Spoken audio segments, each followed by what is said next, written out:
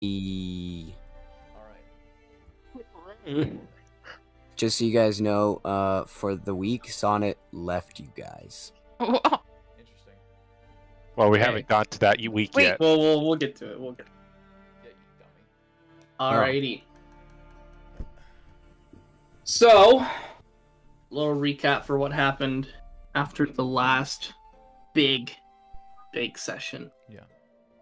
Spending the night outside of the Vaxis residence, you all awoke the next day when Asri arrived to Lascivious' home with a note. Lascivious then ran towards Vollum. Following him, you all went to the prison where you found it overrun by cultists. Clearing out the area, you found both Lefay and Zoltan missing. Lascivious and Mabel dove head first into the Founders Tree, falling. Mabel catching herself, however, while Lascivious fell into the crystal caverns below. After getting herself out of the situation, Sonnet then led you all to the hideout of the Ghosts, where you met the former faction that he used to run with. A once rumored faction now confirmed. However, its mystery dimmed as you all saw that they were preparing for a full retreat of Vollum. A few of its members looking heavily wounded. The young tiefling Talus gave you all some items for what would be assumed to be a hard fight coming, and Eldenor informed you of an entrance to the cave system that was in Cheshire's old home that you discovered earlier. You told the ghosts to make themselves at home in your safe house until you returned. Venturing into the cave systems next and reuniting with Lascivious, you all made your way deeper into the cave system, fighting off cultists and creatures alike, until you reached the end of the cave.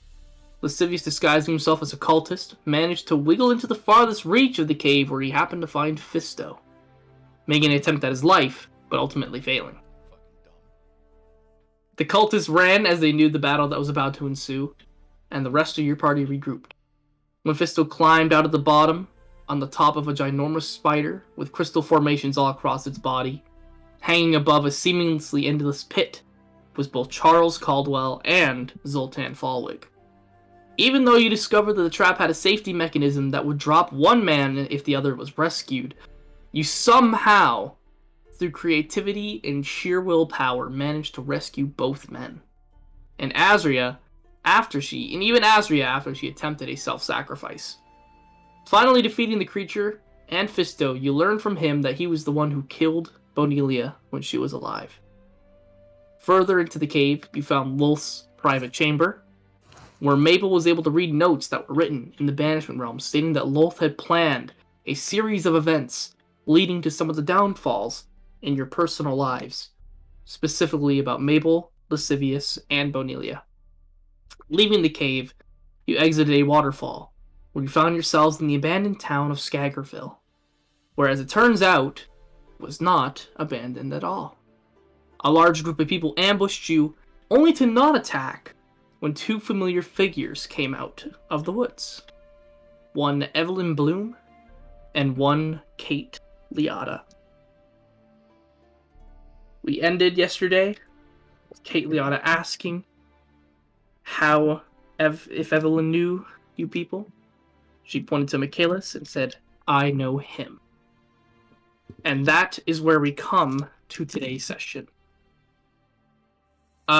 Looking around the town, the immediate vibe is people looking at you all with a very general curiosity. As you do kind of look around, you see Bonelia, where she was once kind of propped up on Zoltan's shoulder, is now kind of almost, funnily enough, dead looking. In half, she still has her trench coat type of attire, but it's snipped in half. As she looks, if she had a respiratory system, she looks like she's still breathing. But she looks like she's entered a sort of rest state. Comatose. So with that, what are you guys liking to do? I'm going to go over to Evelyn and just give her a hug. It's like, Evelyn, it's like, Jesus Christ, it's good to see you. She opens her arms. Come here. She opens her arms for a hug. Okay, I go to hug. See, she takes you into the hug for a sec, and she squeezes like extremely kind of tightly, and then she lets go and kind of pushes you back and kind of keeps her hands on your shoulders. Do you mind explaining what happened to you? Um, my little hiatus of not being around. Exactly. Yes. Thanks to Loth and her minions and such. When I left Terragold, I was banished into the banishment realm for quite a few months. It wasn't really fun, to say the least. Her eyes kind of like open up at the revelation to it. Was it LeFay? Because she escaped us when in the town. So I give a heavy sigh, and that she was the one that sent me. Yes. Do you know which direction she went? I haven't seen her since Terragold, Michaelis. I have no idea where she is. Oh, sorry, I misheard. I thought you were talking about right now, because we're just inside there. We fought a giant spider, necromancer. It was just a whole hodgepodge of everything going on. She was there. She was there for just a minute, and she blinked out. So I thought maybe you saw her leaving here. No, we've been watching the. To be honest with you, Michaelis, we didn't even know there was a cave entrance behind that waterfall. When you came through there, we were all as much shocked as you were coming out into this town. All right. Well, that would mean, Evelyn, that LeFay found a different way out of that cave. Potentially, or we just didn't, or perhaps our watchtower was slacking for a moment, and she got away. What are you guys doing here? Like, this is, I mean, Terragold's not that far, but like, I thought you were heading to Imperia. I had already been to Imperia, quite a number of times, in fact. Oh, Yes. When I came back, I kind of got put into the fray, and we were I guess you could say, assigned with these guys, and I point towards Mabel, Lascivious, Sonnet, Bonelia, and the others. the Evelyn kind of looks over your shoulder, and the three of you, you see that she kind of like looks you all up and down, kind of like gives like the little smirk of like okay, before returning to your gaze, Michaelis. Yeah, so we've been kind of on a mission, currently dealing with Lolth. Do you know who Lolth is, Evelyn? Boy, do I know. We should you see she turns to Kate. Kate, I know you probably have questions of your own, but I think we should probably all have a chat if that's okay. And you see she looks to you, Michaelis, and you see her gaze go past you, and she has this seething look of anger and disgust at the group of you. I kind of give her like a nod in acknowledgement, just like it's like, and I just say, "It's been a while, Kate. I hope you're doing well." She gives a big exhale. Things would have been fine if there wasn't a heist that happened at our graduation ceremony.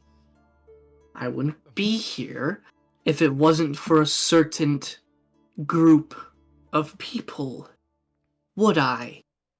I just kind of like over here. I just kind of like look and like kind of just look at Azria.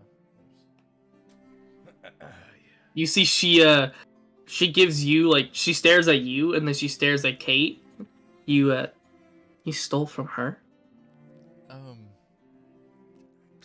I wouldn't say stole. Just She mentioned the word heist. Yeah. I mean, heist is a big word. It's only 5 letters. Lolth came. So it was complicated. Okay. Kate looks at you, Michaelis. Before we have any discussion, where's my staff? I don't know whether to hide it behind me or not, so I just don't speak. I kind of I don't look at Mabel. I kind of glance behind me. It's like, it's safe. I can tell you that. Safe. It's safe. not in the current Grand Banisher's hands. That staff is not safe in the slightest. I think the staff's doing all right, and I kind of hold it. Are you hiding it from her, or are you just like? No, I'm just kind of awkwardly yep. You see, she stares at you, Mabel, and she attempts to power walk towards you. Ooh, okay. No, just kidding. I'm not gonna move because I'm still helping Charles. But I'm gonna kind of give her a bit of a pointed look. And just, I guess before she can really close any distance between us, Mabel kind of says, why should we give it back? She gets to, she brushes right past you, Michaelis, and she just, does that thing where, somebody pushes past her shoulder, and she stops, dead at the tree at your words. Mabel's just, why? Why? I can't You just believe... kind of left. You left us, so I don't think you're in any position to bargain for this back. Yeah, you kind of just blinked out of there too, Kate. She turns to you, but then she turns right back to Mabel. Here's the thing, princess. The Grand Banisher is one of the few people on this planet that is able to wield the magic that is in that staff. The moment that staff was taken from me, I was practically useless. And then a goddess came through a dimension. Do you really think I'm gonna stay there? We did. Yeah, it kind of turned out well for us. I mean, we're all kind of in one piece, and I kind of look at Benelia with missing legs. It's relatively. And it's now that you mention it, it's a little funny because I was actually given this staff. You might have been yours first. But I might be able to handle it as well, as it turns out. You see, she kind of she looks you up and down, she's scanning every single inch of you. And as she kind of finally returns her gaze to your eyes, it's and what on whatever God's green earth that you want to believe in, do you think you can handle that staff better than I can? I'm gonna step in front and I'm gonna say, and what on God's green earth makes you think that you can take it from us? You're useless without it, aren't you? Hey guys, let's not kill Roll. each other. Roll persuasion for me, Chip. Can I roll an intimidation? Yeah, for sure. Oh, Doop. I'm gonna chime in to say, Sonnet does have a point, Kate. It's a dirty 20. 30-20. She sees you kind of come out, and she kind of steps away for a moment. She takes a couple extra steps back at what he says, and she looks around at everybody that's in the general vicinity, and then she turns back to Evelyn. And Evelyn just kind of, just tries to get her to calm down.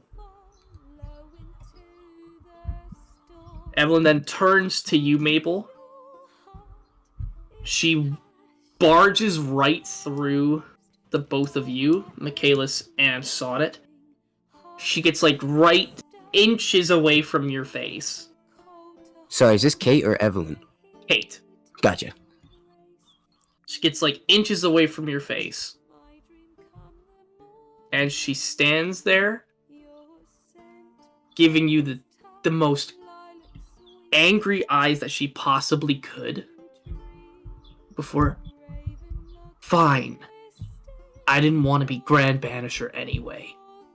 And then she walks off to a house that's over here.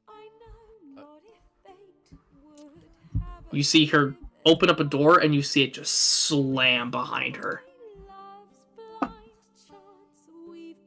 And Evelyn rejoins your group. Goes,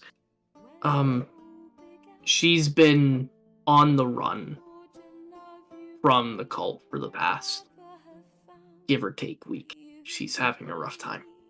A rough time. We all are.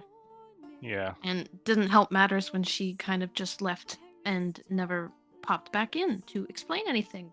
For all we knew, we kind of thought that thought she was a part of involved. the cult. Yeah. You thought the Grand Banisher of Imperia was a cult member? I mean, Anything's Oris. possible. Missed out Or- on a lot. Yeah, I mean, Oris. Do you know Oris? Like Kate's like boss. He was a part of it. He made a deal with Lulth. He's dead. He's the reason she's back.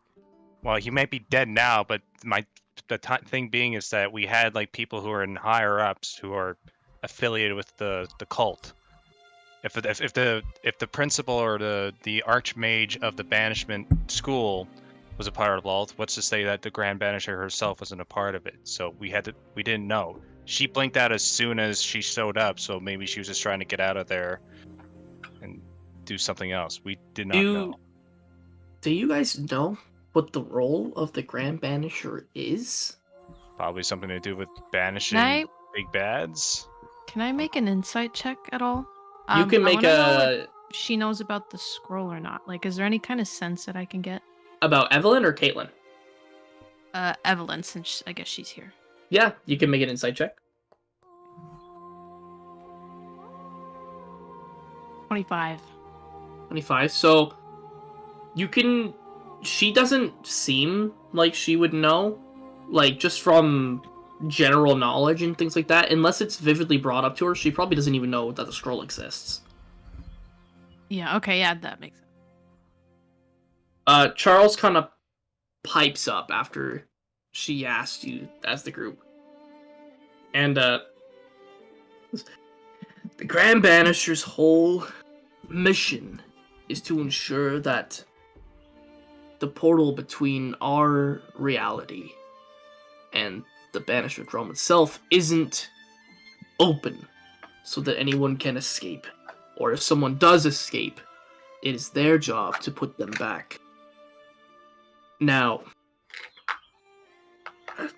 Mabel, I didn't want to bring it up because I was hoping that it would just naturally kind of fix itself a little bit. Kate would return, and perhaps the staff would go back to her, but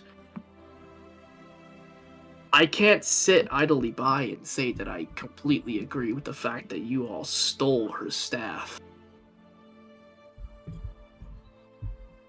And I know that I gave it to you,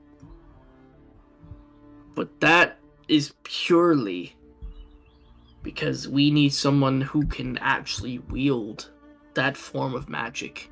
And I don't know if I'm sure you all understand, but I definitely wasn't going to let Cheshire have it.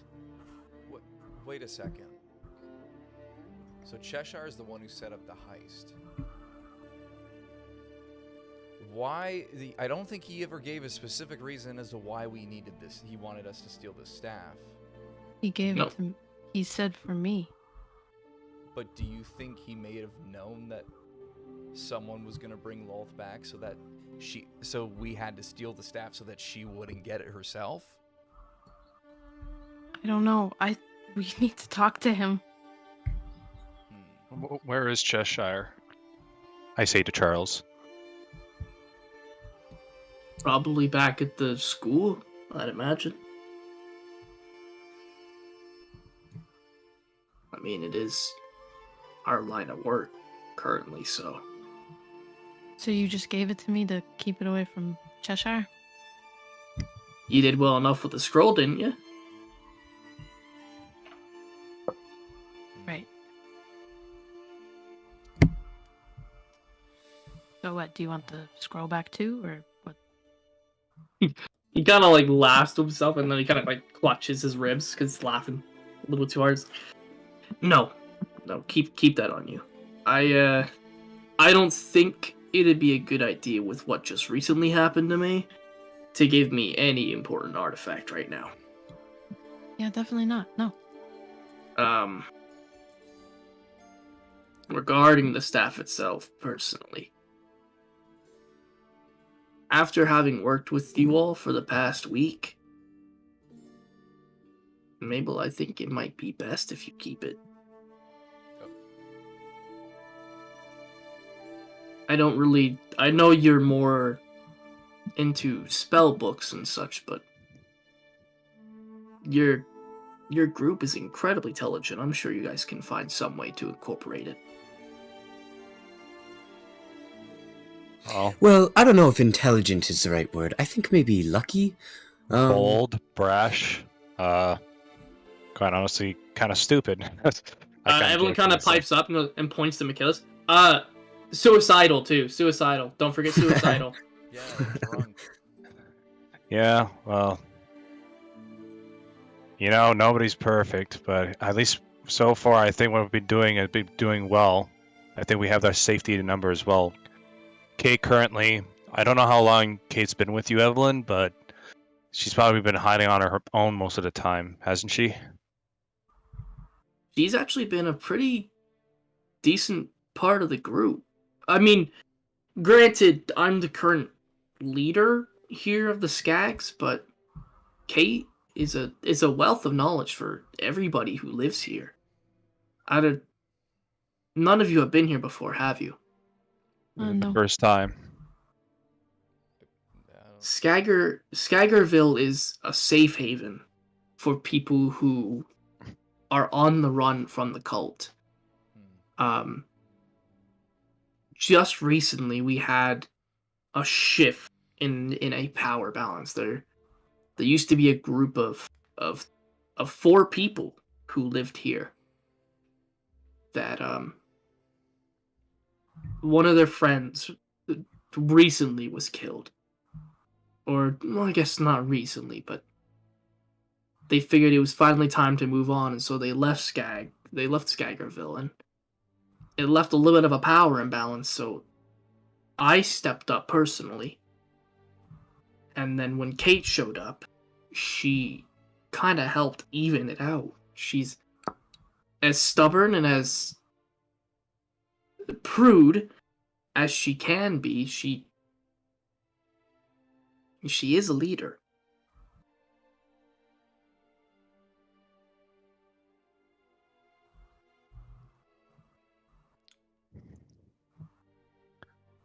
Can you trust Kate, Evelyn? I do. She's been here for a week with us, and she's only done nothing but benefit us in any way. That doesn't prove anything. Sure, but that's up for you to decide. I'm kind of stuck. I'm kind of stuck in the middle, just contemplating between my group and Evelyn. Look, if you guys want to like stay for the night and just rest, you can feel free to do so. I think that's just know that wherever you guys are going next, you're gonna want to be careful, I guess. I don't want to overstep my boundaries here, but it seems like you're making enemies everywhere you go. Yeah, well, that's kind of became the run of the mill for us at this point. It's part of the job. Yep. Yes, but that'd be great. A place to Rest. stay for the night. Of course. It is a little bit eerie, but the only place that we have available that's empty is she points over to the building that is beside the graveyard. The one right here specifically. Nice. That one right there.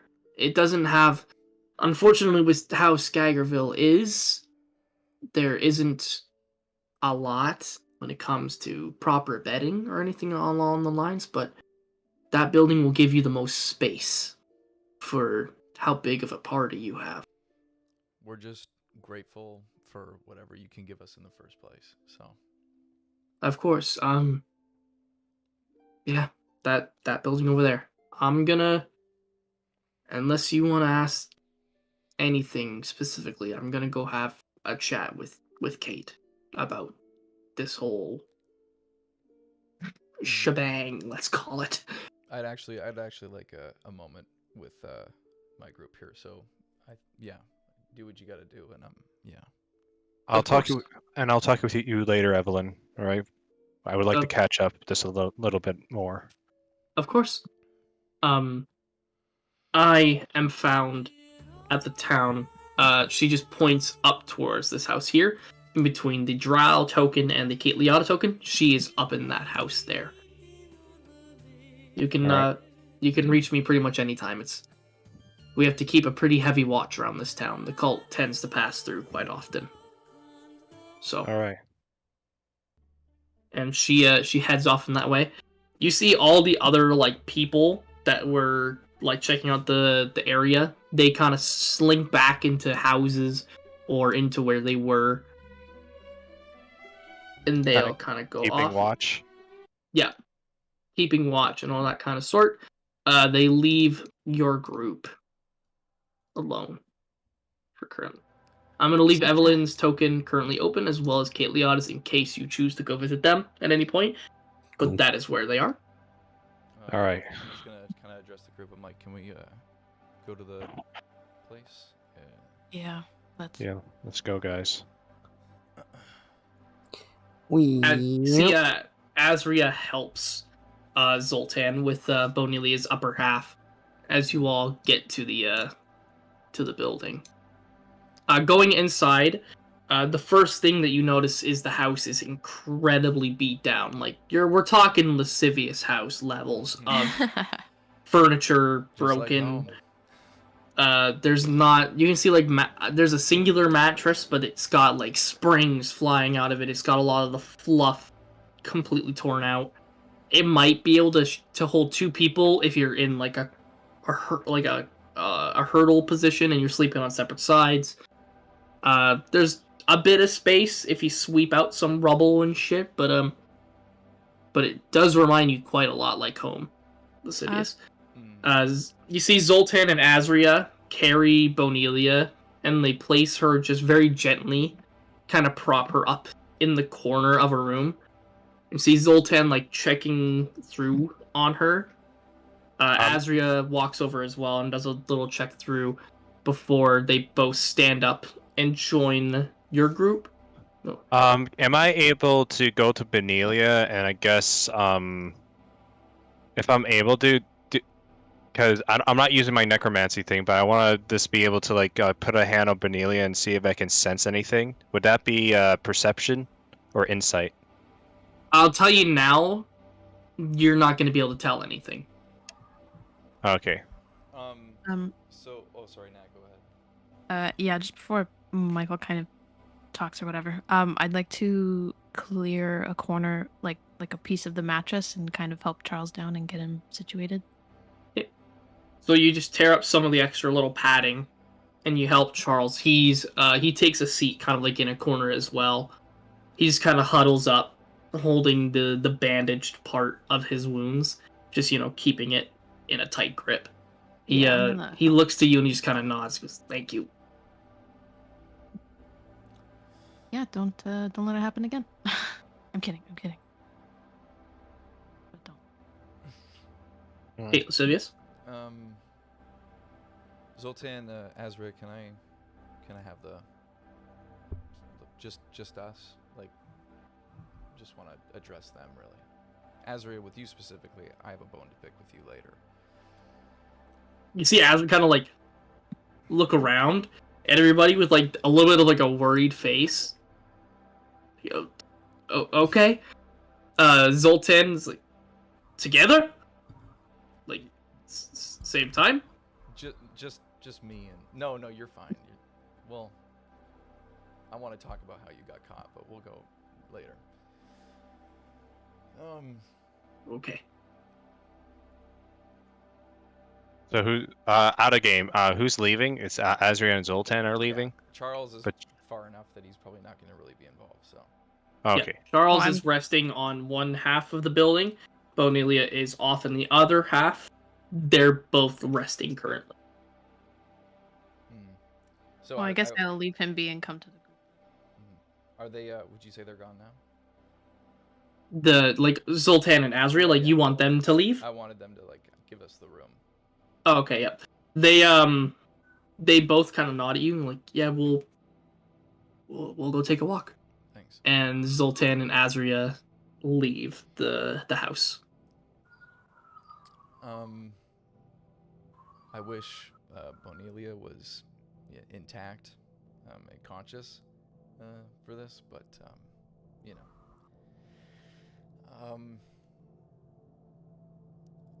I just wanted to apologize. Back at my place with Samara and everything, I'm just sorry. And I'm also very grateful for you guys. Sorry, I've done it. I thought Samara was the only thing I could have left that was good in my life, and as it turns out, she's not the only good thing in my life, and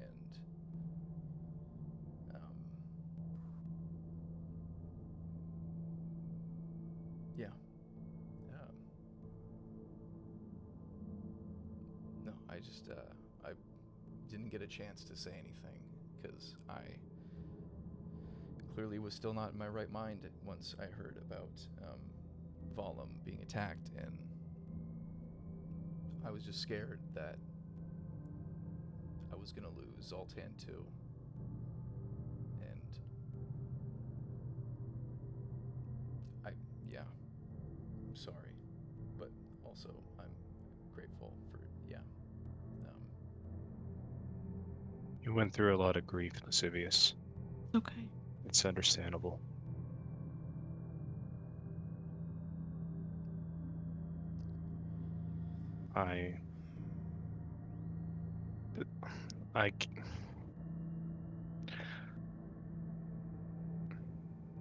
Without going through the same thing that you gone through, I can understand it though.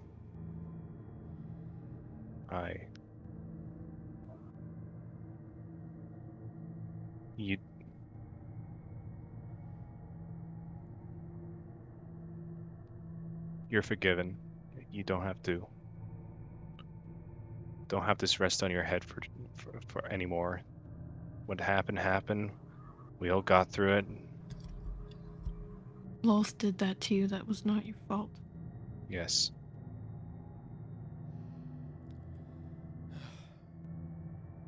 yeah, I guess. I hope you believe us and you don't put that weight on yourself.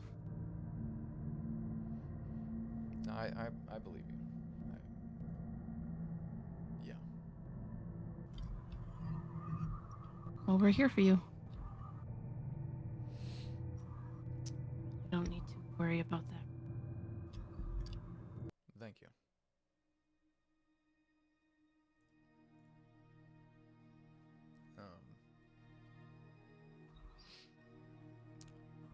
it seems that Lolth has been messing with us long before we even, I guess, came to know everything that's going on with her cult. She might have the head start, but I think now more than ever it's important that we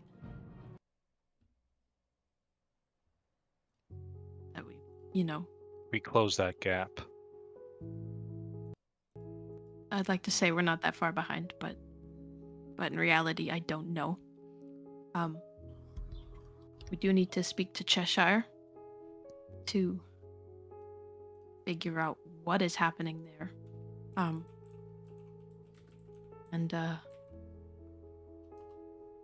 Well, I mean, concerning Lolth, we know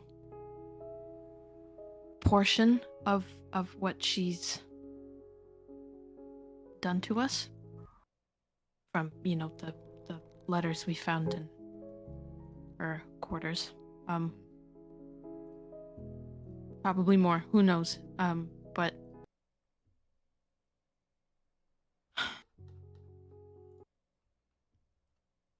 I just think it's important that we keep on this, and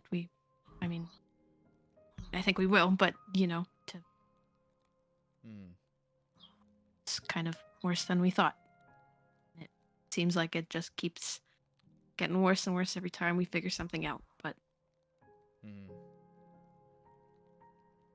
We need to get better as well.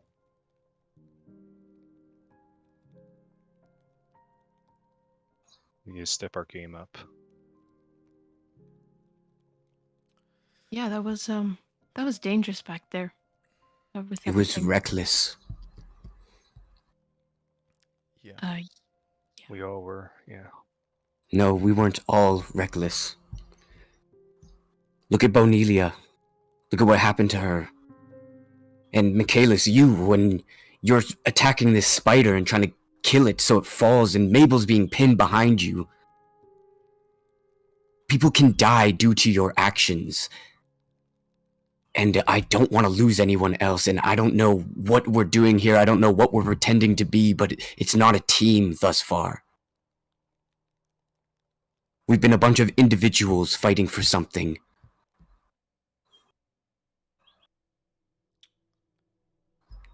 I was just trying to do what I thought was right. I wasn't trying to kill the spider, if that's what you were thinking. I was just simply trying to make it blind. I know, but you saw it on its last legs. We all did. And the attacks continued while everyone was off the spider. Me and Mabel still almost fell in after we saved the other people.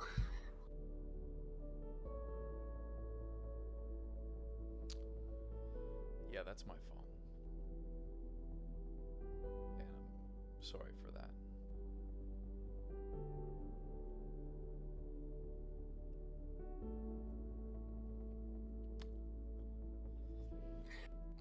Yeah, Lascivious, I thought that we were alike back in Hangerstown, and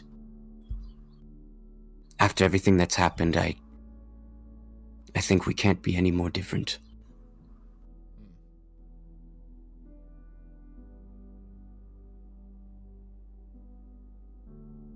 I don't want to lose anyone again. Nor do I.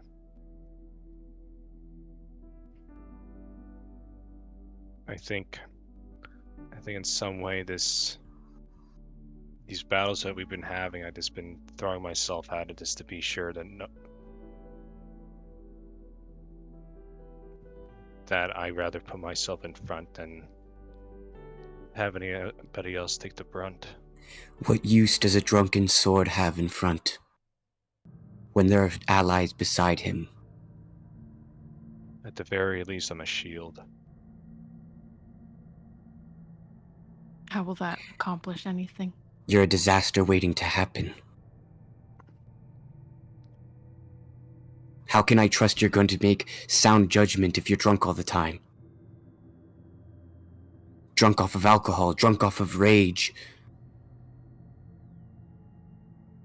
We just need to keep clear heads and see the bigger picture, and most of all, just look out for each other, because I know we all care about each other. We've been together too long to pretend otherwise. I can't have a clear head. What is that Yeah. supposed to mean? You know why I Hey. drink? Do you know why I do the things that I do? Because every time I have a simple sober thought, all I see is just the faces of the people that I lost. And so you'd much rather be drunk and lose more? So long as you don't have to see it, that's selfish.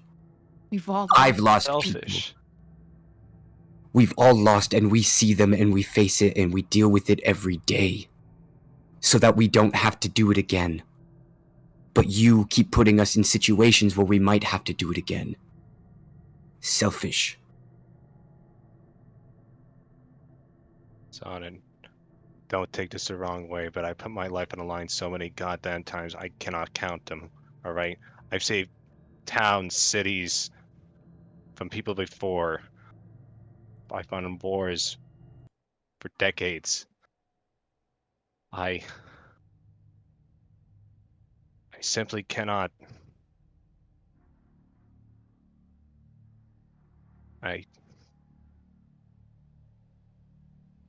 Michaelis gets the shakes, and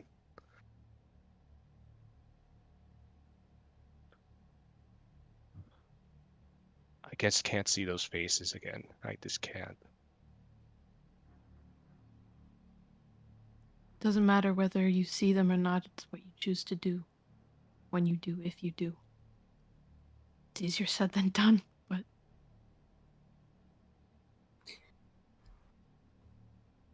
I guess it comes down to, would you rather see our faces alive or dead? I'd rather see you live. That's not a question. Well, so long as you keep putting us in jeopardy because you don't want to see the dead faces, we're just gonna end up being one of them.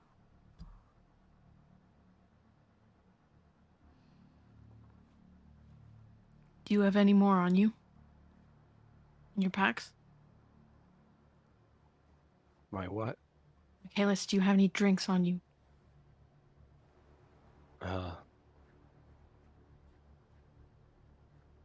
Don't lie. He's kind of hesitant. Probably. Take them out. Michaelis goes through his inventory. He pulls up his flask of drink and then that half bottle of wine that he had. And he holds them out, one in each hand.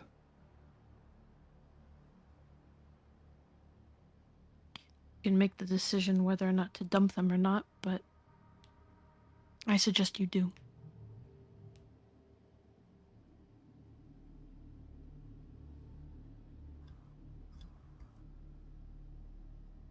He's kind of standing there, just kind of frozen, just indecisive, just staring at the bottles.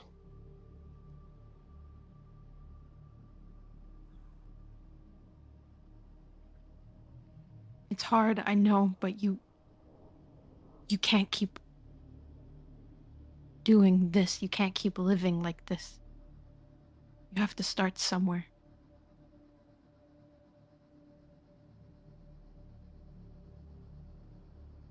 He kind of mutters to himself, this no more lost faces. And he opens up the bottle and he dumps it out. Dope.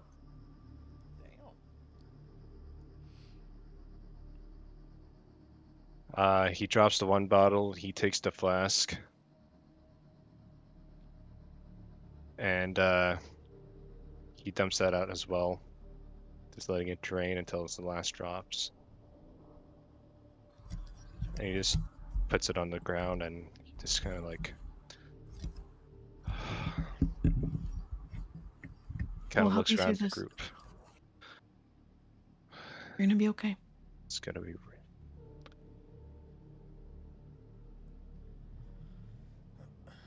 This is gonna be something.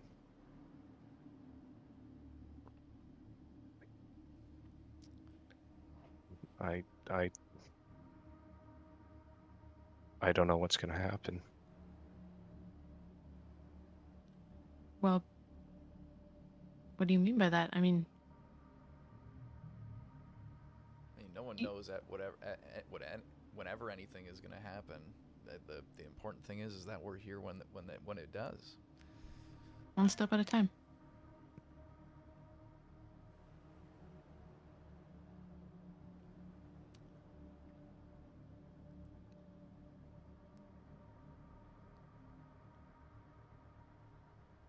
I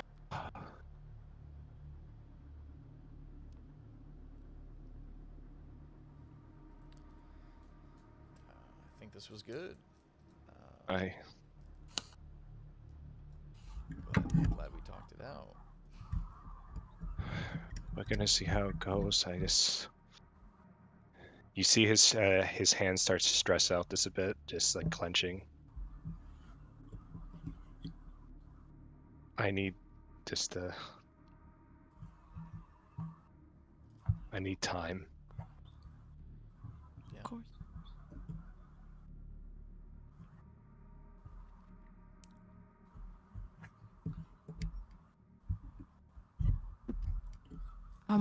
Are you hungry? Or are any of you hungry? I think.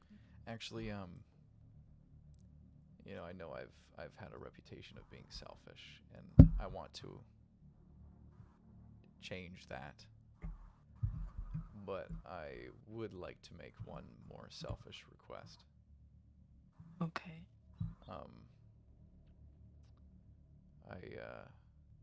I want to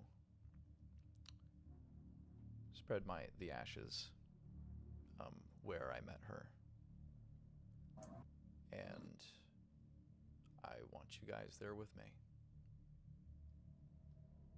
Would you guys be okay with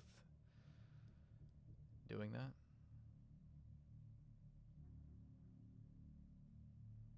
Is this where Okay. Did you meet her? Because we do have wounded. I feel like they should be tended to first. You know. Yeah, no, you're right.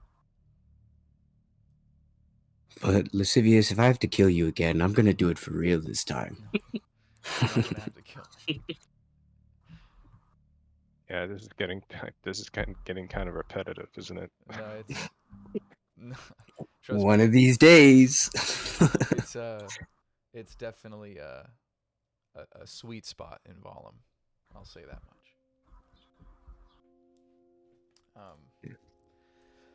So I get this is outside of the game. So I guess. Oh, you know what?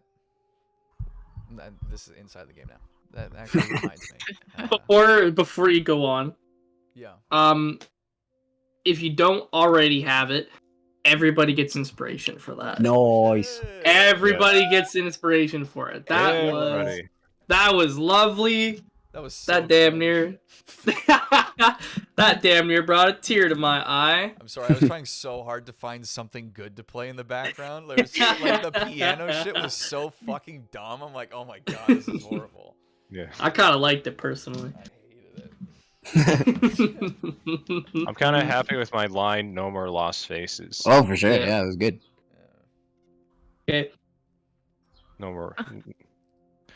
Yo, we gotta Now start back. having some fun in this campaign. Come on, what the fuck? All right, back to her. I actually, that reminds me, I need to speak to Azria. So I'm gonna go ahead to speak to Azria. Okay. When you leave the house, you just see Zoltan and Azria just kind of chit-chatting off by the woods, not too far down from the house itself. You just see them kind of chit-chatting. It looks like a very pleasant conversation. I'm gonna kind of like make my way and just be like, sorry to break up the conversation, but Azria, I'm gonna need you over here for a second. See, she looks to Zoltan and just kind of gives a, and and goes off to follow you. Where are you guys going to? Well, okay. Where were they? Like, oh, they're over. They're there. just off. Yeah, I'd they're say, just like, off. maybe, like What's over here. Just like. okay? To ourselves. Sure. Let's drag you over there too. So she follows Mhm. you right to where you want to go. So, like, do you think you're funny or something? Depends on the situation. You I'm like not a, a are you like a comedian. hero? Are you a hero? Depends on the people, I guess. Well, you're not. You fucking idiot. Why would you do that? You fucking push me over a cliff and tell me to trust you, and you fucking almost killed yourself. Why would you do that to me?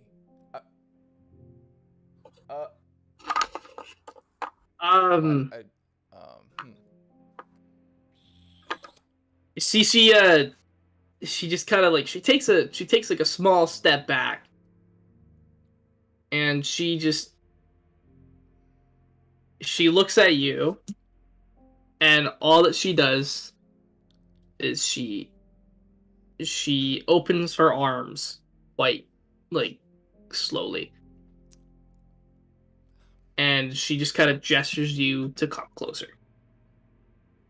I'm gonna kind of walk closer. Like, don't know why you're opening your arms right now. And she hugs you in this very, very tight embrace. And she stands there and she's silent as can be. And all she says is, "You're right. I am... I'm sorry. It will, won't happen again." As she just kind of stands there, she keeps like that tight embrace. I'm just gonna be like, Go on. I'm just gonna be like, fucking better not happen again. She breaks, like she kind of pulls you away from her, and she puts a hand on your cheek. Oh. And she just kind of stares at you for a little bit. She turns over to Zoltan. You see Zoltan leaning against a tree, just watching from afar with like the biggest shit-eating grin that you could possibly imagine. I just, as she has her hand on my cheek, I'm just kind of hold her hand on my cheek and just kind of like lean into it a little bit. And Do you see? I'm just gonna say, I don't know what's going on right now, but this is nice. She smiles at you, and she takes her other hand and she just kind of slaps you very gently on your other cheek. She goes, "That's okay. It's okay if you don't understand. We'll work on that." And then she lets go of your face. She goes, and she kind of like grabs your chin and turns you towards Zoltan. She goes, "I think you should go talk with your friend." Yeah, okay. I'm just gonna walk away. I'm just kind of like awkwardly walking over. I'm just kind of like, so like, how'd you get captured? You stupid or something?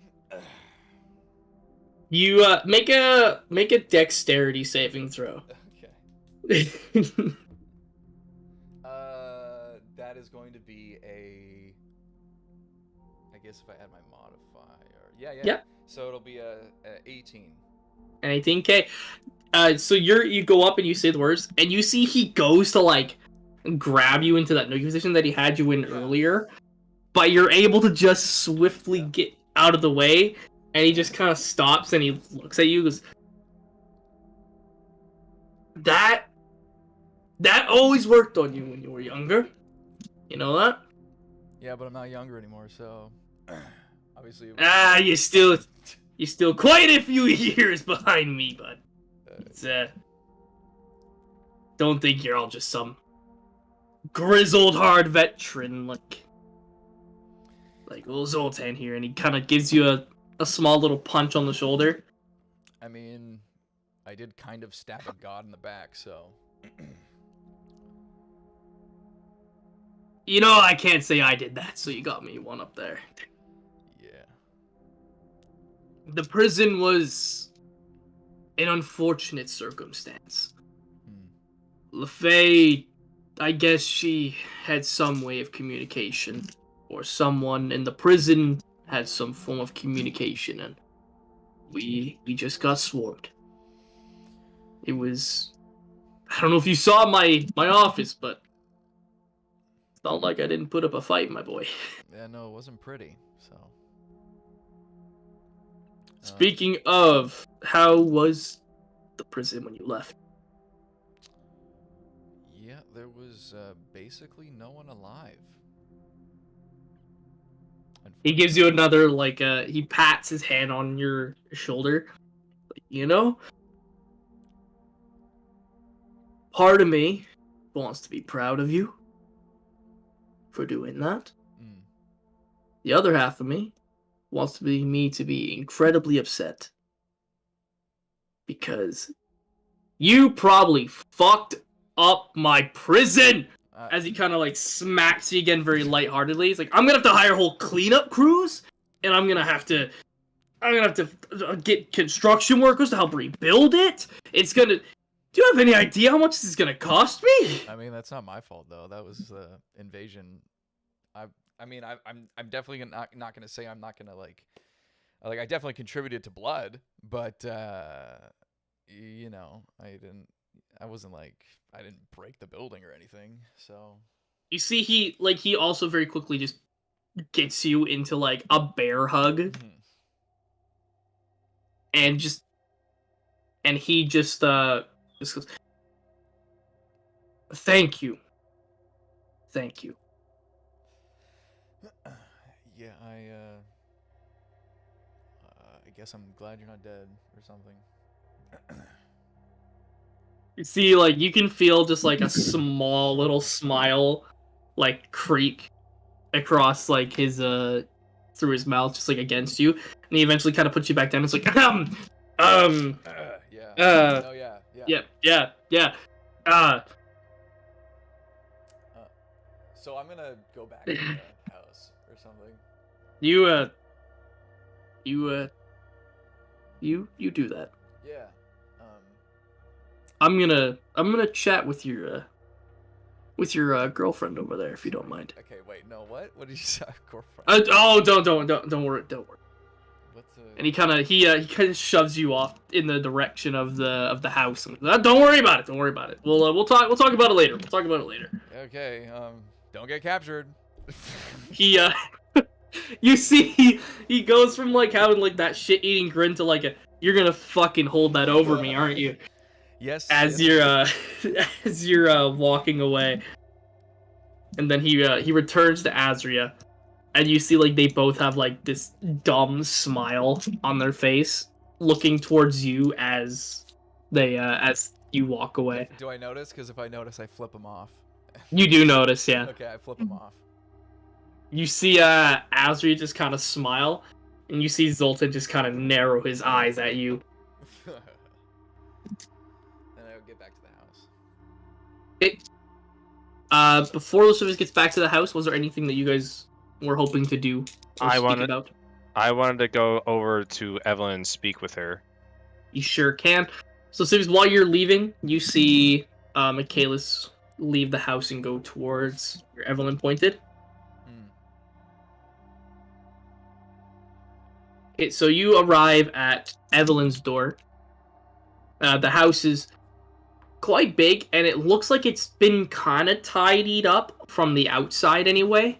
The house, other than the holes that are in the roof, the siding looks somewhat new, surprisingly, and it looks like it's a fairly lived-in house. But when you knock on the door, Evelyn will open it, and you'll see that the house on the inside is still just kind of as decrepit as the house that you guys are staying in. Junk on the floor, there's holes everywhere, but it looks moderately nicer than the one that you're currently staying in. So when she opens up the door, oh, I wasn't expecting you so quickly, to be honest. Yeah, we just had to get some important matters out of hand first before, I came to say hi officially. We had our time together. Hi. That's Hello. that's it? It's hi? Well, I mainly want to like catch up, see what you've been up to besides the skags here. Um, Honestly, not a lot. Michaelis, not a lot. I what happened after Terrigold? Because as far as I remember, or what I've heard, was that after Terrigold, you and Kodrak hung out for a bit, and then you guys parted ways. we did, yep. Me and Kodrick, we stayed in the town for a small amount of time. But I needed to go see if I could potentially restore the monastery. And And have you? unfortunately, no. There was someone there who met me. To put it bluntly, they weren't the nicest person on the planet. Turns out the cult was looking for artifacts, and I had to run because I have. And she pulls out a book that she stares very longingly at before she kind of puts it back into her carrying sack. It's like I had to make sure that no one got their hands on it, so I had to leave. There was a pink tiefling guy. Kind of, now that I'm thinking about it, he looked a lot like your friend. Wait, what? Hey, Your come again? Say again? What? the back at the monastery, there was this pink tiefling guy. He looked a lot like your friend. What's her name? Oh, Walker? Walker, you're. Yeah. Repeat that. You're cutting out. Am I cutting in and out a lot? Yeah. A little Okay. bit. It's just Hang on. I'll move this closer, maybe. When I went back to the monastery, there was a pink tiefling man. Now that I'm thinking about it, he looked a lot like your friend. What's her name? Azria? He looked quite a bit like her. Do you know what her last name is? Out of game. Would I know it? You would, yeah. She's mentioned it before. It would be, I Her just- last name is. I don't even have her last name. What's her last name? Oh, Michael. It is Menstrad.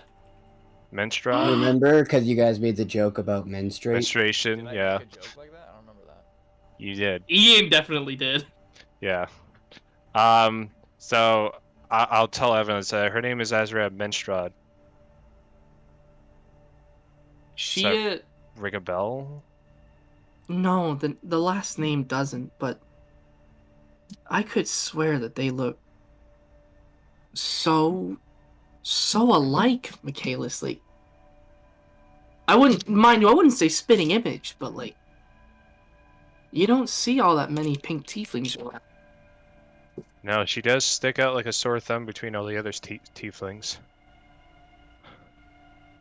Was there anything discernible, like what she was doing there? Was that she was the one that was being unfriendly, looking for this artifact? No, I didn't. This is the first time I'm seeing your friend, but the man, he was so aggressive and so. Michaelis, I had to run. He just anything and everything that was from my former monastery is gone. It doesn't even exist anymore. They wiped it off. my monastery is practically gone from the face of the earth. Jesus. And whoever this guy is, whether he's related to your friend or not, he's dangerous.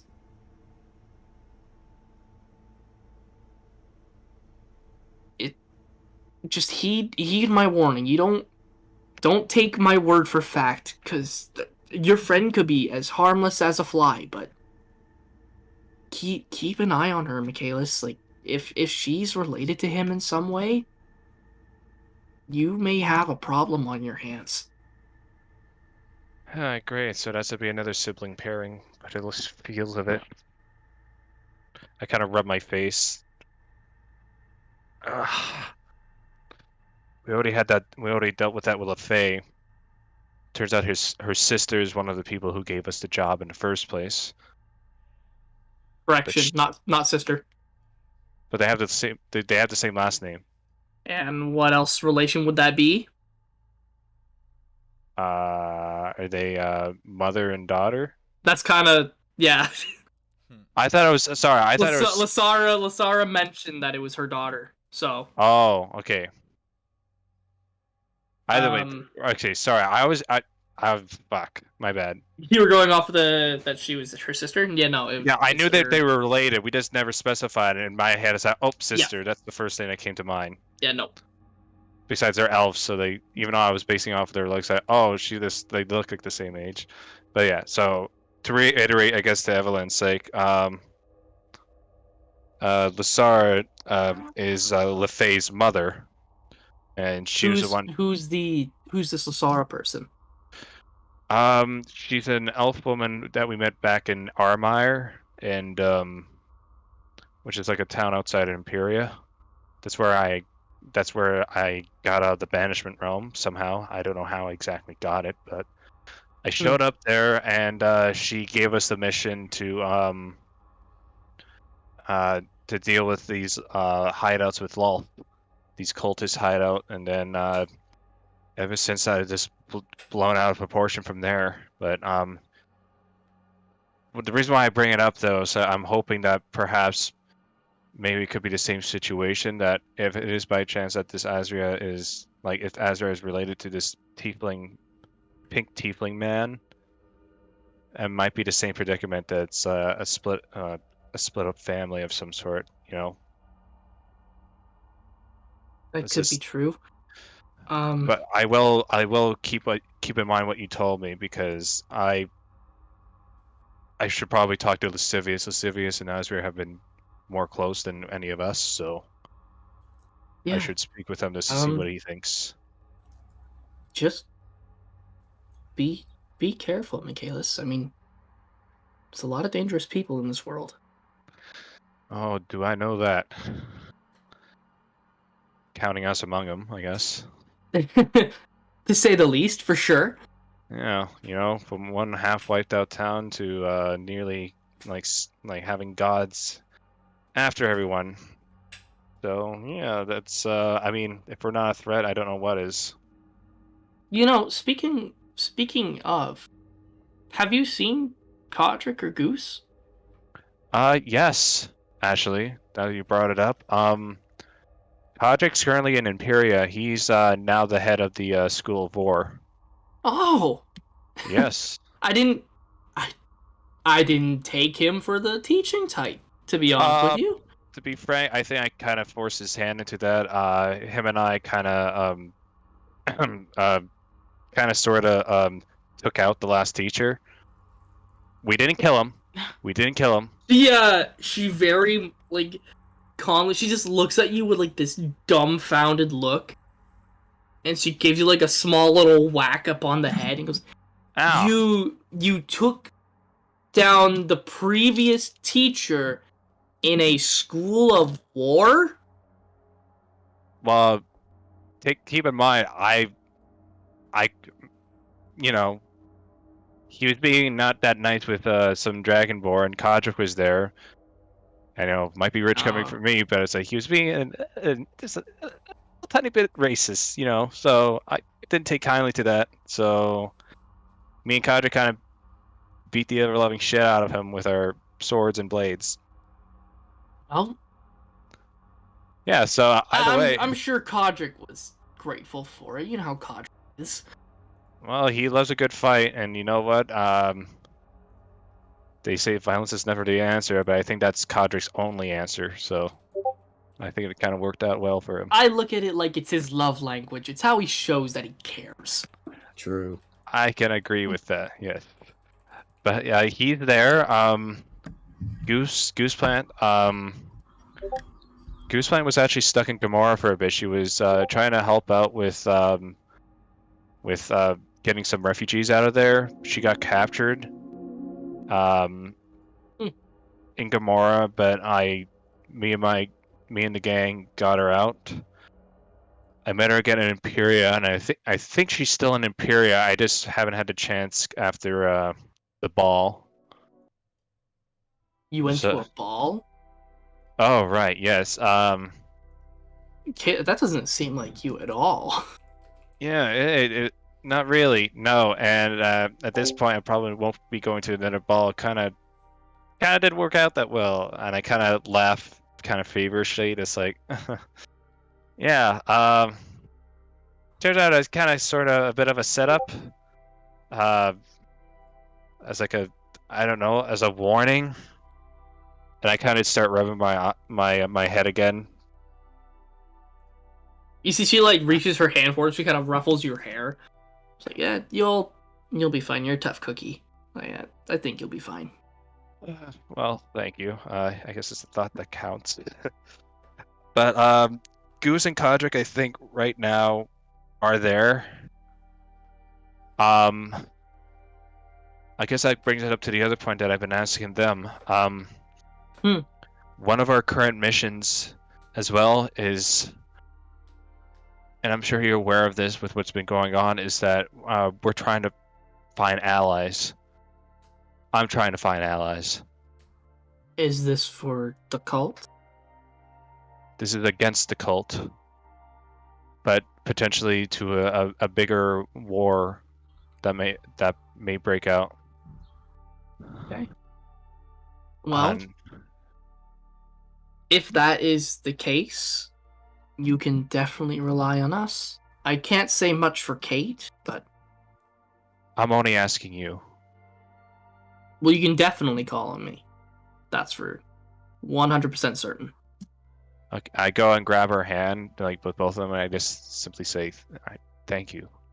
You don't know how much. She very much smiles, and she does like this very kind of like She kind of gently goes to tug her hand away, like, "Yep.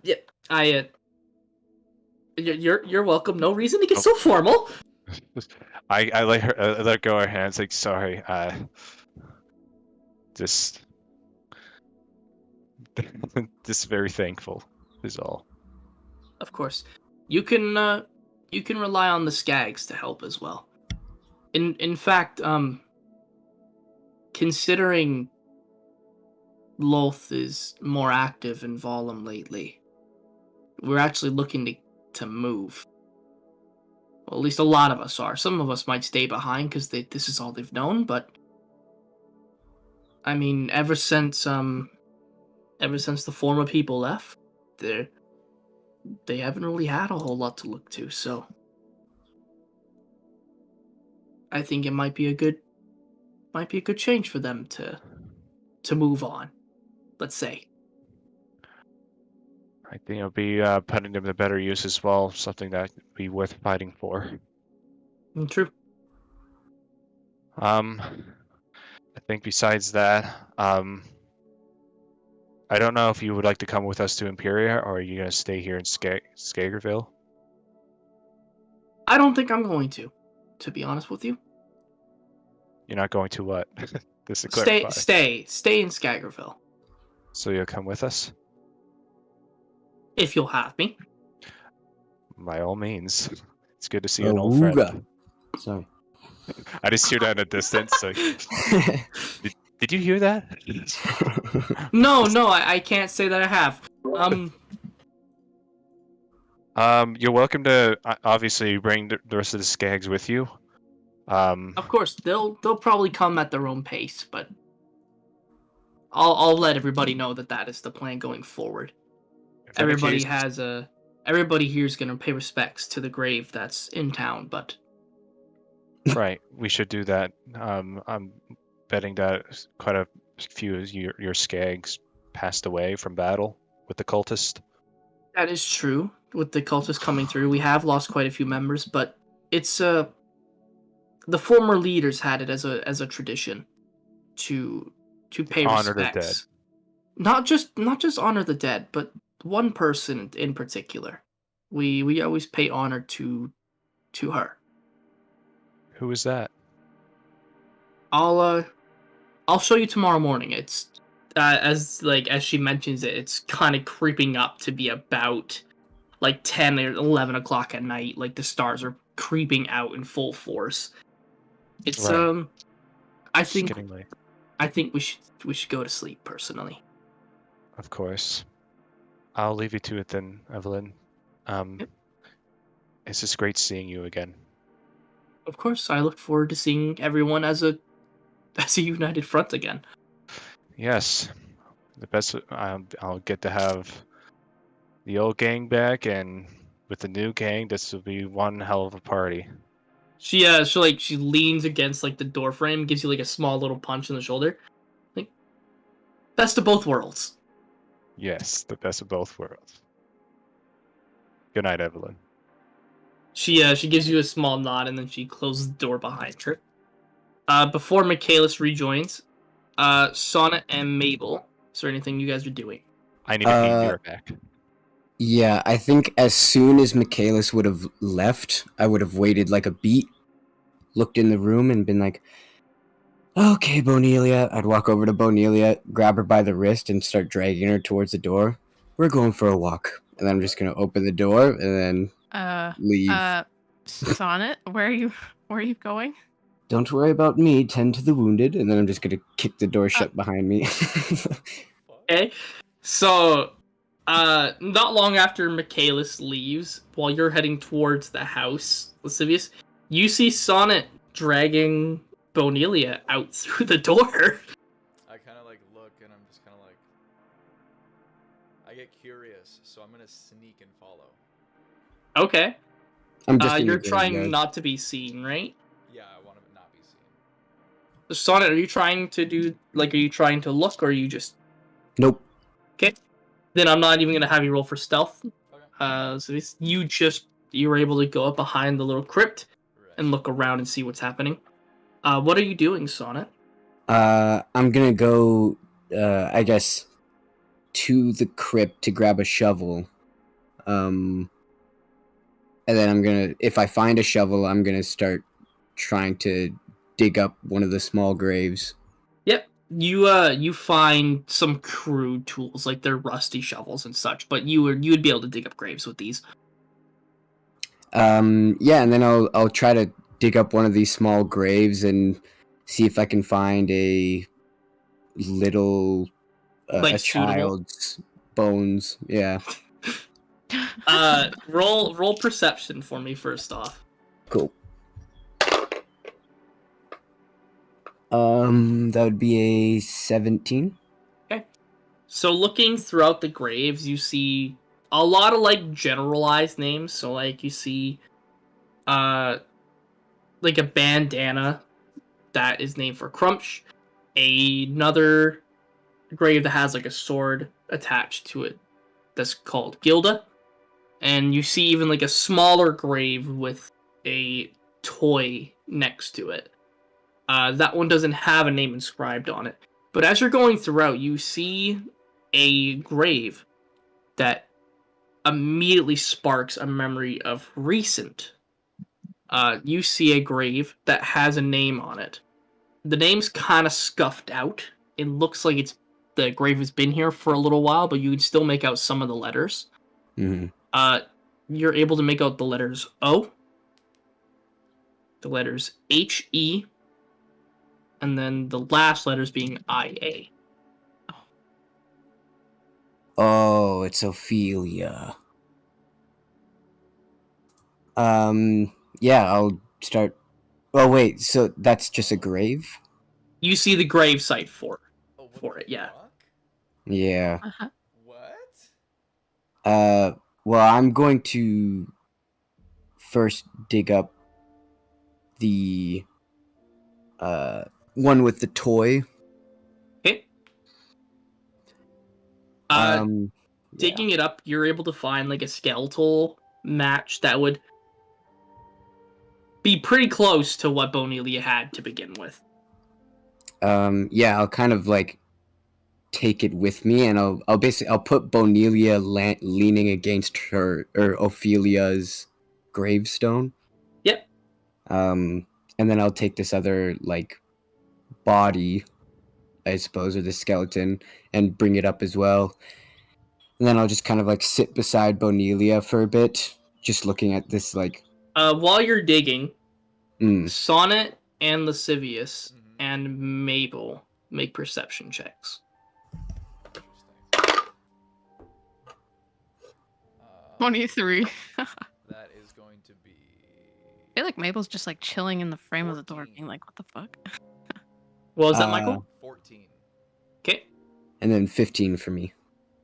So Joe, Mabel, as you're able to hear the sounds of Sonnet digging up the grave and such in Lascivious, while you're there, you see him prop Bonelia up against this particular grave. But as you begin to start digging this other grave, Sonnet, everybody in the near vicinity feels a sudden warmth, and a very faint light comes from the grave. Oh. And when you look back, you're able to see Bonelia has not only her bottom half again, What? but you can just visualizing, like looking at her from top to bottom, something about her looks so much more human-like. Like, she didn't get skin or muscle or anything back. She's still a skeleton. But just the general vibe you get from seeing her, she looks slightly more lively. Pretty much the same as what Mabel saw in the vision, right? As I see this happen, I'm gonna kind of walk out and just like, Sonnet, what did you do? Sonnet's gonna ignore you, and he's just staring at Bonelia, crying. So, I'm gonna like kind of walk up to Sonnet like, Son, are you okay? I don't know how many more pieces I'm gonna have to put together. What do you mean? Sorry, go ahead. I'm just tired of losing people and having to be the one that trudges on to try and fix it. Three of you that are in that general city kind of looking on towards Bonelia. This faint white light kind of grows in like a very small amount. And in a weird kind of twist of irony, you see a part of the top of her start to form hair. And it's this very vibrantly colored red. And it goes to just about below the forehead, and you see skin starts to form. Lascivious, as this is happening, is like really like grabbing like Sonnet and like kind of like smacking him. Like, what the fuck is happening? And I'm But gonna you kind of like see- brush him off and take off my jacket and like cover her body. But you see, as it gets to about the forehead, it goes right back up, and the skeletal form remains. I think Mabel runs out of the house and is just kind of like watching from outside. With that, the skeletal form remains for Bonelia. You see she kind of like has this little moment where it looks like she shudders a bit, but then it's right back to the rest state. But her full body is there. Like her legs, her lower half is complete.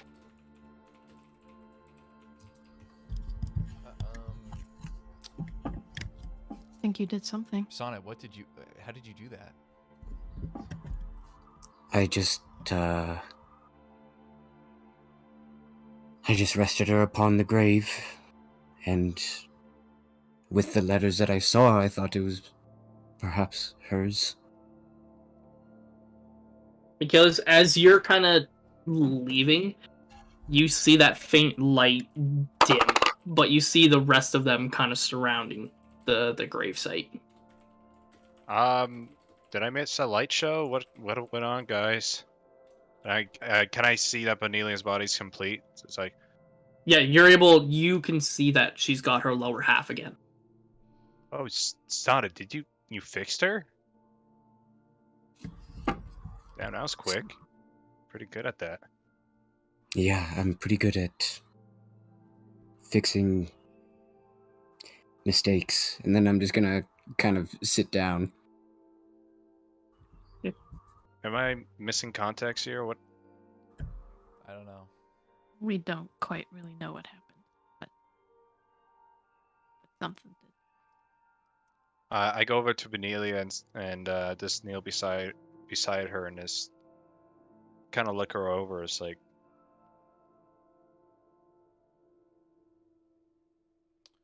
how did you fix her? Like this looks like it's her original body. I look at the sun. It's like I'm just kind of confused. Like, how did you do this? I just rested her upon her grave. Her grave, and then I see the Ophelia, the scuffed out one. It's like, wait. Oh, But like, why though? Like, what? Is she like? Is she special or something? We'll have to ask her when she wakes up. I guess. She was a cleric in her past life. That's what the note said. Oh, right. Maybe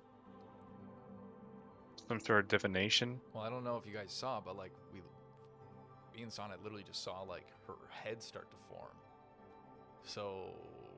Her head, like her skull. Yeah, like I saw her hair. She's growing hair. She was growing hair and muscle and stuff, and then it. well, went if back. if this is her grave and those were her bones, maybe. Well, yeah, but like, maybe why she would we was- see her hair?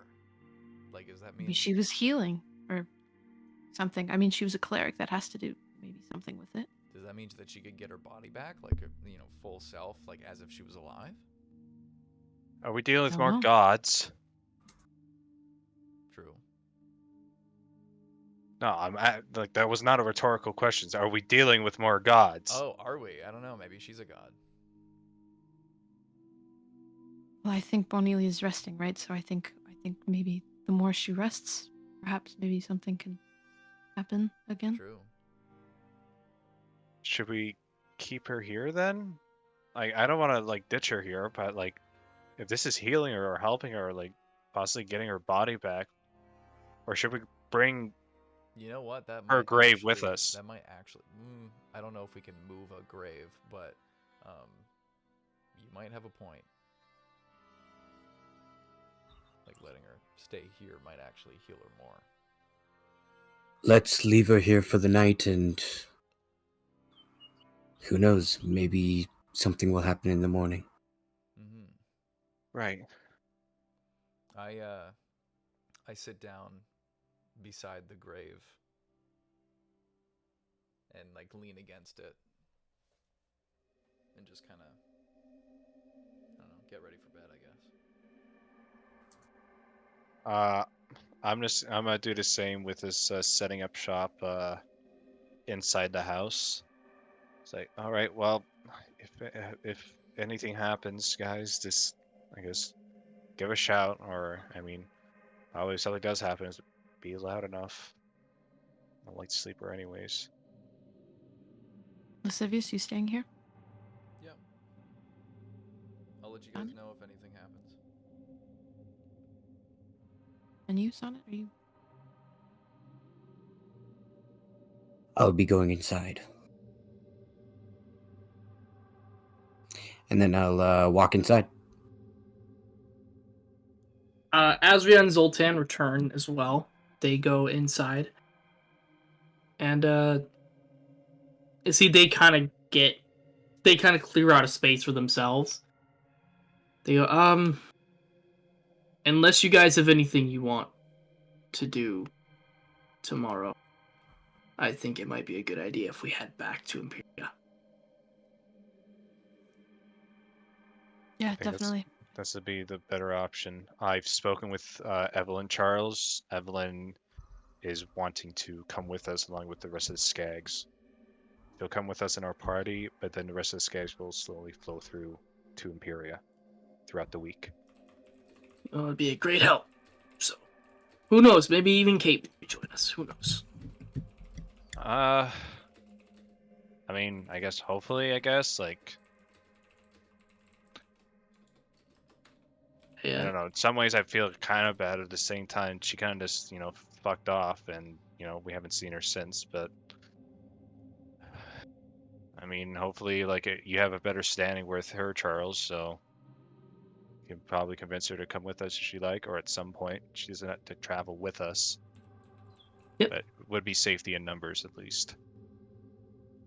He just kind of nods. He goes, "Well, we should all get some rest then, shouldn't we?" Agreed. Personally, I think we should travel earlier in the morning than we normally do. I'd like to get out of here before, like Evelyn said, a cult patrol comes through. Yeah, sounds good. Charles We kind of need leans time down. we need time for Samara's ashes to be spread before we go. Well, it'll give Lascivious time in the morning. So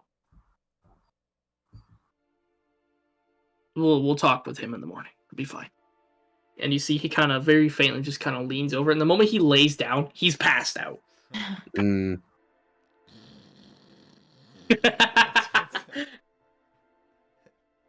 So long rest? Unless anybody has anything they would like to do last minute. I'm gonna take that as a no. So then, yes, everybody gets a long rest. Thank goodness. Get all of my stuff back. Oh my god, yeah, I'm back to 6. Or wait, not yet. Yeah, no, you're not that yet. I'm still at 20. I'm still at 30. 30. You should be playing. Yeah, I forgot. I completely forgot. Yeah, I mean, I haven't done any big rolls yet, so Yeah, so play on your other sheet until we get to where the. yeah, I'm at 38 hit points right now. 38. So, early in the morning. Let's see, Mabel, you are very lightly awoken by Charles. Very lightly shakes you awake first. Hey, Evelyn said one of the scouts saw a scouting party, so we should get going, like right now. Yeah, no, that sounds good. Are you okay? Are you? I'll be fine. Evelyn mentioned that there was a carriage not far from here that we could potentially take. It's part of their storage area, so. Yeah, no, that sounds good. Okay, yeah. One sec. Next up, Charles goes over to wake up the other two, just kind of very gently shaking both Sonnet and Michaelis awake. We're going. And yep, pack up right now. We're getting ready to go. All right. And then Sonnet, same thing for you. You feel just a very light shaking. And as you Yeah. kind of, your eyes just open up, you'll see Charles there, just gently shaking you. I look up and say, "Good morning, sunshine." And then I'll just stand up and start gathering my shit. You see he turns to you, Mabel, with just like such a confused face. I'm back. What? Why are you looking at me? You see, he just looks to Sonnet and then he looks to you. It's like, and then he continues to get up, and then kind of gets everything ready. Lascivious, you wake up just kind of naturally before everybody comes outside. The stars are still relatively high up in the sky. Right. When you guys went to sleep, it was give or take 11 o'clock to 11:30.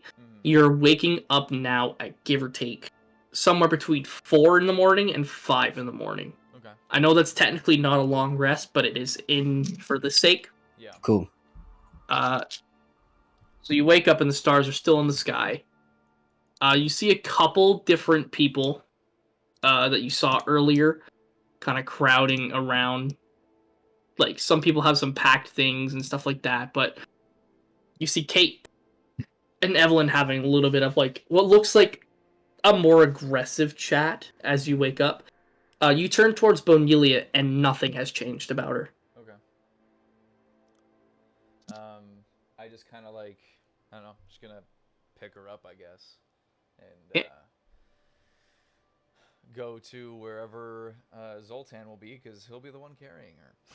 Yep. Zoltan and Azria follow as everyone else kind of gets prepped up and ready to go. You hand off Bonelia to Zoltan, and he very gently just kind of goes up. She's got legs again. Yes, she does. Stranger things have happened in this world. Yeah. As he kind of picks her up and he has her in this fireman's carry kind of position. You see Azria kind of looking around everywhere. She sees you coming out of there as well, and she gives you like a small little smile. I go like, morning. See, she smiles and like she looks to the ground. You see she's kind of like playing with the dirt with her foot. Like she's just kind of twisting her like, if she could, she'd be twisting her toes in the dirt, just kind of making a small little circle. The rest of you wake up and you come outside, and you see Kate just eventually just explode, saying, "Fine! Go ahead, I don't care." And you see her walk off again back to the house where she started. And you see her enter the house again once more, and then another slam. Evelyn turns towards you, goes, she won't be coming. I see. She's decided to stay. Like, out of petty or out of like? Should I go talk to her? She, I wouldn't. She's not the biggest fan of allowing you all to roam Imperia free. So, unless you intend to potentially be locked behind jail cells when you return to the city, it's probably best this way. I don't think that's gonna happen. I don't know. I feel like I could convince her to, kind of be on our side, but By all means, go right ahead. I mean, should I try? I see, don't think she'll be useful to us without her staff. Evelyn turns to you, Lascivious, and she just kind of gently shakes her head. All right, I just don't want her to be left alone to die or something. So just Does she have alternatives besides Skaggerville? Evelyn? I don't know. That's up for her. There's a couple of people that are staying behind as well, so it's not like she's going to be alone. Oh, okay. Well, at least she has some sort of protection, or like she's not by herself. And potentially she should be fine. I think she'll be okay. I kind of be like, all right, well, I guess if you guys don't mind, you can just follow me, I guess, and Actually, I was told there was a carriage, possibly. For that transport. works too. Evelyn leads you all not far off from Skaggerville over to where there was a carriage. Just like there's a couple different ones. You see a lot of the people kind of getting in onto personal horses and getting into small carriages and stuff like that. But you see there is one big one that is enough to fit all 5 of you as well as the 4 other NPCs that are with you. So everyone will be traveling together. Okay. All right. I kind of look around at people and say, who's driving the carriage? Zoltan actually steps out. He goes, You took the last one. I'll get this one. All right. I get shotgun and I go and sit with Zoltan on the top. Okay. And then I guess I will direct where to go since as far as I know, me and Samara were the only ones who knew of this place. So. Yeah. Zoltan gives a little whip, and the carriage begins to move. Give or take about 20 to 30 minutes goes by as you're going through this very kind of rocky trail, and you give him directions to guide him along the path. You see like the dawn barely begin to creak as the night is still very heavy. But eventually you come across a small break in the forests that goes off in a small pathway. It doesn't look like it's traveled very often. But there is a small trail that looks to have been made by maybe like a few people at most, but probably most likely just like 3 or 4. Zoltan stops the carriage. And he hops out. He opens up the door. Lascivious, we are here. Yeah. So I'll kind of hop out and kind of get ready to like lead everybody, but I'm kind of like a little like not hesitant, but just very like everyone knows what I mean. Yep. Zoltan, before you take everybody off, he kind of puts his hand on your shoulder and goes, "Do you want us all to come, or would you rather just be you and your party?" I mean, wouldn't it be bad? I guess it wouldn't be all that bad, but it's up to you. This is your process, after all. Oh, I know. That was my answer. It wouldn't be bad, so just fucking come or something. Jesus. He's like a small chuckle, and then he grabs Azria's hand as he helps her out of the carriage.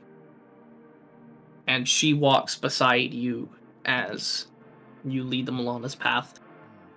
Going through the woods, there is fireflies all throughout. It's very nicely lit through this way.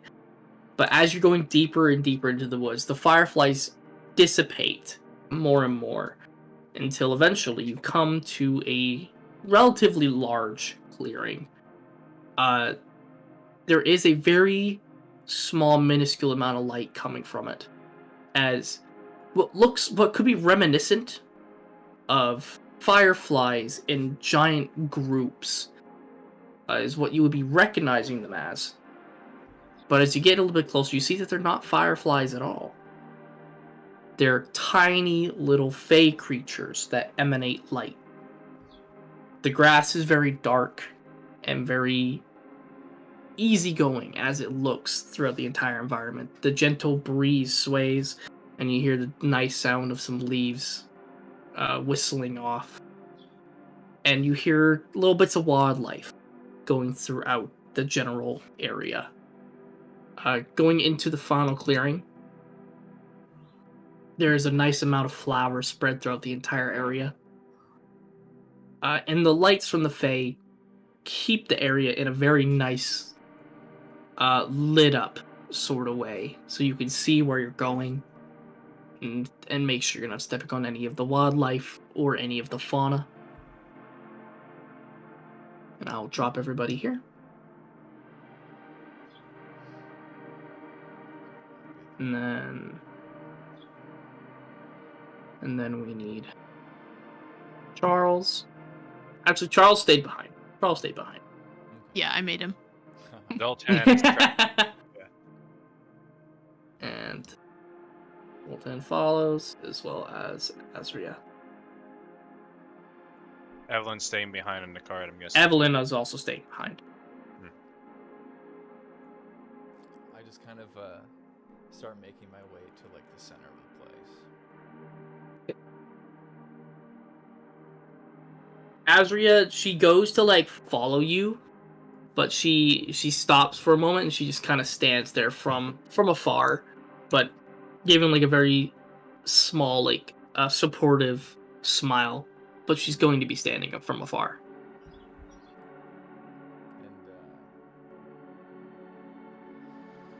And I take the bag of her ashes from my pouch, and I just kind of look at it, and I look around. I look behind at everybody, and I kind of just look up and just kind of like, think, and then I open the bag up and I kind of just let it, like I spread it out so the ashes are almost like in a little pile in the palm of my hand, and I just kind of let I don't know, a little thaumaturgy, and I do a wind blow or whatever, and let it kind of. You raise your hand, and when you use thaumaturgy, you feel the wind. Everybody in the area feels like small little wind gusts go through them. Your hair kind of goes off with the wind as well. You see some fluff that would be from older dandelions in their stage of life kind of carry as well, going throughout. It's a very, very beautiful scene. And in your hand, the ashes very slowly start to go as well, following the wind trail. They kind of circle around for a little bit, and they stay for a little bit longer than you'd think. It's like they're almost like they're fighting it for a little bit until eventually they get up high enough and they spread out evenly among the area. A bunch of the Fey lights, a bunch of the Fey from the grass, you see a bunch of them kind of go up towards where the ashes went. And you see this grand kind of light show a little bit from them dancing around in the wind as well. They're making all sorts of swirls and circular patterns in all these different ways. They're almost putting on a show in a little bit of a way, before they eventually settle down and they come back down to the grass and they go into their little flowers and bushes. And as the sun kind of more creeps over, the light from the Fae tend to dim until the sun has hit all of your guys' faces as a new dawn rises in Orlais.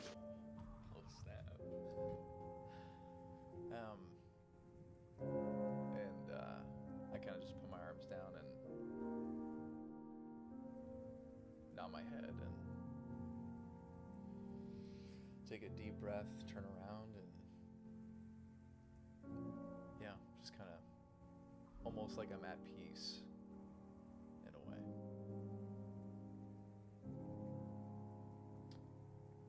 Well, Azri kind of comes forward. She stops ahead of you for just a singular beat, and then she gives you another hug. And when she breaks it, she just very gently grasps onto your hand, and she very gently leads you back over to the group. Oh, jeez, whatever. I will follow. In game or out of game? Just like somber. Ooh, you're touching the same hand I had Samara's ash on it. God damn. That was funny. Good way. Good joke. And I'm just holding her hand now, like I'm not letting go. I'm just holding her Yeah. hand. I kind of part and let you two pass. Azria continues to go through. She stops at Zoltan, and Zoltan puts his hand on your shoulder, Lascivious. He gives a small little nod as he turns and he looks towards where the ashes were spread. You see a small tear go down his face as he mouths the words, "Goodbye, little one," before he eventually turns with the rest of you and begins to return to the carriage. If there was anything you would like to do beforehand, now is obviously the chance to do it. If you want to add any final touches to this particular instance. I probably would have just lingered, like, even Yeah, I after was gonna say. Lascivious and Azria passed, I would have just stayed staring. Yeah. I'm just gonna look ahead towards the ash and just kind of mutter to myself, it's like, I won't forget your face.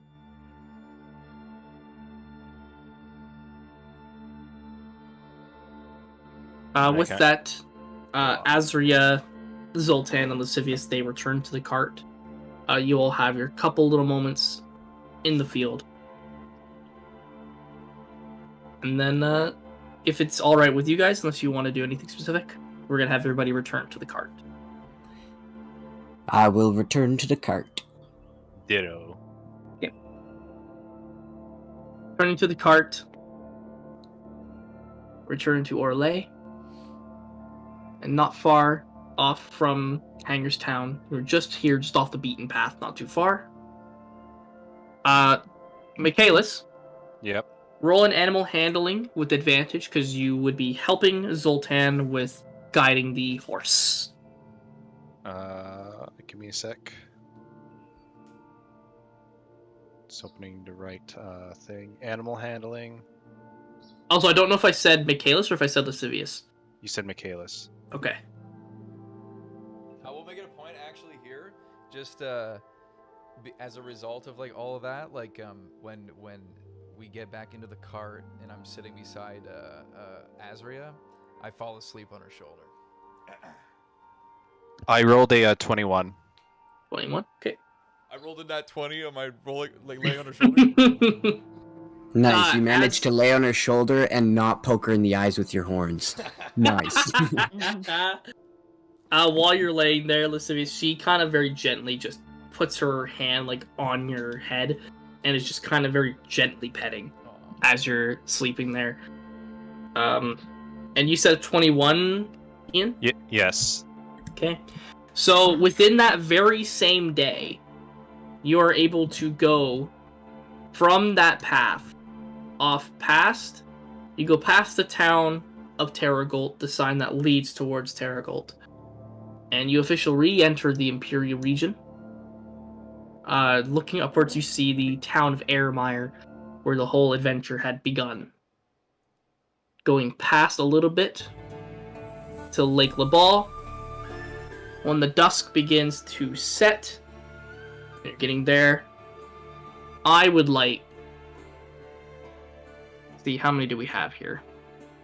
Lots of people. What if Lascivious woke up British? Hello, governor. How many Azria, players do we have right now? 4? Yes, I believe so. Okay, everybody roll a d4.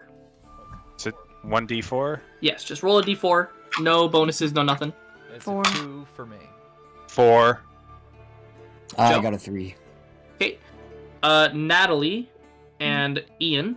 Yep. Roll one more d4 for me. All right. 2. 1. Okay, Natalie, roll a d6 for me. 4. 4. No. Okay.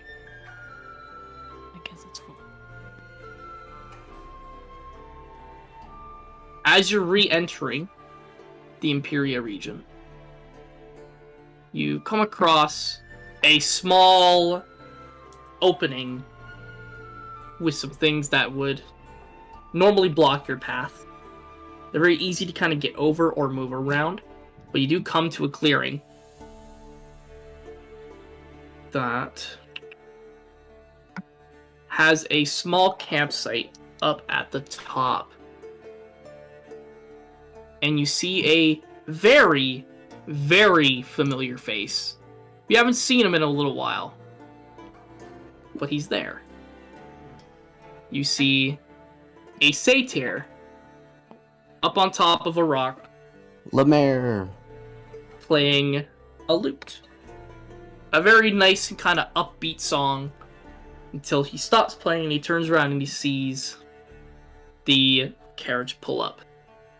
And seeing Michaelis out in the front, you see he pecks up and he hops off his little thing and it goes towards the carriage. Michaelis, Lemaire goes up to you first and goes, "Ah! It's so nice to see you, friend. It's been so long." You as well, Lemaire. It's been quite a journey since we last seen each other. How things have been? Well, could be better, could be worse, but the best of it is that we came out relatively unscathed. Fair enough. As long as you're all healthy and you're living your lives to the fullest, then I guess that is all that you can really hope for, isn't it? Yes. What are you doing here? Oh, you know me, I'm a wandering soul. I'm taking a break from Nettlebank, and I'm just kind of traveling around the Imperial region. We're in a little bit of a safe time, apparently, at the moment, so... Oh, is that so? Take the time to explore nature, unscathed, might I say. Well, that must be nice. Your group, would you like to have a little campfire? Have a little catch up? If you're in a hurry for anywhere, you don't worry about it, but I'd love the company. Let me ask the others. And I just kind of turn over and just knock on the wood door and then just poke my head in and say, "Hey guys, wait, you want to break camp for the night? It is nighttime, right, Walker?" Yes, the map doesn't show up. That's because I can't edit it in live. Like, we can break camp here with Lemaire, just for the night before we head to Imperia. That sounds fine with me. I mean, I much rather travel in the day. Yeah. Yeah, less of a chance with running into something. I mean, I turn back.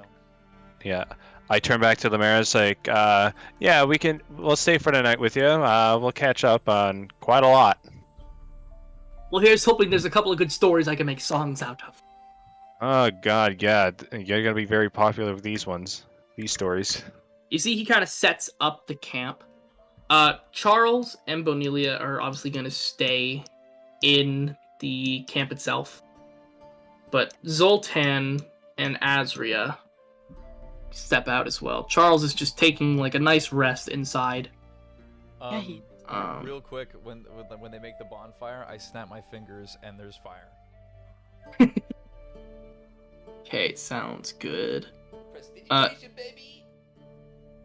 Evelyn joins you, as well as Zoltan and Azria.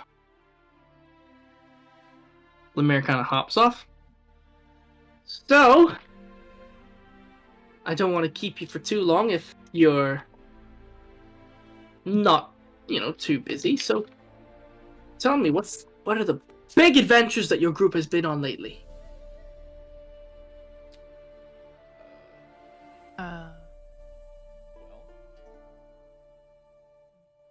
Well, spider. a very, very, very big spider. Yes. Yeah, I fell down a giant pit, and Mabel saved my life. Any other harrowing feats? Killed a man. Killed quite a few men. Sonic killed me. I'm sorry. I ate his head. Yeah. Ah. But we talked things over. We're cool about it, right, Lascivious? Yeah, no, it's totally chill. Yeah, we're cool. Yeah. In fact, I sometimes enjoy it when people eat my head, so, What? We're not see talking about Lemaire that kind of head, Lascivious, you dirty fuck. You see Lemaire kind of look to you with like this smug little smiles. I won't ask any further questions along that line. Doodly-doo. So, how has... last that I heard, you went off to Volum. Did you find any good keepsakes, at least? Well, I found one half of this dagger here. What is this? I get a sense that there's a second one for it, with it. So. Do you mind if I? Yeah, go for it.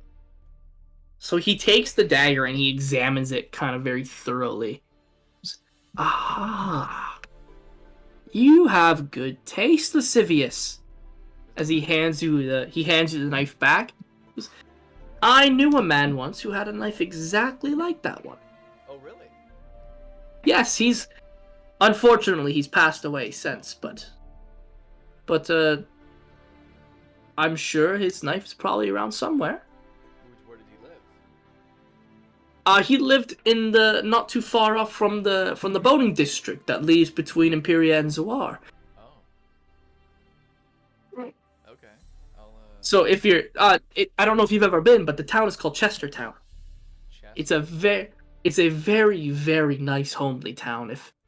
If you were ever there visiting, it's a wonderful place. Lots of lively folk, lots of music, lots of fishing. There's all sorts of different types of things that are going on in that town.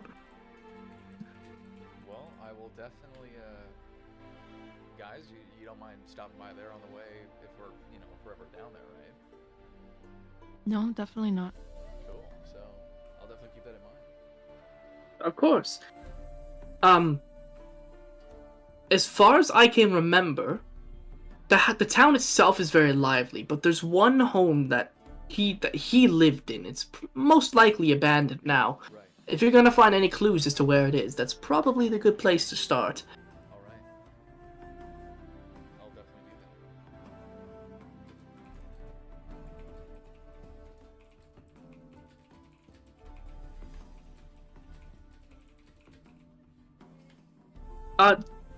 do Sonnet, last time I saw you, outside of the last time I actually saw you, when we first met, you played a song. Do you have any new ones that you have?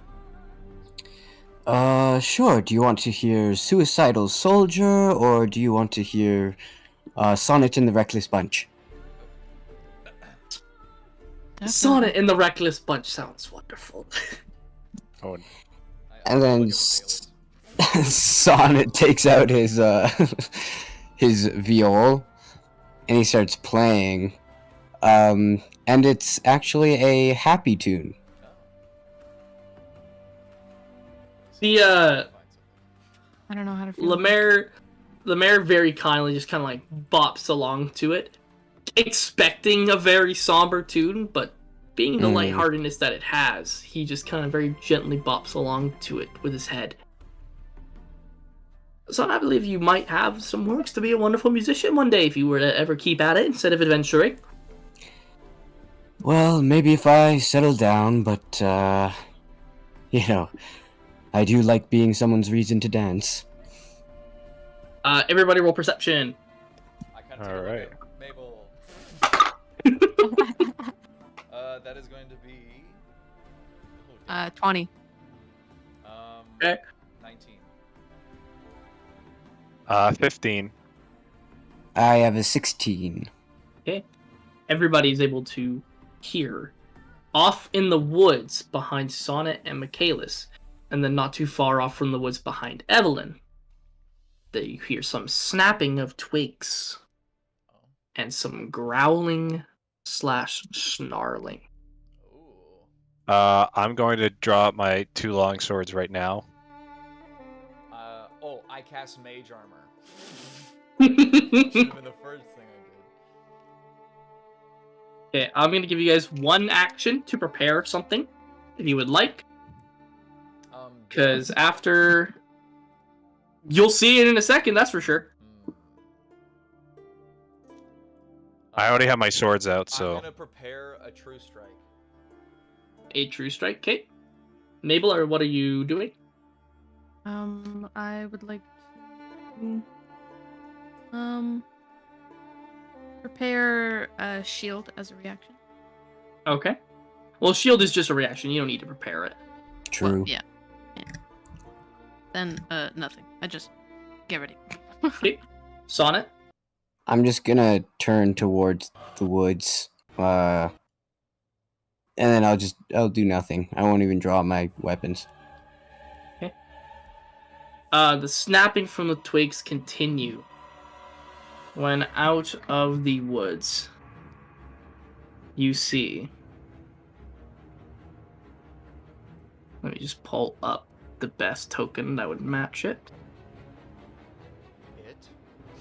Singular? Them. Them. Oh, okay. That works best. From the woods behind Sonnet and Michaelis, you see 3 wolves peep out. Wolf 1, Wolf 2, Wolf 3. And then behind Evelyn, you hear a thud, another thud, but then you hear the flapping of wings. What? And that's when overhead you see a Oh, giant owl Oh. look at you and screech. The wolves then turn to the owl and they snout, like they growl and they snarl at the owl. Then they turn to you. You're caught in the middle of a territory fight. cool. Everybody roll initiative. All right. Ian, not a barbarian right That's Yes. a nat 1. Oh no. now. So that is gonna be. Give me 1 second, guys. Give me 1 sec. Kalis, Civius, enemies. I rolled a 6. Yes, and wait. Right. Okay, Natalie, you said 1. Joe, what's your number? 9. 9. Ian, 6. Lascivious. 22. Jesus. Okay, and then NPCs. Okay.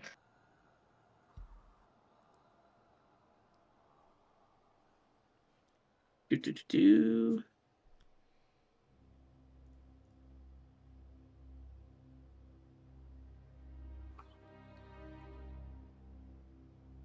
Poor Natalie with the nat 1. Well, I mean, I You got rolled a 2 as well. Danica. You got Danica's luck today. Alrighty. Lascivious, you're going first. Okay, so I am going to use my I'm gonna let's see. I'm gonna take my attention towards the owl. I'm gonna move 10 feet here, and then I'm going to move 10 feet here, and I'm using my stored action, True Strike, at the owl, and then I'm Okay. going to take out my short bow, and I'm going to shoot it with my short bow. So True Strike gives me advantage. So.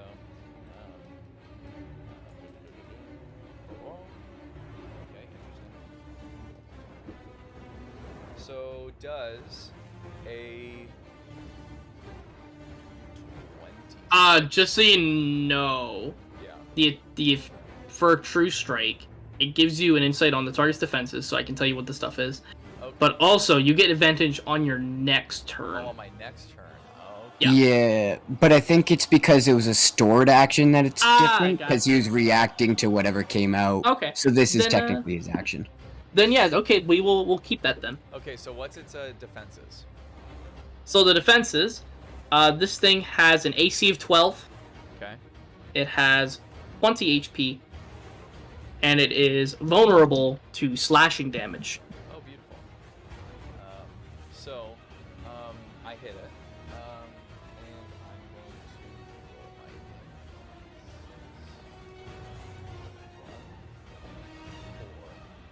and then my sneak attack.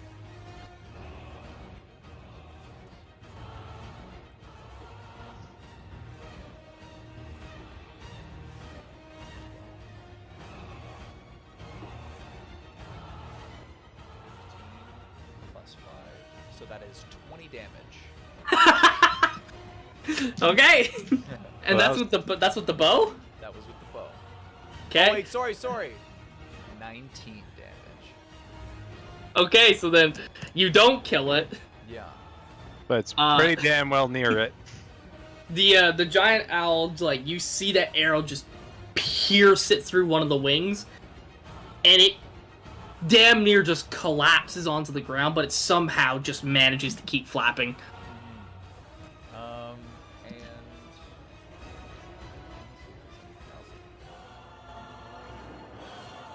as a bonus, I don't know if that would work actually.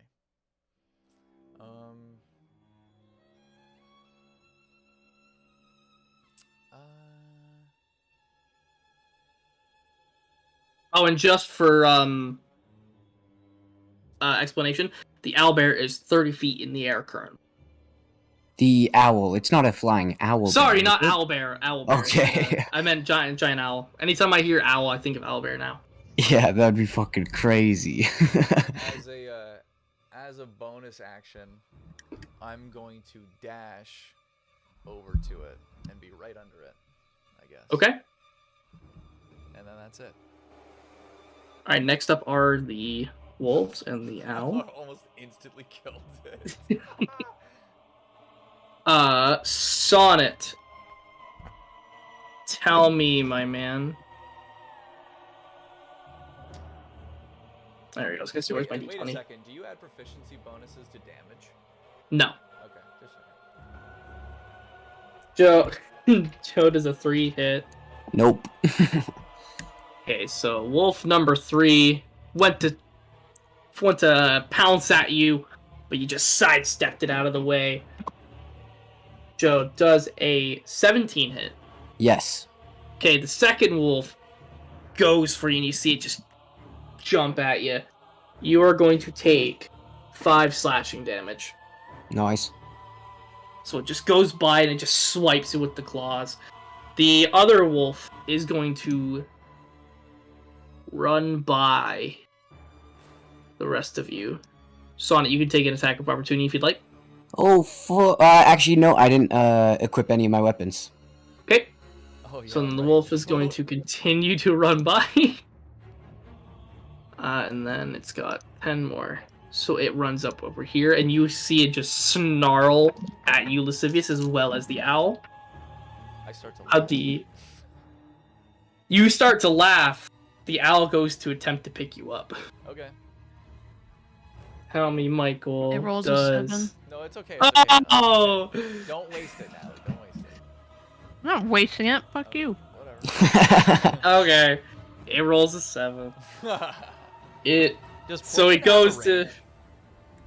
No, it just... You No. can just Okay. pick one and say it. Sweet. I'm omniscient, bitch.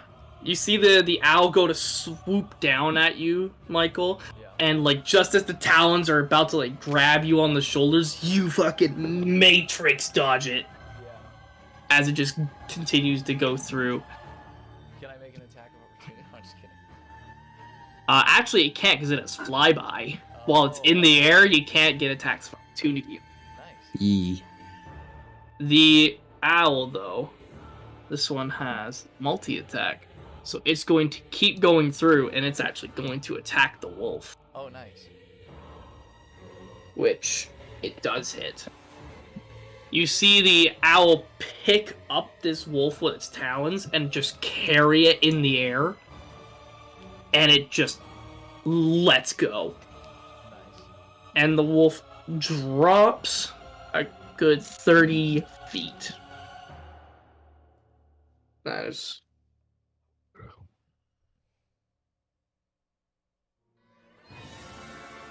you see the wolf drop and just splat onto the ground, and it just doesn't move. The owl then turns back to Elusive, and it just screeches at you, and that's going to be its turn. I go, ooh. Who? Next up are the NPCs. Zoltan doesn't have a weapon. So he... It's like No. Zoltan just gets up from his seat and he runs towards you, Sonnet, and you see the wolf that was like going to attack you. You see it, a hand just go and grab the wolf like around the face as you're kind of like as you're going to sidestep. You see Zoltan just come by and help guide it out of the way. Cool. Azria or Lemaire, you see Lemaire kind of like look around, and he just has like a scared look on his face, and he climbs up on top of the rock. Evelyn looks around, and you see she pulls out her staff, but she sees like all of you, and she just she waits to see if you need help. Azria sees you get screeched at and attacked by the owl, Sylvius, and she... You see she pulls out the daggers that you've seen many times at this point.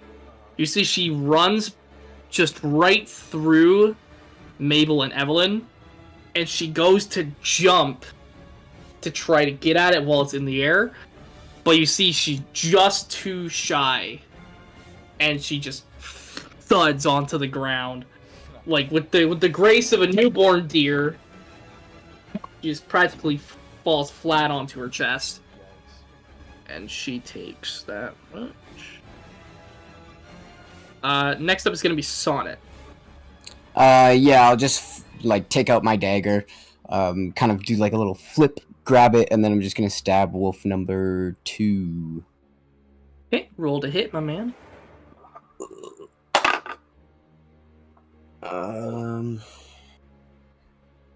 That is a dirty 20. You do hit.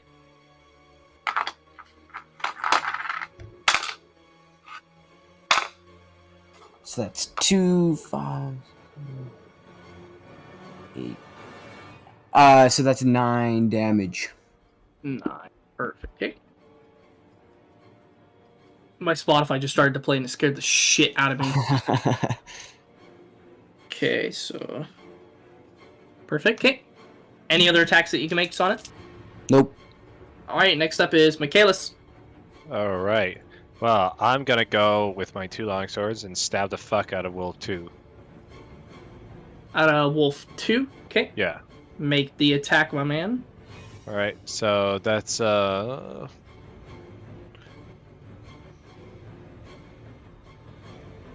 it's my dexterity. Sorry, I'm making sure I'm not looking at my old sheet. So Yeah, it's all good. So that's a 14 plus my dexterity, so 18. Does that hit? 18 does hit. All right. So I'm attacking with both swords, so it's a D8. To be honest with you, Ian, how are you killing this? Because this wolf is dead.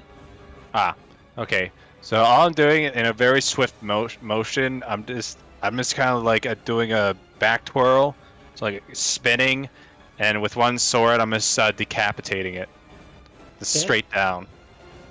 You do that, Sonnet, when that slice goes through, you just feel a splat of blood hit your side. Oh, come on, Michaelis! I just start kind of like dapping it. I can't control how the blood flows. Alright. Anything else, Michaelis? Not really. I just, Wolf 3 is still being dealt with between Sun and Zoltan, so I'm gonna run past and try to, see how much can I move? I can move like another 25 feet, I guess, so... I'm gonna move here and just try to help Lascivious and Azria with the giant owl. The wolf is not gonna make an attack. Next up is gonna be Natalie. Good old Mabel. Okay. I'm gonna come up over there, and I'm just gonna I guess I'll just Ray of Frost this bad boy. The wolf or the owl? The wolf. Okay. Roll to hit that Ray of Frost, please. 16? 16 does hit.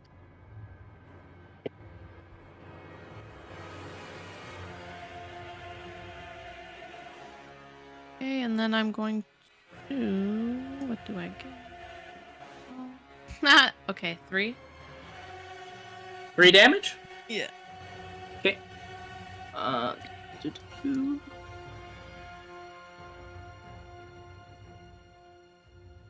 Okay, so you Ray of Frost at the wolf, and you see it just hits its hind leg, and it just kind of like kicks it out as it whimpers slightly. Love that. Nice. And its speed is reduced by 10 feet. Yeah. Perfect. That's down. about it. 10 feet. Okay. Lascivious. All right. Is the giant owl within 5 feet of Azria? No, because it's in the air. Okay. Well, I guess I'm just going to and then switching weapons is a free action, right? Yes. Okay, You can, stow one weapon. I think you can. We're I think experimenting with it, Joe, because personally I'm not a Gotcha. fan of it taking an action to swap a weapon, so I just say it's a free action. Cool. All right, so I'm gonna take out my dagger, my dagger of venom, and I'm going to throw it at the giant owl.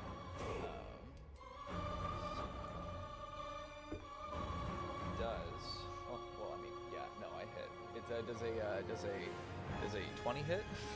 yeah, yeah. Okay, so it hits. And you don't even need to roll the damage. It's dead.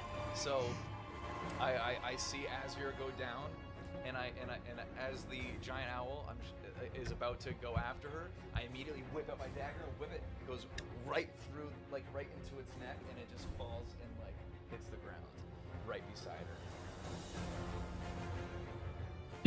As it like falls next to her with a giant thud, she just looks at you, like with a dazed look on her face. It gives you a thumbs up, and then just plants her face back down into the dirt. And I guess I'll use the rest of my movement speed to walk over to her and help her up. But obviously, everyone do Yeah. whatever. Okay. So the next up would be the elf.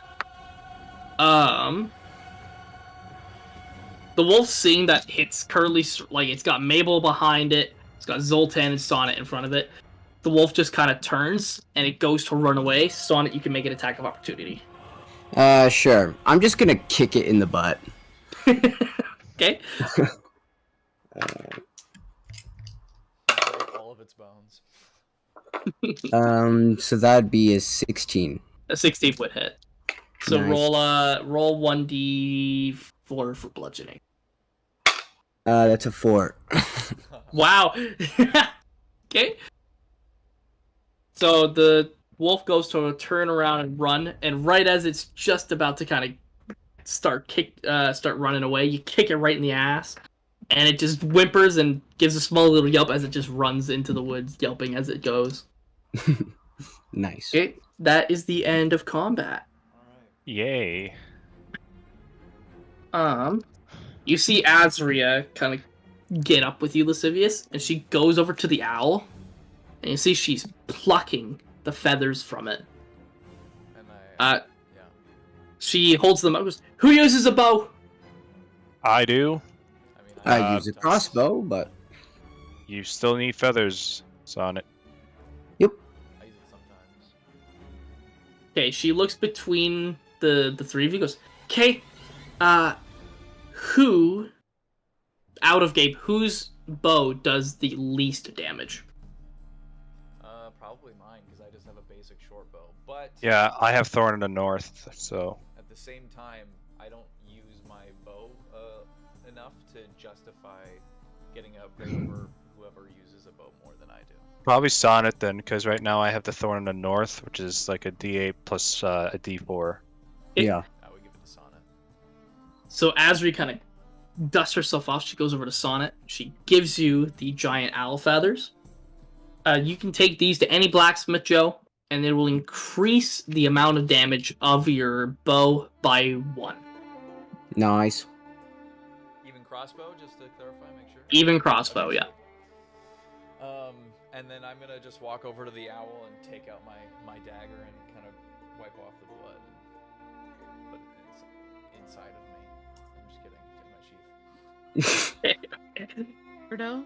I killed myself. Oh my god. She continues to dust herself off as she goes back up to the top of the thing. So, camp and then leave. Sounds good to me. Alrighty. You all get another long rest yet again. Okay. I wake up and I cast mage armor. Okay. And with that, the mayor kind of goes like, I'm gonna head back to Nettlebank, get some food. Maybe visit with Nabori and Maria. Maybe Nettle, who knows? Maybe I'll be more social than ever. If you ever buy Nettlebank, don't be afraid to say hi. We shan't. You shan't say hi? No, we shan't not say hi. Sorry. There you go at it again, lascivious thing, saying things that mean other things. Okay. See, Lemaire kind of like, he smiles. Just be safe on your adventures again. You as well. Very nice seeing you all. And Yours as well, you Lamar. and as you make your way, you can roll another animal handling for me, Ian. All right, that should be the same, so I can actually. With advantage, of course, because Zoltan is helping. Oh, okay. 18. 18k. So, after the dawn has finally ended and the sun is about midday, you go past Nettlebank, waving to Maria and Nabori as you go by. And as you're just about to go to the crossroads to go to Imperia, you do see the sign that leads to Chester Town. Lascivious sees it and he's like, "Hey guys, could we maybe stop by Chestertown?" DM discretion, I'm going to say no. No? Okay, never mind. Sorry. I never actually said that. Anyways. Just rewind. Yep. Rewind. You continue along the way. That's just to show you where Chestertown is. Okay, I was like, are you implying that we could go there real quick? No. How about So no? you go through to the rest of Imperia, and you see guards right at the gate, heavily armored, and they stop you. Zoltan and gets out of the carriage. Michaelis, I assume you follow suit. I follow suit just to check on what's happening.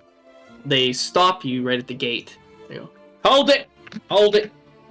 With the recent cult activity, we need to keep track of everybody who's coming in and out of the city on Cheshire's orders. Who are you? And what is your business?" Cheshire. He's in charge now? Don't ask questions. We just need to know who you are. I'm Michaelis Stonerose. This here's Zoltan. We're a party that's returning from a mission that Cheshire sent us out to do. Okay, they see, they write it down. You're working for Cheshire. That's right. That's hard to believe. Ah, As he continues through, he's like, "I don't care about your special mission or whatever. You want to play a hero, you can play a hero. Just get inside. I just needed your names." all right. I guess we just go back to the carriage and we drive it in. Okay. So you go back to the carriage, and everybody goes back in. And let me find the Imperia map. You are welcome back to Imperia. Get rid of that. When you come back through, you see guards are heavily walking the streets in a very orderly fashion. Like, there's guards spread throughout the city. There's a lot less citizens, but it's still semi-lively. Let me just pull up everybody else real quick. Let me just get rid of everybody.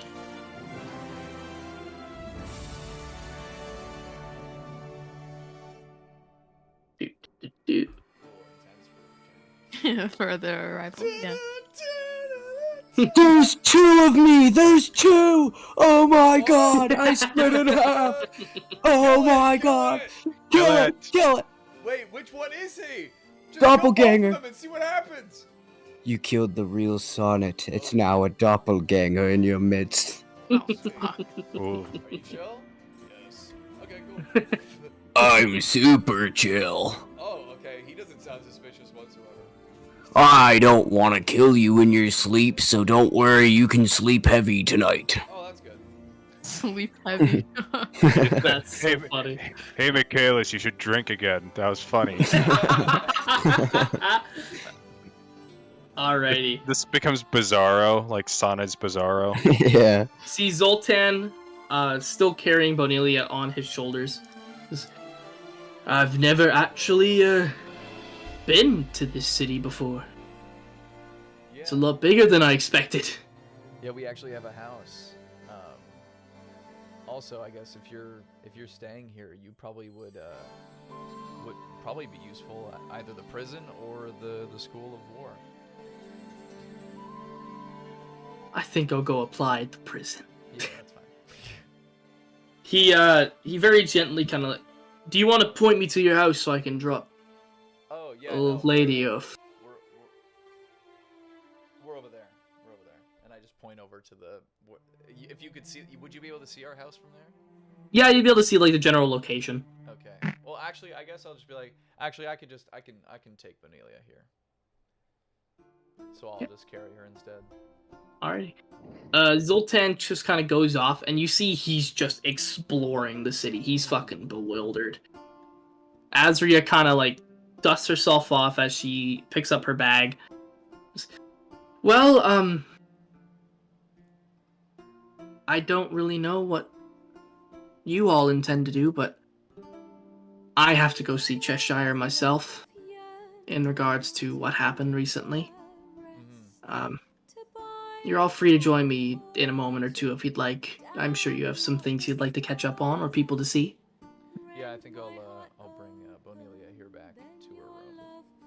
Of course. Is Evelyn there? Evelyn is there. You see she's kind of wandering the city as well. I'm just not going to keep placing their tokens. Okay. But, has Evelyn gone far enough away? Or like... She's if I would say she's at the bridge there. Like she's just admiring the big statue and the length of the city. Okay, I'm gonna tell the others, like, I'm gonna bring Evelyn to Codric so they can say hello. Okay. Just get them reunited per se. Right. So I'm going to Evelyn, and I tell her, like, and I just tell her that, oh, Codric should be in the School of War, and we both go in there. Okay. So you head over to the School of War, which is the labeled number 1. Oh no. Sonnet and Mabel, what are you guys up to? I don't know. What's Charles doing? Where is he? Charles is still kind of, he's limping around with you. Amazing. Okay, I guess I kind of nudge Charles a bit. Where do you want to go? Maybe you should rest? I don't know if you want to speak to Cheshire or not. I think I'm gonna take the day to rest, I think. That's smart. I can help you. Back. Of course. My house is this way. As he kind of very gently kind of like walks somberly. As you drop him off, you can see the house is very like you've known where he's lived in the general kind of area, but you've never been inside of his house.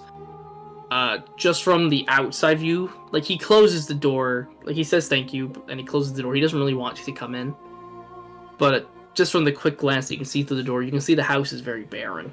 Like it doesn't have a whole lot in it. But eventually before he closes the door, he just kind of pokes his head out and goes, "Hey Mabel, thanks for saving me." Of course, come on, you know that. I don't know, just needed to be said again. So thank you. Yeah, you're welcome. And then he very gently closes the door. Yeah, Mabel kind of just stays there. I guess just looking at the door still.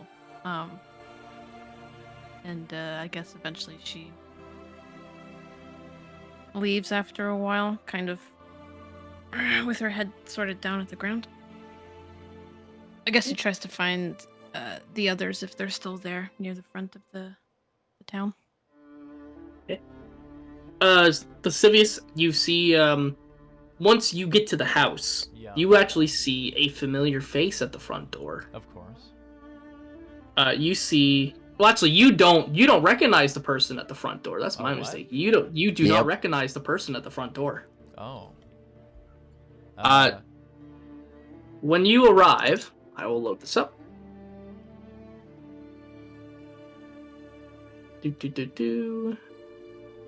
You see a woman standing outside. She's a fairly dark-looking woman. She's got quite a burly stature.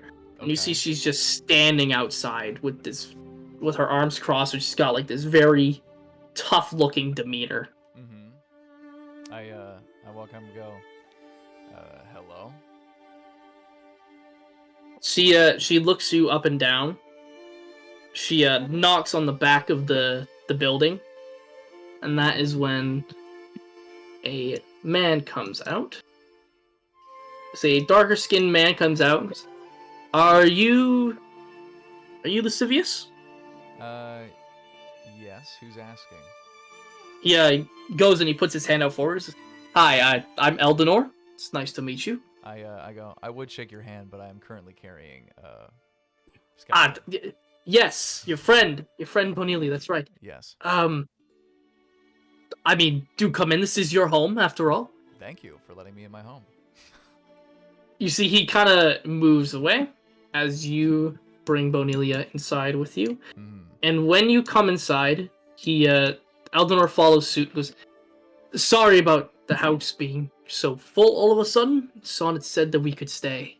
We're friends of your friend." Right. Yeah, no, that's if he said so, then I'm not bothered. When you didn't, perchance see spiders and try to kill them, did you? No, we were actually warned about that. Oh, okay. Thankfully, we were also warned about your other animal friends as well. Oh, and right, yeah. as you walk in through the door, you see a orc woman who's got like battle scars all throughout her face. She also looks incredibly built. Right. But for a woman who's so built, you see she is currently swaddled by Shaggy. Right. Shaggy's practically just wrapped around her, and you see she has the most delighted face as she's just sitting there rocking back and forth. Further down the hallway, you see two tieflings in front of Sonnet's hippogriff. One is a small, like, give or take around... Joe, you said, how old, give or take? Okay. Probably like 12 or 13. Okay, so you see a boy around the age of 12 and 13, and then a woman who appears to be, what is it, Sonnet, like late 20s, 30s? Yeah, like late 20s. Okay. Another woman in the late 20s. Just via appearance alone, you can tell that one of them, that the woman is most likely the mother to the younger one, and they're just there petting the hippogriff as the hippogriff just kind of like shakes very friendly. The two turn to you and go, "Ah, you must be Lascivious. Yes. It is so nice to meet you." As they come up, and Tali kind of reaches her hand forward. Oh, that's right. Yeah. She looks to put it down. Yeah, she looks to the orc woman. She goes, Kara, can you help Bonilia to her room?" Oh. And you see Shaggy unravel from the woman, and you see she stands up, and just from her standing up, she is like a good foot taller than you. Oh my. I kind of look at her like, oh my lord. Oh, sorry, did I say that? Oh my. She walks over, she picks up Bonilia's unconscious body. Yeah. She turns to you and just and continues forward. Well, that was hardly necessary, but okay. She brings Bonilia to her room and places her on her bed before returning to the exact same position, sitting herself down, and Shaggy immediately wraps itself around her again. Okay. Don't worry about Garruk, she's just not happy that we had to move. Oh no, I'm not worried. Don't worry, it's fine. Your friend is in what I assume to be your room. If you wanted to. Yes. No, yeah, no, I'm just gonna go talk to it. I just walk away. So you go to your room, and when you open the door, the first thing you see is Samarillion standing there, like right in front of the door. Yeah. He turns and goes, Sivius, you're gonna love this. I swear to God, you're gonna love this. Sounds good. And he steps aside, and as you come in, you see the spiders have grown. Wow, You see the two of them are now give or take about the size of they're about 2 to 3 feet long, and they're give or take a good foot or two, like a foot to foot and a half tall. Oh wow. Like they're growing at a very steady rate. Right. And Samarillion just goes, check this out. Okay. And he gives a small little whistle, and spiders 1 and 2, like he reaches out his arms and they just crawl on top of him, and you see they do a little dance. I'm just like, okay, they dance. Good job, I guess. I mean, you asked me to take care of them, so I figured they they gotta have at least some semblance of a calm life before you inevitably send them out to feast on the enemies. Okay, yeah, you raise a good point. Well, cool. I kind of walk up to them and I go to like pet them both while they're like there. They very easily they take right to you. It's been like a good 5 days since you've seen these spiders, and they seem really excited at the touch and the smell of you. They like crawl over your arm, and they create like this small little silk webbing kind of like sleeve around your arm as they eventually rest on your shoulders. I'm like, wow, okay. They have been probably the best tamed animal that I've ever seen. Even the hippogriff gives Talus and Talia trouble, but right.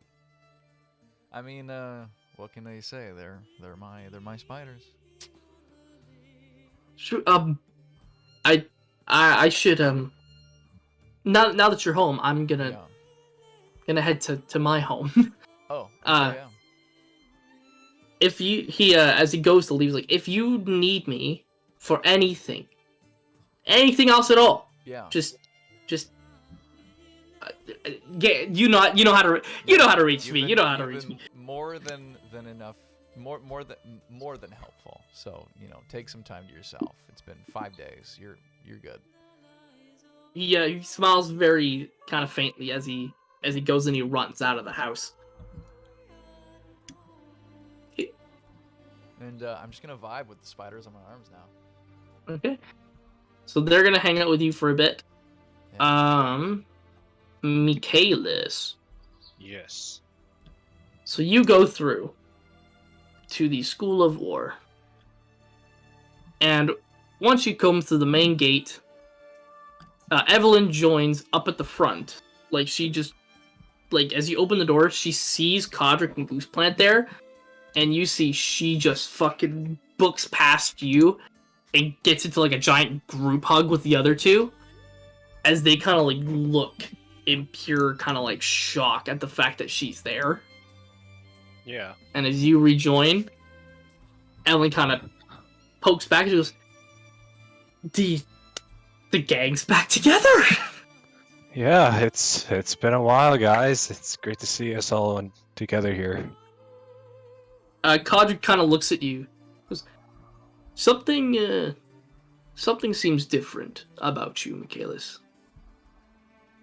Is everything okay? I am trying to get away from a vice, if you want to call it that. You see Gooseplant kind of like looks to you, and she gives you a very big smirk. That is... I'm proud of you. The the ball, and then there was the drinking out at Gamora. I assume that's what you're referring to. Is your drinking, correct? Yeah, my very, very, very heavy drinking. I'm only stopped drinking, and I well, I was gonna say there's no watches in Fantasyland. You know for a fact that it has at least been 24 hours. So as I was only my first day without having a sip. I do not know what's gonna happen, but I'm trying to be better. You'll probably experience some withdrawal symptoms, you know. The body doesn't do well after having something like that for such a long time, but you know, we're here to help if you ever need any kind of aid or anything along the lines. Yeah. But if you would like a distraction, Gooseplin turns towards Evelyn and Codric. I mean, Codric's taken over the school, and now that Evelyn's here, I mean, if you need a distraction, we could always spar. Bar. You know what? That sounds like a good idea. I need to brush up on my my tactics now. They haven't been working the best way ever since I don't know. I think ever since I've been back from the banishment stuff, I haven't really changed my tactics. It worked when I was in there, but at this point, if I'm gonna be throwing myself into the fray, I'm really gonna have to change my tactics. Evelyn just kind of looks at you and nods. Codric also looks at you and goes, "That's very noble of you. I think we could do wonders for that." Can we now? Well, it's like getting rid of your drinking problem, Michaelis. One day at a time. You'll trip and fall, but we'll be here to catch you of sorts. And by catch you, I mean poke you with pokey sticks. Oh, I'm a quick learner, especially if being stabbed is an incentive.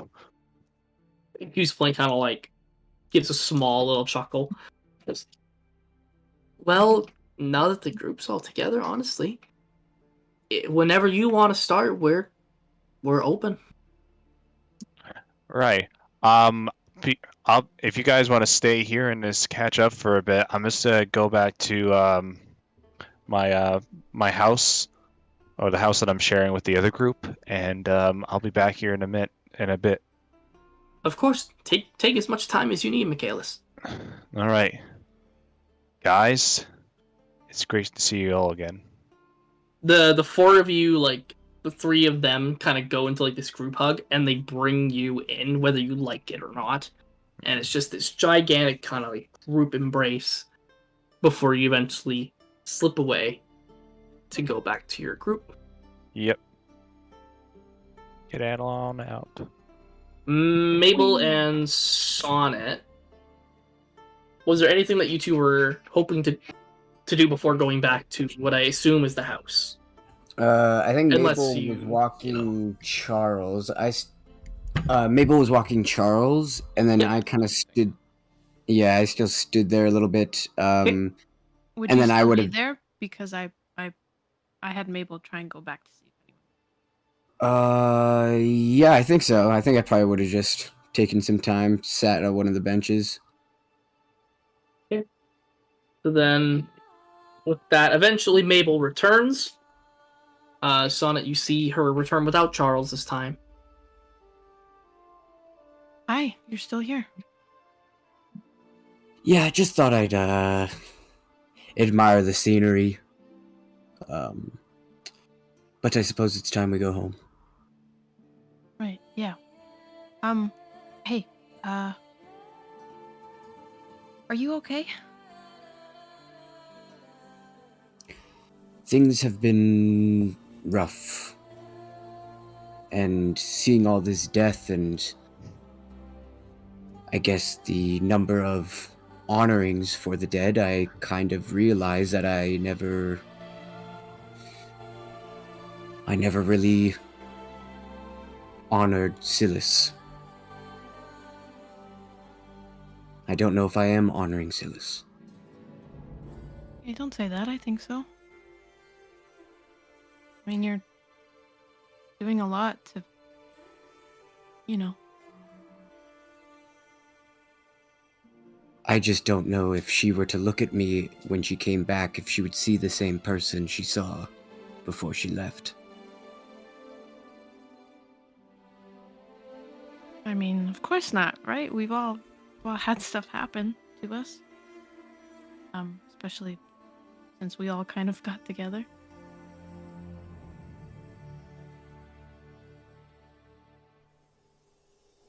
People change, but I think, of course she'd see you. You're a big brother. Nothing's gonna change that. I hope so. I just don't want her to feel alone when she's here.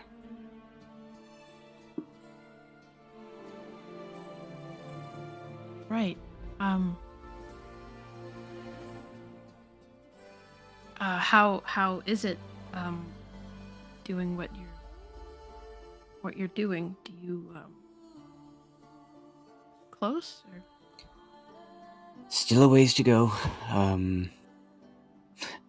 I guess I need a lot more power than I thought. So if you What? don't mind, just a quick reminder, how many talents are you at? Let me find it. I'm at like 70 something. I don't remember how many. Okay. I'm going to put 70-ish.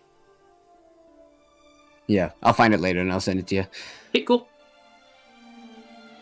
Yeah, I'm still have a ways to go. But Tekuin tells me that I'm on a steady pace, and as long as I don't get distracted, she'll be back before I know it. right? Right. Yeah.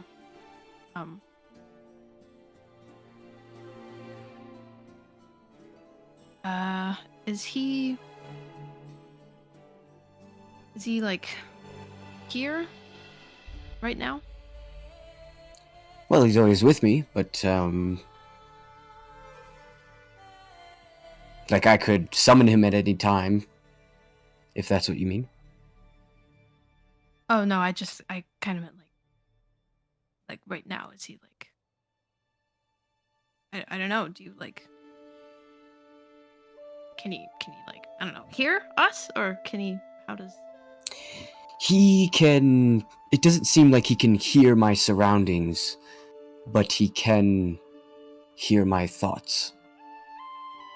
Oh, interesting.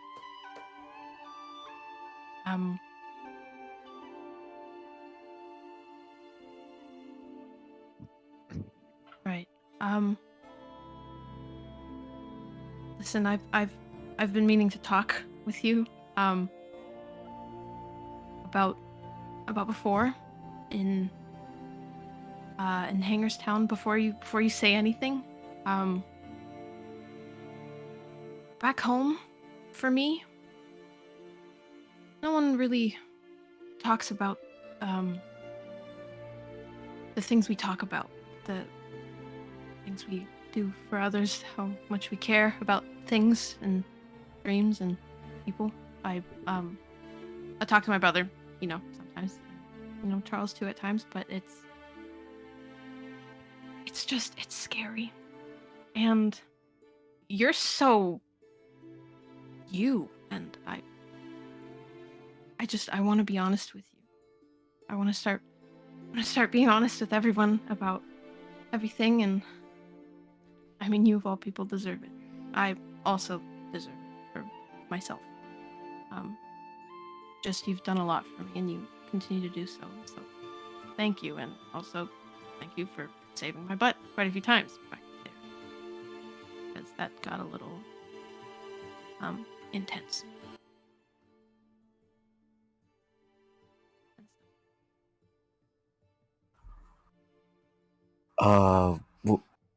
Wow.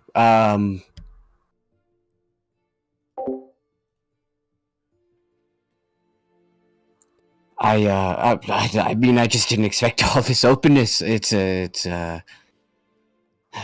refreshing. You do deserve it. Yeah, thanks. I'm trying. I'm trying. It's hard. One step at a time. I feel like this is... It's funny, I feel like this is new beginnings for all of us. Yeah, definitely. Stuff happening.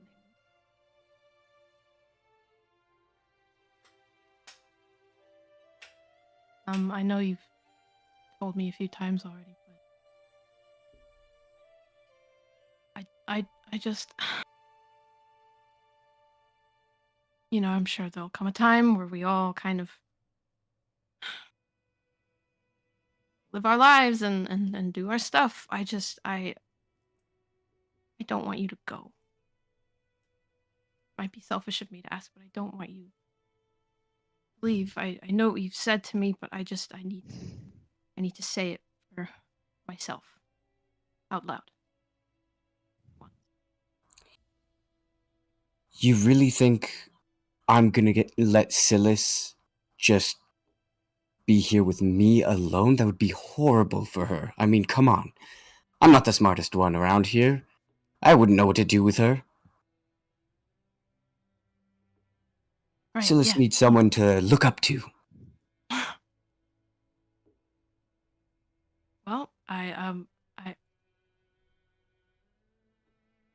I'm here if you need any help with that, for whatever, really.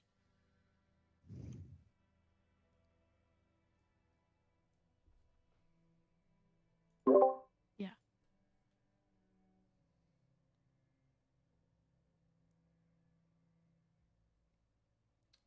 So, should we go, kill some things, or... Maybe like Cheshire. Not kill him. Not kill him. We need to talk to him. Definitely. I think I'm that's just important. gonna walk over to her and, put an arm over her... put my arm over her shoulders and just kind of start walking towards the safe house. Yeah, good idea. Let's go. Oh snap! He just made a move. Oh. But the power. Alrighty, so Michaelis and Lascivious and the rest of you are all going to be joined at the safe house at the same time. So I'm just gonna Yes. go there. For the sake of convenience, I'll throw down the rest of you. Who else needs to be here? Lascivious is here, so we need Mabel, Sonnet, and Michaelis. You can get rid of the spider tokens. We'll just assume that they're on my shoulders. Okay. Phew. Sonnet, you meet up with Michaelis as you're all coming together. But once you get a little bit closer to the actual safe house itself, Sonnet, you see a very familiar face standing at the front door. And she goes from having this very, structure, stern, and very correct posture to seeing you. And you see she relaxes a little bit. And she smiles. Probably the first time you've seen her smile in a very long time. Always a pleasure to see that you're well. She very kindly just kind of nods. Her ears kind of twitch because she's going off of main sound and smell. And she just kind of very gently nods, and then she reaches for the door handle, which she finds eventually, and opens it up and allows you through. Nice. I'll walk on in. Obviously, the first thing that you're going to see is Kara completely smothered by Shaggy. Almost Karok. completely. I can't believe you have a heart under that hard skin. She turns to you, and she has a little grumble, and then just goes, "Don't expect it to stay long." I just smile and wink at her and keep moving on. Eldenor greets you as you kind of come back to the hallway. You have no idea how nice it is to see that you made it back here safely. I could say the same to you. I'm glad that the wounded have been tended to and everyone's all right. Yeah, Karok and Gatekeeper, they have some wounds that are still being, put together, but they're gonna be fine. Honestly, we're first off, I have to thank you, Sonnet, for allowing us to come here on such short notice. It really means a lot to us that you've opened up your home for us. Hey, Um, once upon a time it was me on your doorstep, right? I wouldn't call it a doorstep, but I like the analogy. Yeah. We the group is going to be hanging around town for a little bit. Not for long. We thankfully your friend Cheshire and Samarillion. Samarillion introduced us to Cheshire, and he set us up with a little hovel not far into the city for when you guys eventually return, so we'd have somewhere to stay. We won't be staying for anywhere longer than a week, though. As much as Imperia is a very nice city, we prefer something a little bit more smaller scale, so... Yes, and less guards around, of course. That is very true. So we're... Funnily enough, Talus, Talia, Karok, and Keeper, they're gonna have the next week off. I'm gonna be busy setting up a new base of sorts in Chestertown, just down the road. Oh my. We're, Chestertown, we might be running into each other again then. well, if that be the case, then you're welcome to stop by any time and gather supplies, or upgrade your weaponry, or even just to visit if you would like. I know that's not really your style, but I mean, it's more than welcome. I'm starting to warm up to the visiting stuff. That's nice. It's good to see that you still have somewhat of a favorable personality under that mask we don't really talk about. Yeah, he's as long as I keep him in check, people seem to like me. Fair enough, I guess. I'm gonna be busy setting up the hideout for the next week, so unfortunately you probably won't be able to reach me, but Talus and Talia, they're gonna be free for the next week, so if you do need them, or you need pretty much anything of us, you can feel free to reach out to them. Thank you. But yeah. Thank you again, Sonnet. We appreciate it a lot. Of course. Anytime. Just give me a shout. We'll leave you to your home, but just remember, reach out if you need us, okay? Sure thing. Eldenor goes to leave. You see Karok, she very begrudgingly gets up from her seat, and you see she has, a little bit of a sad face as she pets Shaggy before she eventually leaves the door. She sees Mabel and McKillis, and she kind of, stops with, apologies. But she turns around to Sonnet, and she kind of points to you, gives you, a very evil glare, goes, "Don't tell a soul!"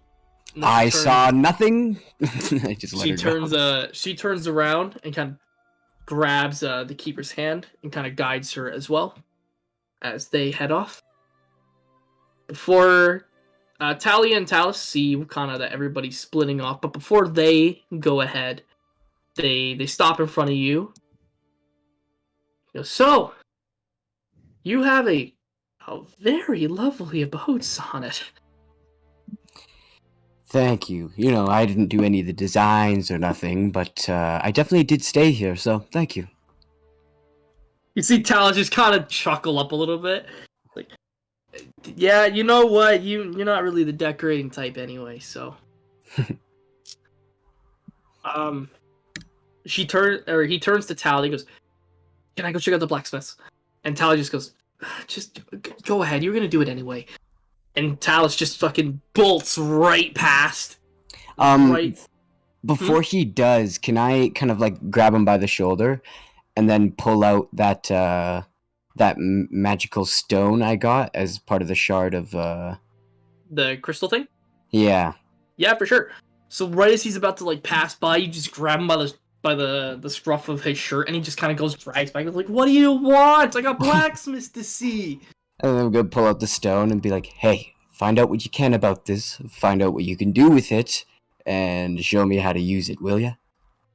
You see, his eyes just light up at the sight of that thing, and he just grabs it and immediately starts like checking it over for every little inch and piece of it. This is amazing. I gotta go find tools. I gotta go get some. Okay, you're free to go. I just let him. And I just release him. And he just fucking goes to continue, but before he leaves the door, he turns around and is like, "Oh, do you have any other gear that might need tuning? I mean, I could always use the practice. I mean, we're gonna be here for a little bit, right? So." Well, I have my crossbow. I just got these owl feathers. Let's see what we can do.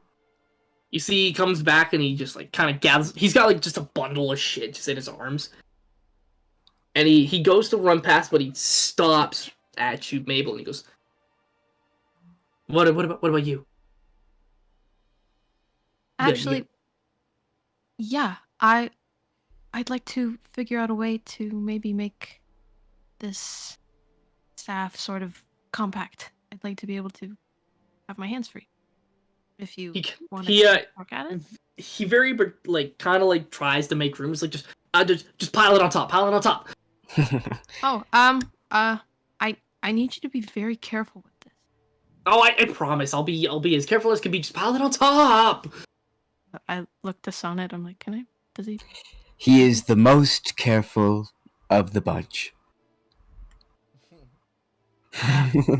Okay. Yeah, exactly. Here you go. Be careful. So you put the staff just kind of on the pile, and he goes to take another step, and he damn near trips, but he catches himself and goes, "It's fine," and then continues going. But right before he goes past you, Michaelis goes, "Oh, do you? Weapons, I'm collecting weapons." Is Ian there? Yep. Oh, sorry. nice. My thing's glitching out. I'm trying to fix it. Yep. No worries. What are you guys saying? For the last 5 minutes, it's been glitching in and out for me. Talus is he's asking you if you have any weapons that he might be able to upgrade for you, if you have the materials to upgrade it. Now out of game, am I able to give him a weapon but then still do my training with Kodrick? Yeah, of course. All right. So what I'm gonna do then is I'm gonna give him my 2 long swords and hand them over to him. So it's like, if you may, strengthen these up.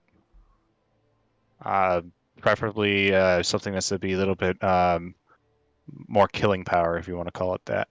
You have any materials to add to them? That's a good question. I mean, this.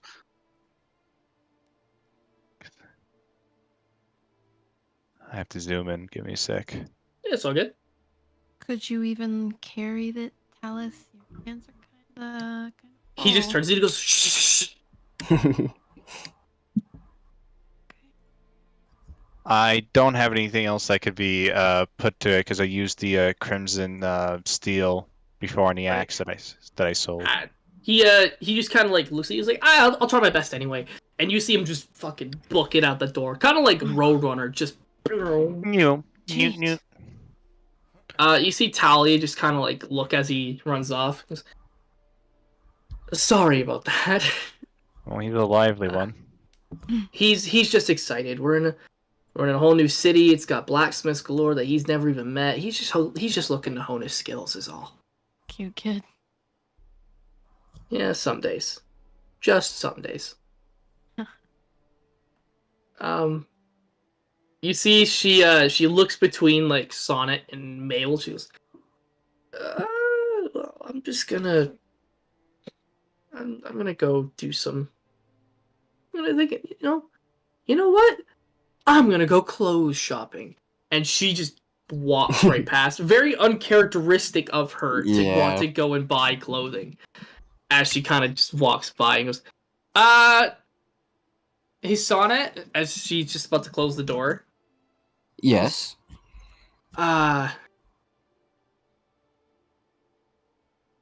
Close the door if you do anything. And then she shuts it right behind her. Wait, what? What the fuck does that mean? That sounds nefarious. You can tell She's teasing you. Essentially, is what you can kind of get at. Then she shuts the door and she's out. And now it is you five finally Close home. the door. What? I walk out and I kind of come to the front and have my spiders on my shoulder, on my arms. Just ignore her. She's a funny one, you know. She's the funny one of the bunch, and you know. But how is that? What was that? A joke? Yeah, don't worry about it. It's fine. Interesting. Hey, Lascivious, like the new look. yeah, you got a little bit something on your arms. Yeah, no, look how fast they grew in 5 days. Oh my Yeah, god. It's only 5 days. Yeah. How big Oh. are they gonna be? Like maybe 4 feet. They're giants. They're giant spiders, so they will probably grow to be about 5 feet, 5, Oh yeah. give or take. Bam. I kind of reach out my arms like, guys, watch this, and I go, I guess I snap my fingers, and then they start dancing. Just Oh this like squatting my like God. Yeah. I know, it's pretty cool, right? Sam Aurelian did this. Damn. You know, it could make for a good distraction. I guess. Well, I definitely don't want them to be, being targeted. So probably won't. Oh, so then why are they? why are they dancing? Because Sam Aurelian taught them to do that. Why aren't we dancing? Yeah, why are we going like? What do you mean? He didn't train you to dance, did he? No, I'm just saying that, you know, what's the problem with dancing? I never said there was a problem with dancing. But Mabel asked Well, I why just- they were dancing. There's Oh, right. I don't have a problem with dancing. I just Are they gonna you know, be like spiders? What? Are they gonna be like support spiders? Like, is this your therapy animal now? Okay. You do need therapy. You know what? That's great. Good They for can you, dance. Lascivious. It's amazing. Why are If it keeps you safe, Can we stop let them this? dance. They can dance. They can dance if they want to. No. Okay. But don't leave your friends behind. Okay. Shut up. No. I'm gonna train them to be like, shoot webs and shit, and their enemies, from a distance, and then maybe like go and steal things from me or something. I don't know. Oh, so like long range like purse snatching and stuff like that. See, that makes more sense. Yeah. Like, That- actually, that's not a bad idea. That is more your style. I mean, Huh. yeah, I guess so. Yeah. Well, I guess that's kind of like setting up. What would we call him? Like Arachnid Man? You don't Why have do we call need me to call him anything? My name's Lascivious. I'll probably just I call him know. Lascivious. Or Troy I if the know. situation calls for it. I'm just making a. Should we call you know. you racist man? Because Whoa, what? What do you? What? yeah, because You know, all the way back, he seemed a little racist. When we first Oh. met him, Yeah. Right. Well, right, right. but I'm not, right, guys. Yeah, right. I'm Go not. to my room. yeah, You well, know if you're not. Why are you? Well, acting yeah, Well, I'm not. kind of weird, man. Kind It's of. a little- I kind of didn't bring weird. this up. I'll start walking away. Everybody else is bringing it up. Yeah, I'm just gonna. That's something you have to. Okay. with that, we're gonna do a small little fade to black, and anything that you guys would like to do in your week, Yeah. you may now adjust your sheets. Alrighty, let's see how this goes. Delete. Oh, you're gonna roll him. You're gonna roll him. Yep, Okay, can't wait to hear. He only has one more chance to roll 06. he has. Yeah, he has just one chance. Oh wait, shit. We're not gonna talk to Cheshire, are we? That's for the. You'll get one more chance. There's still one more thing. Okay. Okay.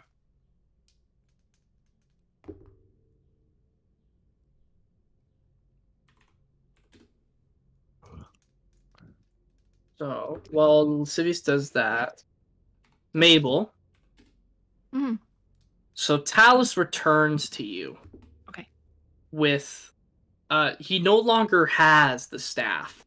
Instead, he has pages, Pages. and he hands them to you. I was talking with some others, and they told me you prefer spell books. So I used the wood from the staff, and I turned it into paper. It's magically imbued paper. I don't really know what it does, but here, and he just hands it to you. Oh, that's actually. I wasn't expecting that. That's amazing. Thank you. Immediately touching the paper, you feel the same kind of feeling that you get when you were reading the papers back in Lowell's personal quarters. You can tell there's stuff etched into the paper itself. You are now able to cast this specific 3rd level spell. So it is called Call of the Banished. Oh. It has a 60-foot range. You can choose 2 targets. You can pick those targets, and they will get advantage on their next check. Or you can let them add 1d6 of damage to their next damage roll. You can only pick one of those things, but it will apply to both the targets that you choose within that 60-foot range. Oh, that's amazing. Very cool. I'm sticking with Very cool. It's literally almost virtually the same, except worse for a couple other things. So I'm just staying the same. That was fucking dumb. Let's see here. Joe, for yours, let me just go back to the combat encounter for the Crystal Cave Dungeon.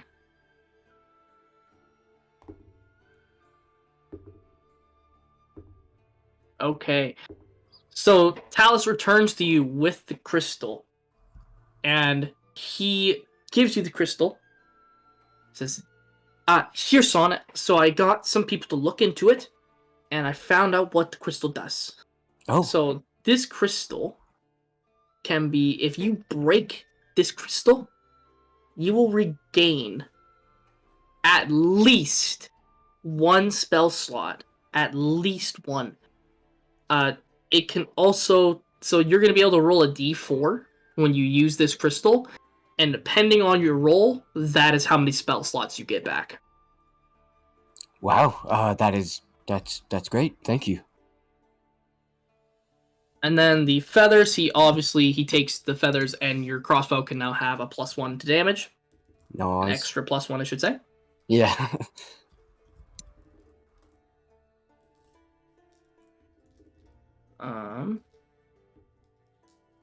Michaelis. Yes. Talus goes to the School of War with your long swords. He brings them to you. Goes, I unfortunately wasn't able really to do anything with these without any of the extra materials, but I did put them into. I was able to kind of not necessarily reforge them, but kind of reinforce them. So, here you go. And he hands them to you. These now have an extra +1 on a hit. So, like, they will plus an extra 1 whenever you swing with it. 2. For an extra 2 hit? Yeah, so An extra. So it's added to your 1 to your hit DC. It's not extra damage. It's just an extra So you can hit. Chance. So it's a +9 now. Maybe a +9 So now, yeah. how do I manage it? That is probably going to be something that Michael might have to help you with, because I don't really know the Roll20 version. Yeah, okay, So but you would just have to click on it in D&D Beyond, the individual things, and then customize. And then you do customize, and then you override the hit bonus and make it what the number would be with the extra 1.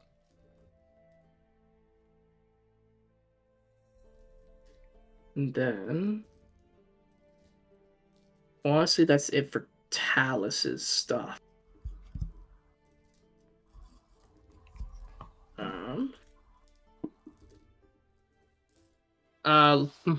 Ian, your character is obviously now has taken the time to train with Evelyn, Gooseplant, and Podrick all at once for that week. And now, everybody, Michaelis is now a barbarian class. Yay! Congratulations. Well, you guys haven't seen me yet, right? No, they haven't seen you yet. Okay, this is out of game per se. So Yes. Yeah. You think we would go bow, bow, bow, bow, in game? it's an ethereal. Whatever. I'm just gonna go ahead and we're gonna assume that Bonelia wakes up during this time, and that Danica can tell me what she would want to do with her 1 week, and we'll apply that to whenever the next session would be. Yes. Lascivious, you've got your stats rolled out, hey? Yeah, no, I'm not going with the new ones. You're just keeping your old ones? They're pretty much virtually the same except worse. Can we give him another chance? No. Yeah, I only want to give him the one. All right. With that as well, what are you who are you gonna train? Were you gonna train the spiders, or were you gonna train Samarillion? The spiders. Okay. And So- I assume that they've also grown in this amount of time as well. Yeah, in the week they will have grown about another couple of feet.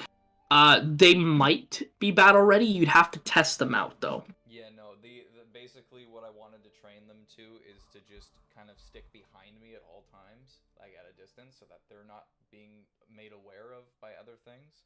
Okay. And then obviously I can send them out to like steal things or whatever, and then be able to shoot webs like on the battlefield or something, and then obviously we would work out whatever How it works and stuff like that. options and stuff, yeah. Okay, cool. So you've got that all done. So we've got Michaelis' stuff is complete. Yes. Sonnet, were you taking jobs with the ghost for that week as well? I think I was instead doing the same thing. I basically sent them out on jobs. I kind of assumed Eldinor's position for a little bit, and I was just Gotcha, yeah. taking cut kind of thing. Okay, cool. So then, with that case, I'm gonna get you to roll a D4 for me. Gotcha. 4. Okay. So because you're taking over Eldinor's position, you're gonna get a cut from what the jobs they did. You're gonna get 200 gold for it. You rolled the maximum that you could get. Nice. Not bad. Then Mabel, you've got that. Now, was there anything else that you wanted to do in your downtime, other than Yes. get your thing checked out? I wanted to learn those 2 spell scrolls that I found. Yes, that is correct. So then you I can also- take the time to learn those, and you can place them in your spell book. I also wanted to. I mean, this kind of goes hand in hand with talking to Cheshire. I think. Hey Nat, you'll want to to- like turn up your sensitivity. Okay. Or something? Oh Um, my god! I think she would definitely also want to just, kind of. I don't know if train is the right word, but she would want to talk to Cheshire about the divination stuff, and then maybe it could up her constitution.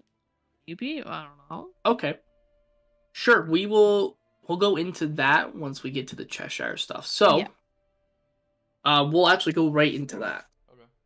So, you guys have spent the week doing what you'd like. Samarillion, Azria, and Zoltan have watched you train the spiders, Lascivious.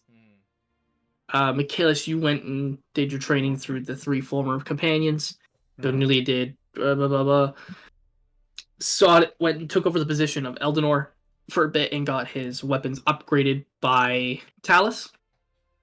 Mabel, you studied some things for not just the page that you got from the staff. I will add as well, there were 3 pages that Talus gave you. Only one of them is legible right now. There's 2 others that you can okay. potentially figure out later.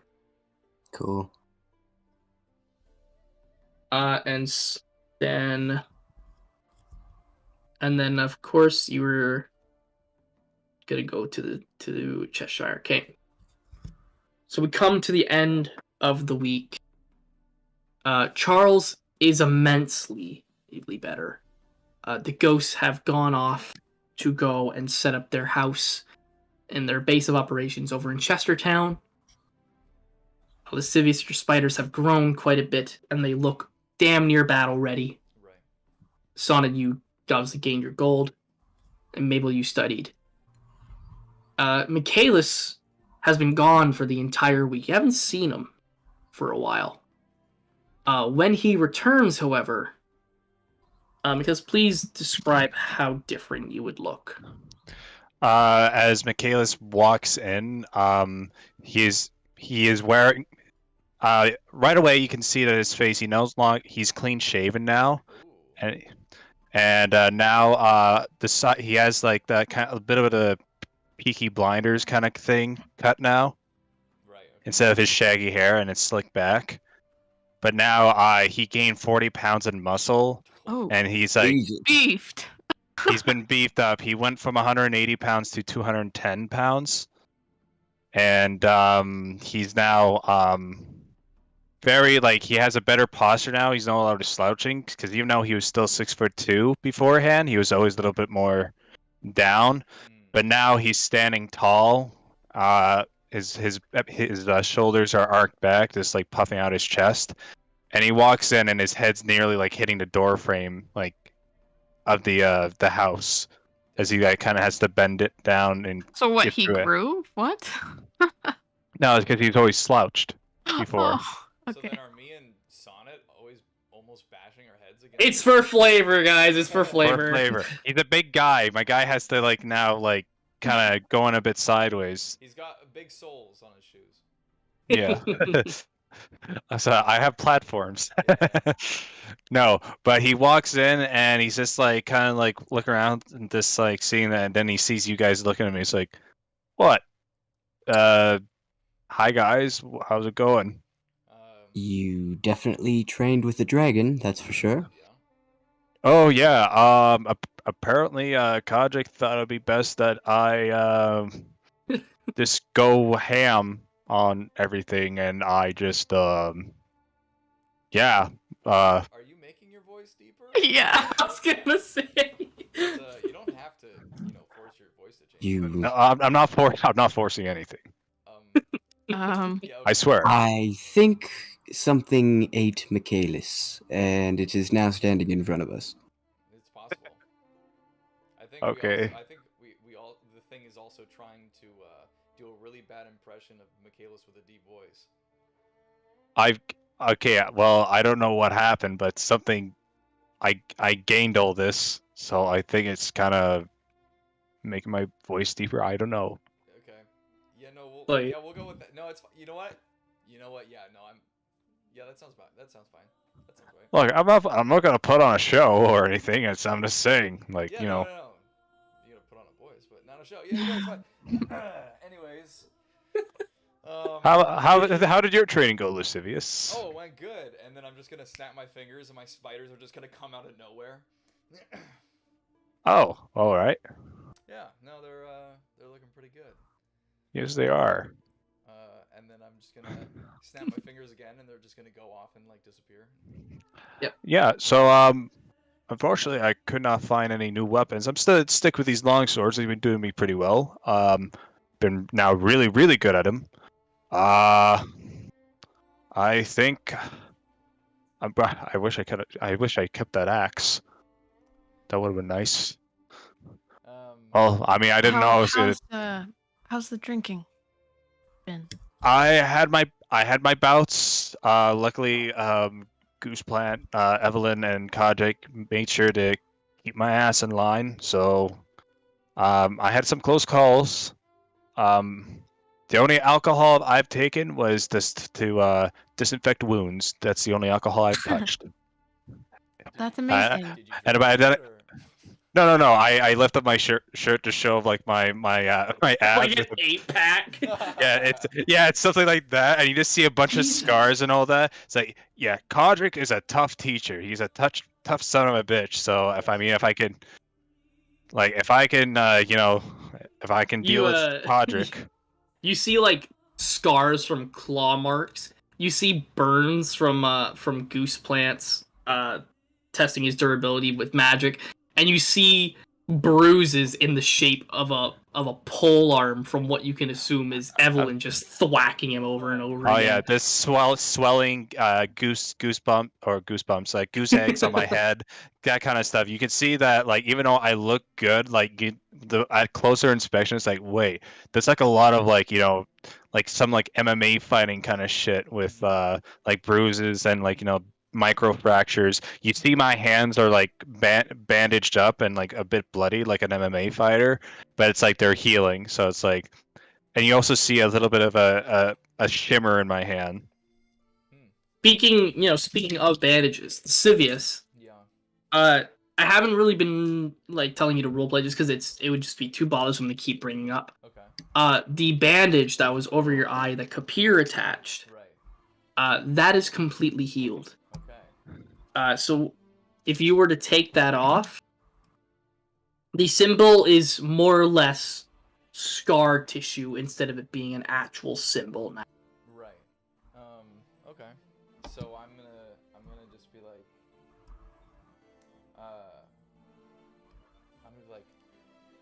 I feel like I can take my blindfold off now.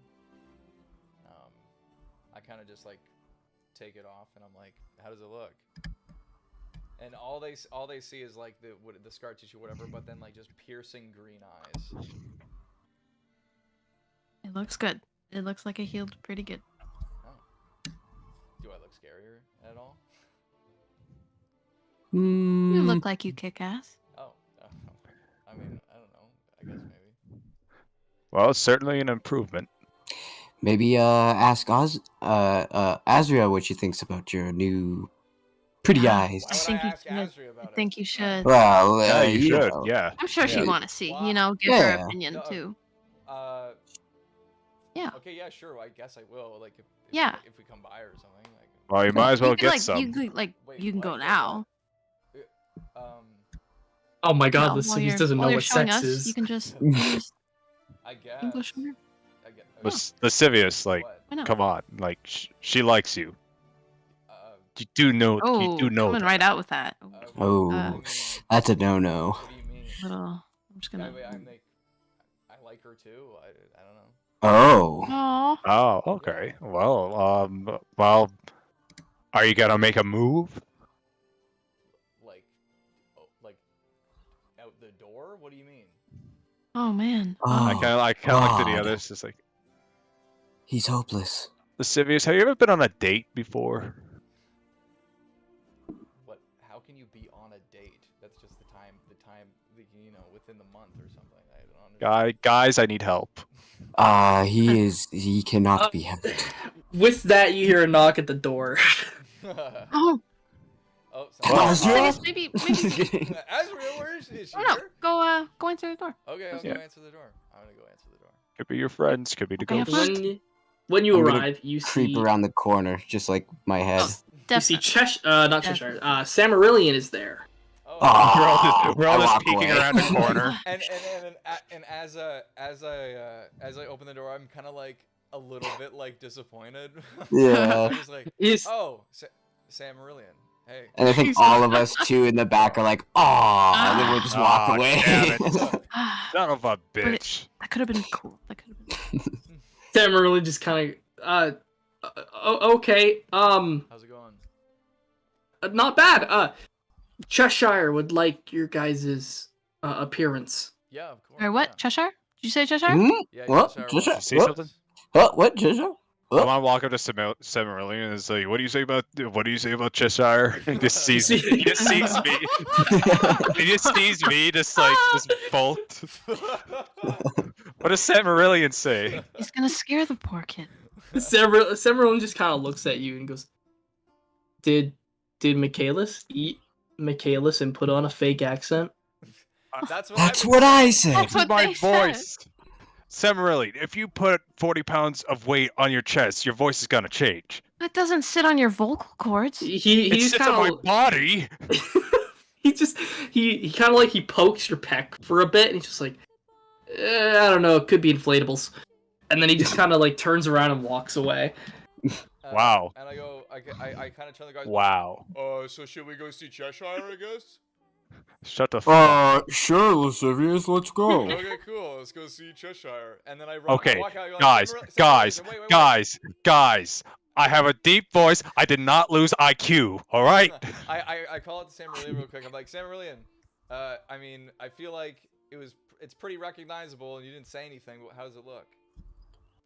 You see, he stops and he's just like, he doesn't even turn around. He's like, talking about your eye. Yeah. Yeah.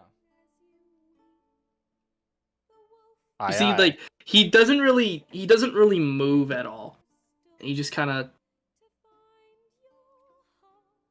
It looks good. And then he walks forward. You can tell he doesn't like. It's not an insulting way that he said it, Right. but he sounds very sad.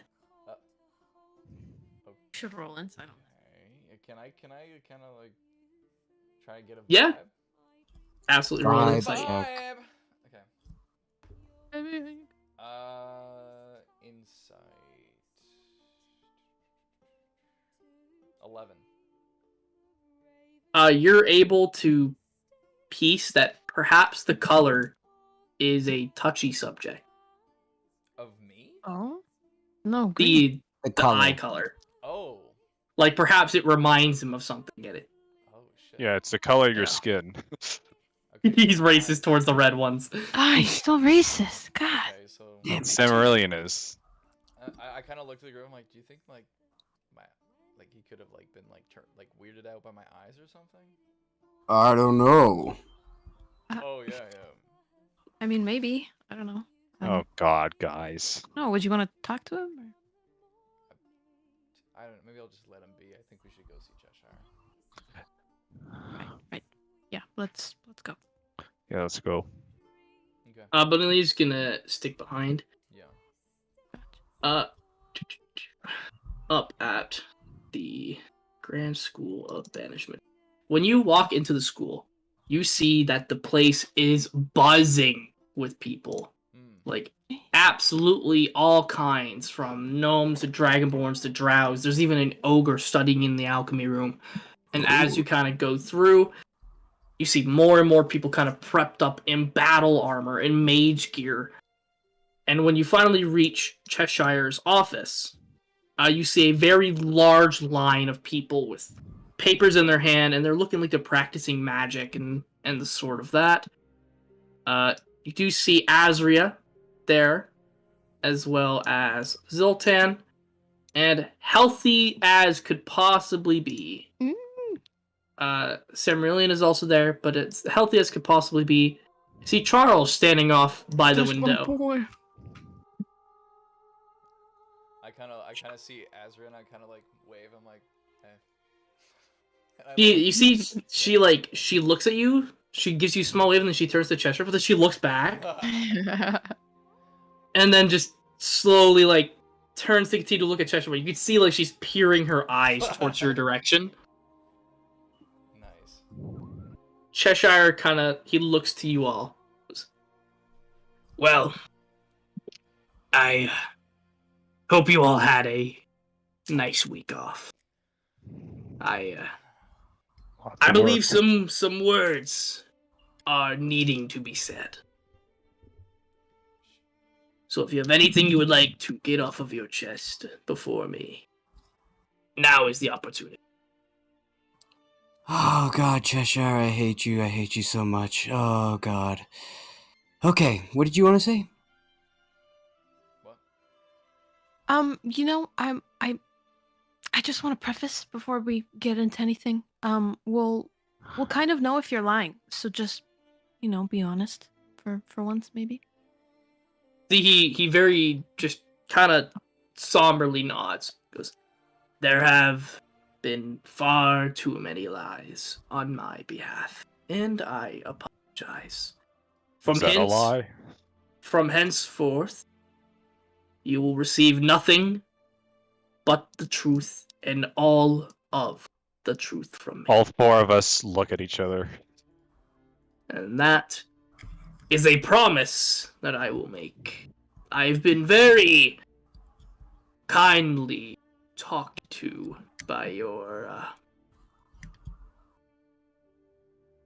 fellow subjects, I guess. I'm not really sure what the term you would use for them is. As he kind of gestures to Zoltan, Zoltan, Semirili, and Asri and Charles. He also ushers away the tiefling and the human that were there, and they go wait outside. I humbly apologize for my actions at the gala. Yeah, you didn't really help me for that bit. You kind of made my problem, a little bit worse. Yeah, fuck you for that. Yeah. What he said. Yes, understandable. Like, perhaps you had the idea that they would give us more incentive, but our incentive was kind of already there. You just kind of made the traumatic reality of it real for us. Or I might be just speaking for myself. I don't know. Well, I mean, I feel like it was pretty explanatory that it definitely did it to me too. Yes. So yeah, Trisha, you kind of fucked us up a bit. He just kind of he lowers his head again, and again I do apologize. It was not my intentions to traumatize you the way as much as it had.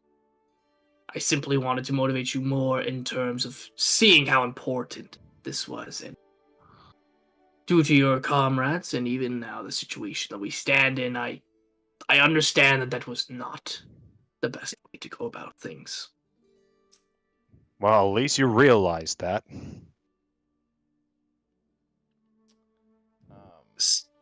Moving on.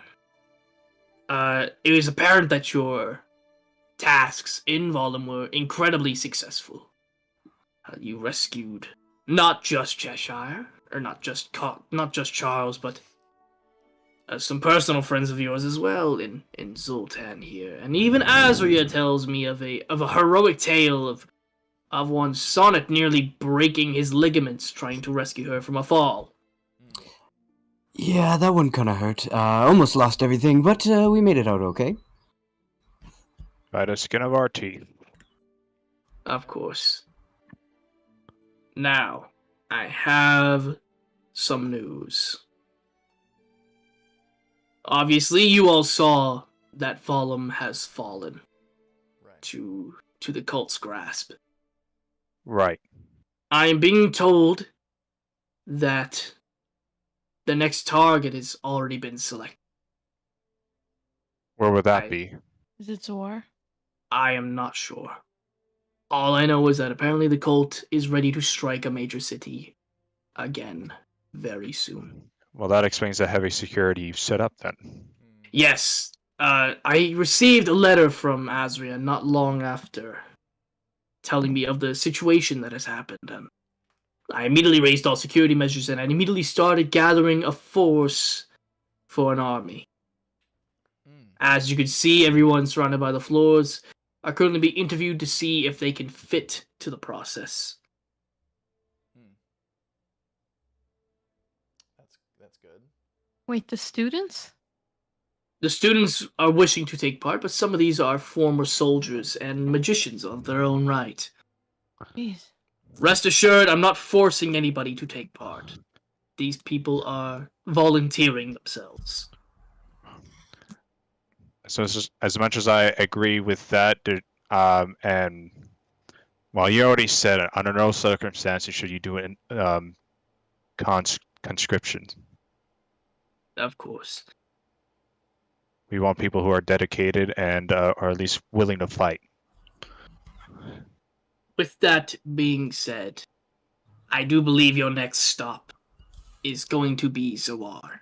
From a personal standpoint, I believe the power that comes from a rich nation, from a rich country like Zawar, would benefit the effort immensely, not only in weaponry, but in forces, in infrastructure for the actual battlefield itself, for defenses for major cities. Well, Have you heard anything from Zoar about what's going on with them and Gomorrah at all?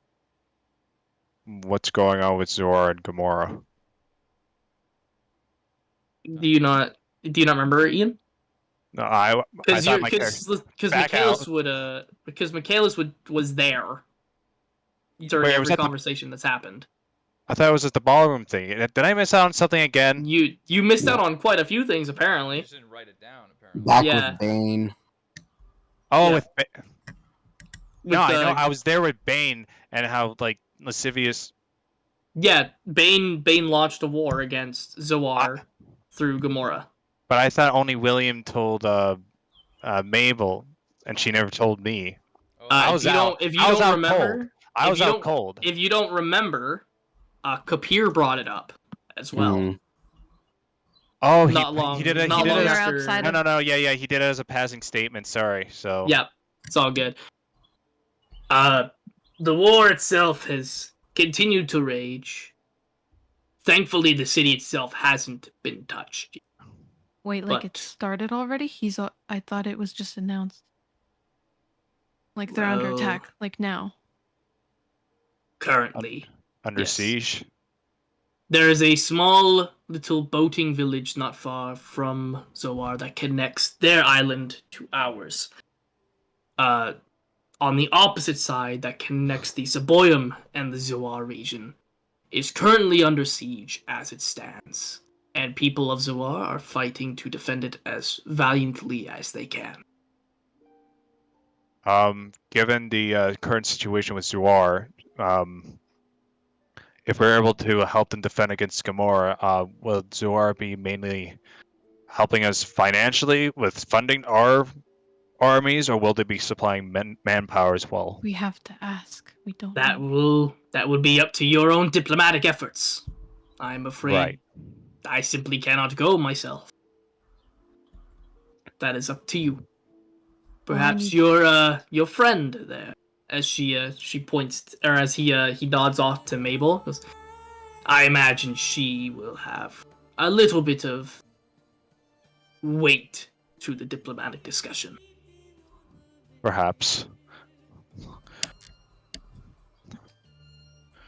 All right. So, well, that means we're gonna have to go through this amphibious style because there's no other way to get through. So we're gonna have to go behind enemy lines by the look of it.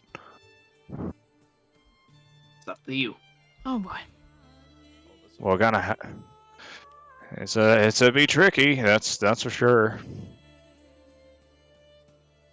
Before you set off for Zoar, if there is anything you need of any of us, now would most likely be your final chance for a while. You've been away for about a week and a half in dealing with Volum and then taking the week to prepare.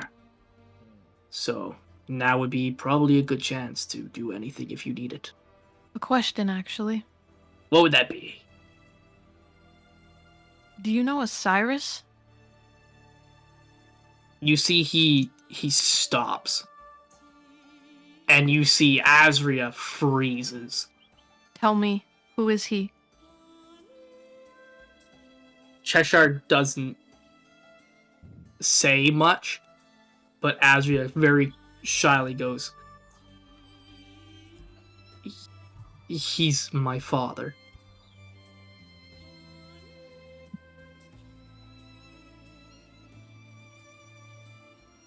Your father? That's correct.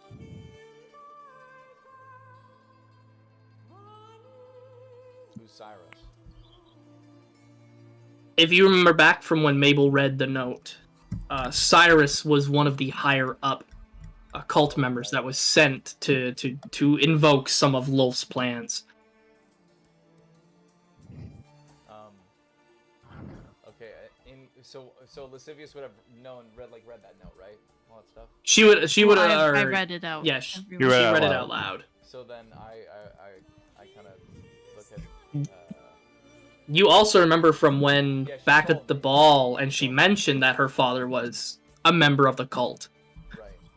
I'd be like, so Lascivious like, so Cyrus is your dad?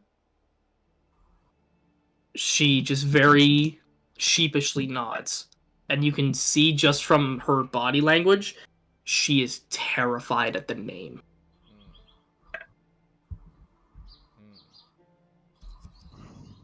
Hmm. Well, another family feud, I guess. Where is he now? Do you know? Do you know anything? I'm afraid I don't. His last whereabouts? Anything? The last that I heard, he was the one who led the massacre on the old guard of Orlais in Valhalla, which we have been told are now eradicated.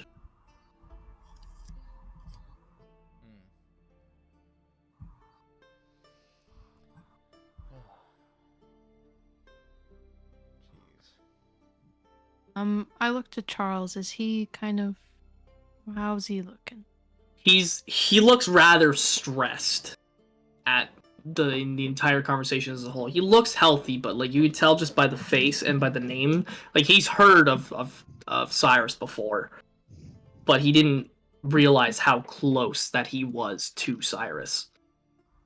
So he knew of Cyrus. He knew about, because Cyrus is one of the higher standing members. So then did he lie to Mabel when she looked at him back there in Loth's chambers? You can assume that Cheshire probably filled him in. Oh, okay. So he didn't lie. No, he didn't lie. Okay. Come to think of it, and I looked to Azria. How do you pronounce her name? Azria? Yeah. Azria. I looked at Azria, it's like, come to think of it, Evelyn had told me about a pink tiefling man who went to her monastery and wiped it out. So, I do believe this might be the same person we're talking about. Azria also sheepishly nods again. She just very whispers, just more than likely. How do you spell the guy's name again? Cyrus. Cyrus. It's the last letter in the campaign notes. For reference. Yeah. Needs it.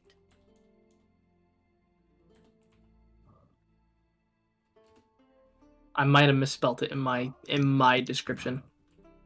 Cyrus. Yep.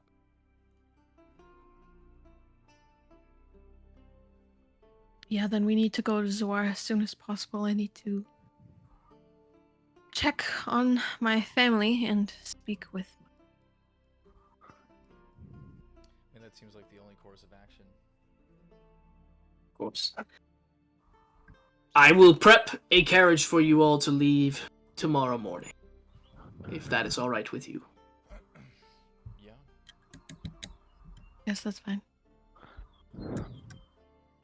Did any of you have anything you would like to do before you head off? I'm just simply say, well, I don't know if you have any reports on her since she disappeared, but LaFay is missing, obviously. She Yes, escaped. I was informed about her unfortunate escape. Well, I take it that you wouldn't have had any new information this past week about her. You know, I'm since you afraid know not. her so well. Yeah. You see his eyes kind of open up a bit, Yeah, we know.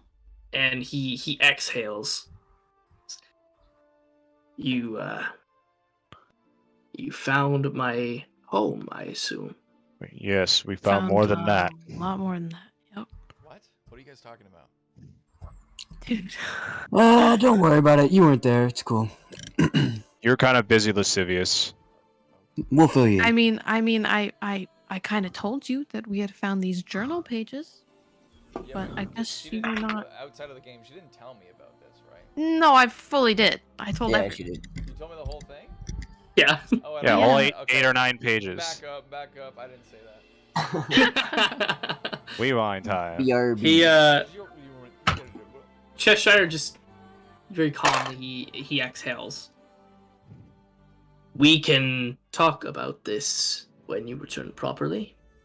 I will spill everything in relation to that, but it is of importance that you leave right away. Fair enough. Be sure it's not going to be anything that's going to bite us in the ass later, because I really would not like to find out then. He just kind of nods and goes, "I promise you, it is not nearly as interesting of a story as you perceive it to be."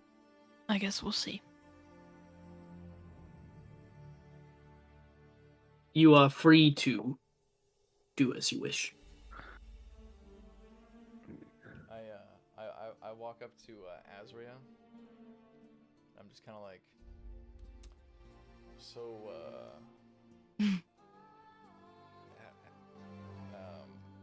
I kind of look back at everybody, the group. Giving him a thumbs up. I'm like, how does it look? I kind of slap my face. You see, she looks at your eyes. And give me 1 sec here to open something up. Gotta make sure. Imagine he had to roll for if somewhere like. Okay. Slaps me or not. She looks at you and she exhales. And she goes, "You look pretty." Pretty? What the heck? What? Oh my god. And she gives you a little knock on the head. She goes, "Pretty fucking stupid." What the Oh. hell? Oh my gosh. Whatever. And she just she very gently kind of pats her face. It's like, I'm joking. You look great. Oh, I prefer you without the blindfold. Oh, very well. And I take the blindfold out of my pocket. And I like little prestidigitation. I burn it. Oh. Because she said that She- she without it. She looks at it. I like the symbol. I like the symbolism of it. Oh wait, you saw that? What the? That's so weird. Anyways, Sam, can I talk to you? He perks up. Yeah, of course. Come with me. And I'm gonna 'Kay. bring him back to the back corner here. And I assume everybody else is either gonna go to the safe house, or they're gonna speak with Cheshire one final time. Yeah, I need to kind of talk to him about the divinations. Okay, we're going over a little bit of the 4 hours here, so we're gonna try to scoot through this little bit here kind of quickly, and then we're gonna go to the final bit. yep. I'm done. So, Mabel, you do your thing. Sonnet, was there anything else that you wanted to do? Nope. I'll just kind of look at Mabel, just be like, "See you at home," and then scoot away. See you, honey. Wait, Cemarillion follows you, Lascivious. Goes, what's up? I cross my arms and I look at him dead in the eyes and I'm like, "What's up? What do you mean? What's going on?"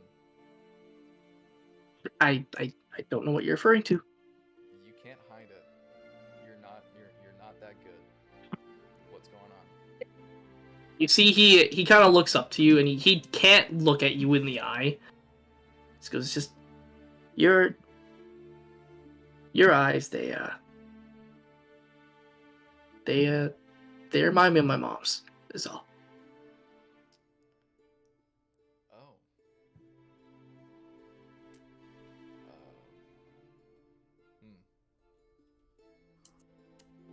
He kind of looks away. He goes, "You're heading to Sawar, right?" Yes. My mom lives in Zaboyam. If you come across her, can you check on her? Is all. Yeah. Of course. I haven't seen her in a couple of years, so. Yeah, no, I'll check in on her and tell her you say hi. He has a small little smile, but it fades very quickly. It's just tell her I'm doing okay, and he leaves like immediately. And then I look to Michaelis, who's right there breathing very heavily into his microphone. Would you got somewhere to be? You want to take a picture? What? Skip Is my that? mic Is my mic broken? You're literally going. No. No, because I can hear on my mic that I can hear on my mic that when I speak now that he can hear on my left ear like it's reverbing. That's funny. Either way, you're going. So. Well, because I was fixing my head. move. Sorry. Past it. I was leaving past it. anyways. I was going. I wasn't even supposed to be here. So Yeah, I Yeah, know. let's move past it. so you mouth breather. Maple, but you're now with Cheshire and the rest of the NPCs. You know, as much as I still feel a certain way about you, I would like to talk to you about my abilities and their potential. He kind of perks up and he looks to everybody and he kind of gets them to go outside with the exception of Charles. That's my boy.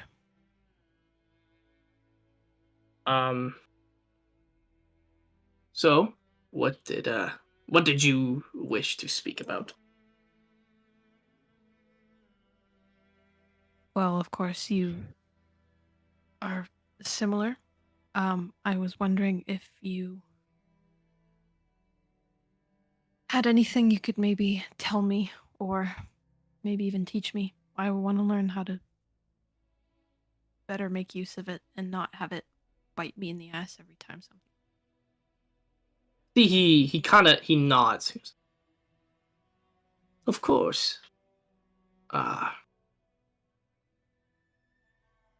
can teach you one thing tonight, but it'll have to wait. The rest of it will have to wait till you return.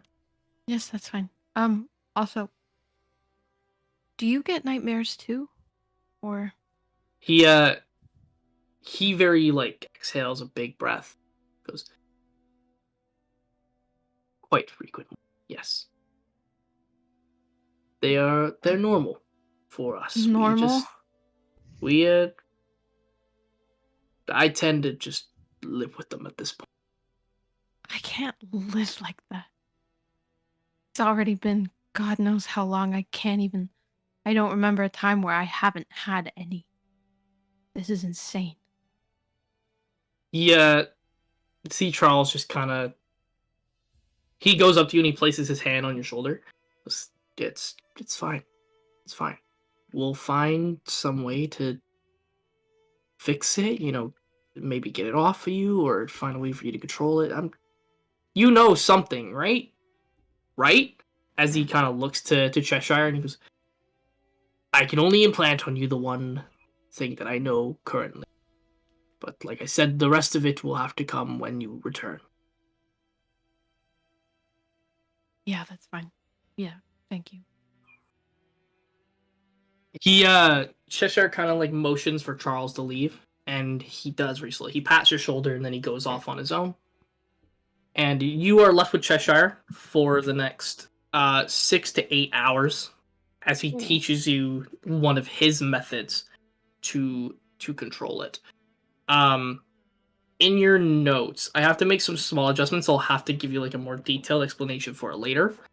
But for now, until I can refine it more, you're gonna put that if you're gonna have to ask me specifically if for a Constitution saving, so if it's for the banishment sense, but as long as it is the banishment sense itself, your proficiency is going to be or your saving throw for it is going to be double.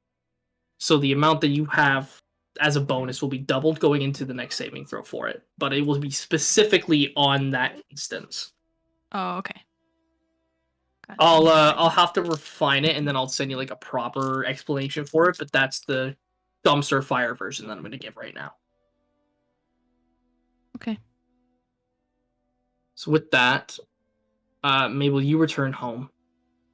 Azria actually follows all of you home. She allows you to, she kind of follows you to the actual safe house it is, but for nighttime, she kind of waits at the door. I'm gonna be here tomorrow morning, and I'd like to come with you guys if that's okay. Sure, why don't you spend the night? I'm sure Lascivious' bed is big enough. What? Well, we don't really have like a couch or anything. You don't want to have you sleeping on the floor, and we want to make sure you're safe. Isn't that right? That's. Yeah. I hope you like spiders. That's true. I mean, if she's okay with it, I mean. You see, like, while she may have pink skin, you can tell there's a blush on her face. She nods and she does. She nods, but she does go in. Oh. Like, okay. I like walk in and I just give an elbow to Lascivious and keep going. What the heck? Hey. So I walk into. Are we? So was she saying she wants to like? She wants to join you on the trip to Zoar. Okay, so then I guess she's in my room. Oh, don't say it like that. Start sweating. So you all fade to black on this particular night. In the morning, Lascivious, when you wake up, you'll wake up first. Yeah. You see Azria isn't there. Okay. But you do hear from outside your door. You hear the sounds of cooking. Oh God, no! PTSD strikes. I'll get up and I'll kind of, I guess, put my stuff on and I'll walk out to the kitchen. And, You see Azria there, and there's already like a full breakfast sitting on the table.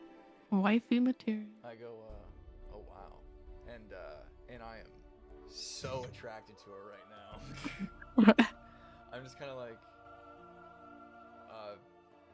thanks, I guess. Yeah, that's wow. That's. See, she finishes putting like the final plate down there. It's like, do you want to go wake up the others? You know what?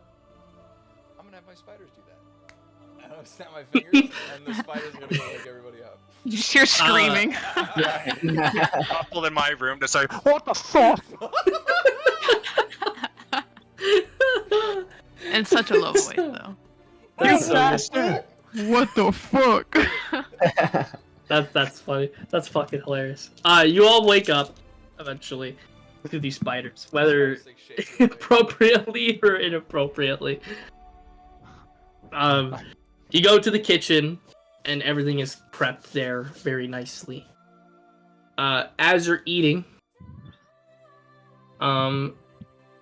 Bonelia she's still in her mild comatose state. Cheshire has gotten Zoltan to pick her up and move her to the carriage ahead of time. And while you're all eating there, everybody make a perception check for me. Oh God, I already put the dice box away. Damn, that's a 5 for me. 18. 21. 21. 20, but not now. Everybody except for Lascivious hears a very low rumbling. Oh. And as you're all kind of eating the breakfast, not long after you hear this low rumbling, you feel the ground start to shake. And Lascivious, the glass of whatever you were drinking, you see the ripples in the water. And eventually it just tips over and it spills. Can I rush to the window or the front door? Yes. You can pick one or the other, door or window. Door. Okay. Because Mabel did it first, everyone else is gonna make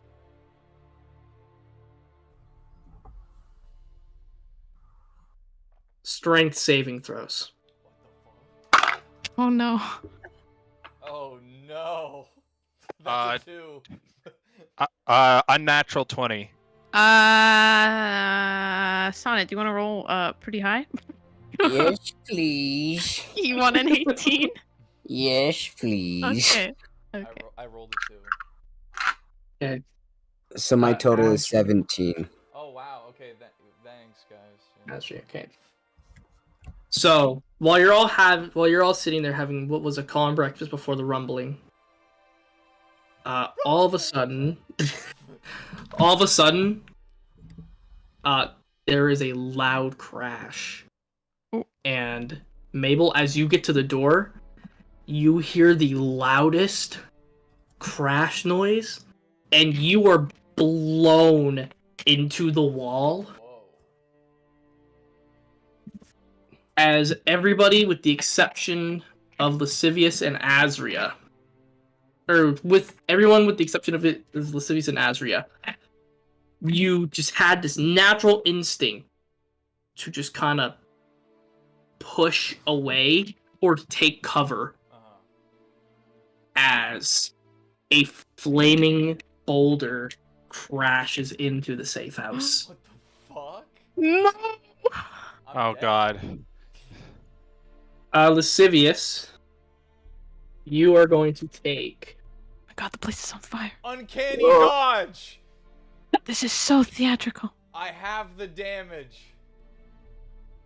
You're very lucky. You're going to take 15 damage. 30 Oh. damage. Oh my god. Thank God I thought about uncanny dodge. Holy shit. Azria is also going to take Uh-oh. 30. Oh no. As the dust crumb, you hear just the sounds of animals just screeching and yelping and like crying out in pain What the fuck? as the smoke completely fills the entire safe house. And in that particular moment, you hear just the sounds of lots of people running and screaming. Mabel, you open the door and you see the boulder that has hit the safe house. Damn, pretty much Bonelia's room, Sonnet's room, gone. What the fuck? And the kitchen has a giant boulder in it. Lascivious, you're able to stand up as you see Azria like sitting there bleeding out on the floor. What? Oh my god. I look at like Mabel or Son. I'm like, guys, do something, please. She's bleeding No, out. I run back. I run back from No, where I am. Just check on I the go and try to lift the boulder with my newfound muscles and try to lift it off of Azria. Okay, I everybody will- who's helping lift the boulder can do strength I will checks. help him as well. Yeah. Do strength checks with advantage. Everybody who's helping. Can I get back to the room and help? Yeah, Or you, is this happening like before I'm back there? you can get back there and help in time. You would have. It's Wait. almost like an instinct to go Oh. back and help. Wait, Thank is you it so much. is it a saving throw thing or No, is it's my just a D20 plus 5? Strength check. D20 plus It's your a strength. skill. So I got 11? 15. Natural 20. Nice. 25. I got a 13, but I'm also gonna cast a healing word Okay. on her. Roll for the heal. Nice. And as a team, you're all able to move the boulder off of her very slowly and kind of drag her out. You can see like her leg, like one of her legs is practically crippled. What the heck? And I go on.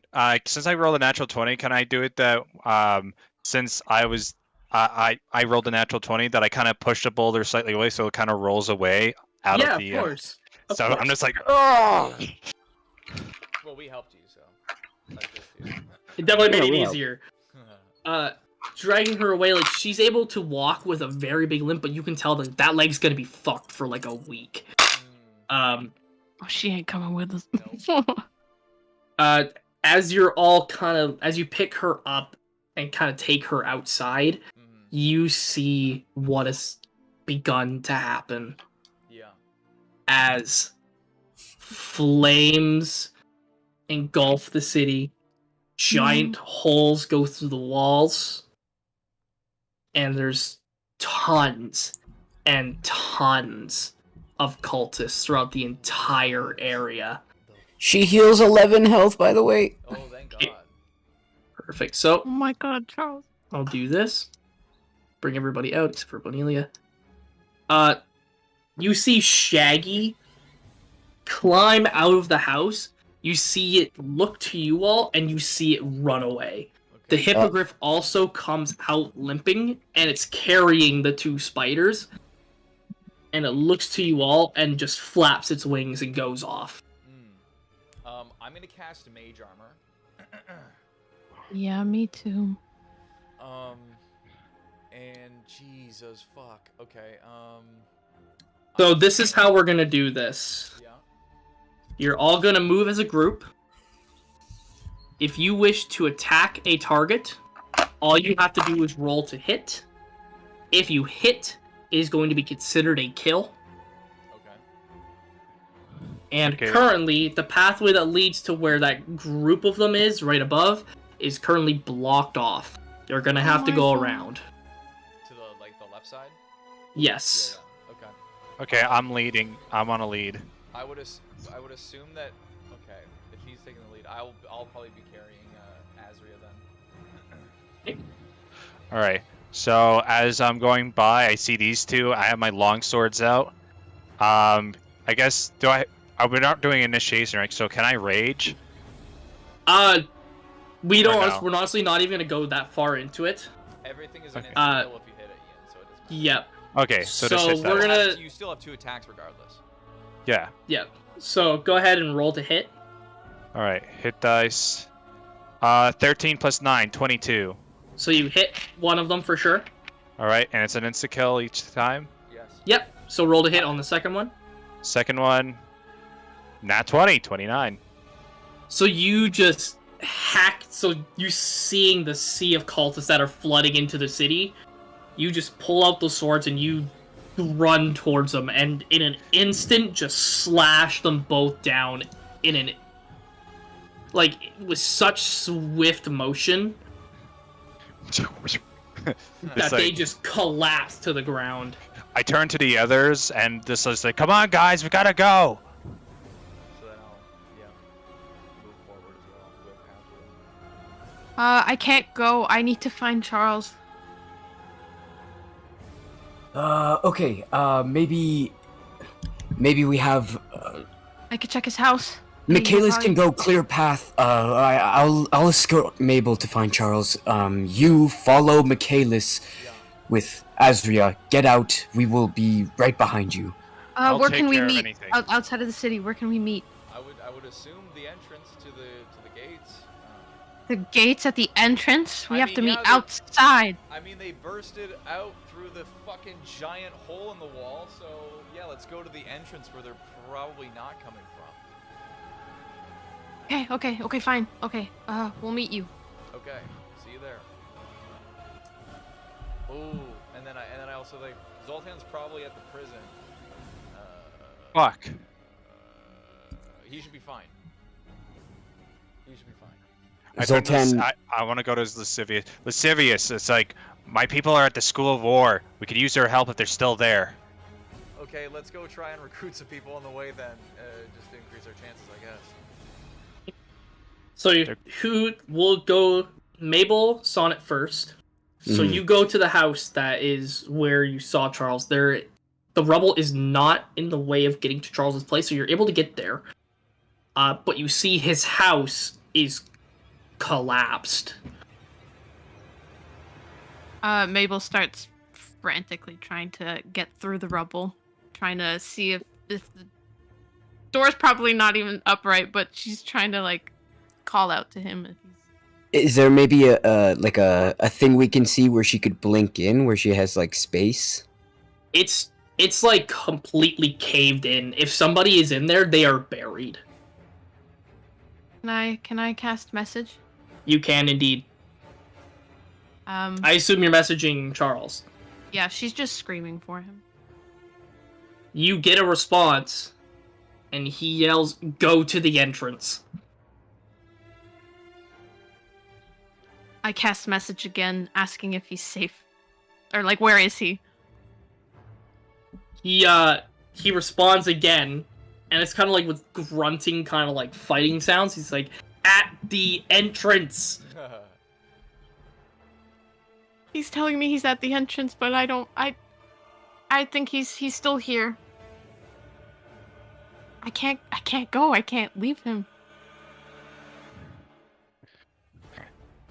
At the entrance sounds like he's at the entrance of the city or at his house. I don't think that. Well, this is his house. He's not at the entrance. I can see. I look over the like piled house. That just Mind you, there's going to be like you're not seeing nearly as many of the people. There's stuff going on in the city that you'll have to find. Yeah, Mhm. we're not around, so. Oh yeah, Alright, you we guys already are- went ahead. We already went ahead. Yep. So I'll keep going through here because you'll get a better idea. Michaelis and Lascivious and Azria move forward. We're And going. as you turn that corner, just gotta do some adjustments real quick. You see 1, 2, 3, 4 cultists by the river, and you see Samarillion in front of the building. He's fighting off one of the cultists, Oh shit. but the cultist beside him gets him in the behind the kneecap, so he's bent down. And the blue dragonborn is holding his head underwater. Real quick, I'm gonna like put Azria down to the side, and I'm gonna pull out my bow, and I'm gonna shoot the blue guy. And because he's attacking Samarillion, I have advantage. Okay, roll to hit. I need another sheet of paper. Okay, does a 16 plus 7. It does hit. Okay. You fire off the bow, and it just goes in between the building and the orc cultist, hitting the dragonborn, and you see him just collapse into the water as he just falls. And then I'm gonna attack these two. yeah, let him do his thing. I'm gonna basically just grab her again. Okay, go ahead, roll to hit. Roll the hit. Okay. Where's my hit dice? Oh, that's why. Sorry. Inventory actions. Attack. All right. 15 plus 9, 24. Does hit. All right. So I hit the first one, second one. 7 plus 9, 16. That does not hit. Ooh. Reroll it, okay. reroll it, Lucky, reroll Reroll. it. Reroll? Okay. Actually, that's not even worth it. No, fuck that. I just rolled it. Okay, fine. Okay, 16 plus 9, 25. There you go. Yeah, that hits. Thank you. So I kill these two. That is not- So just like you did with the former ones, you just go and you slash through, and they just collapse. So they are gone.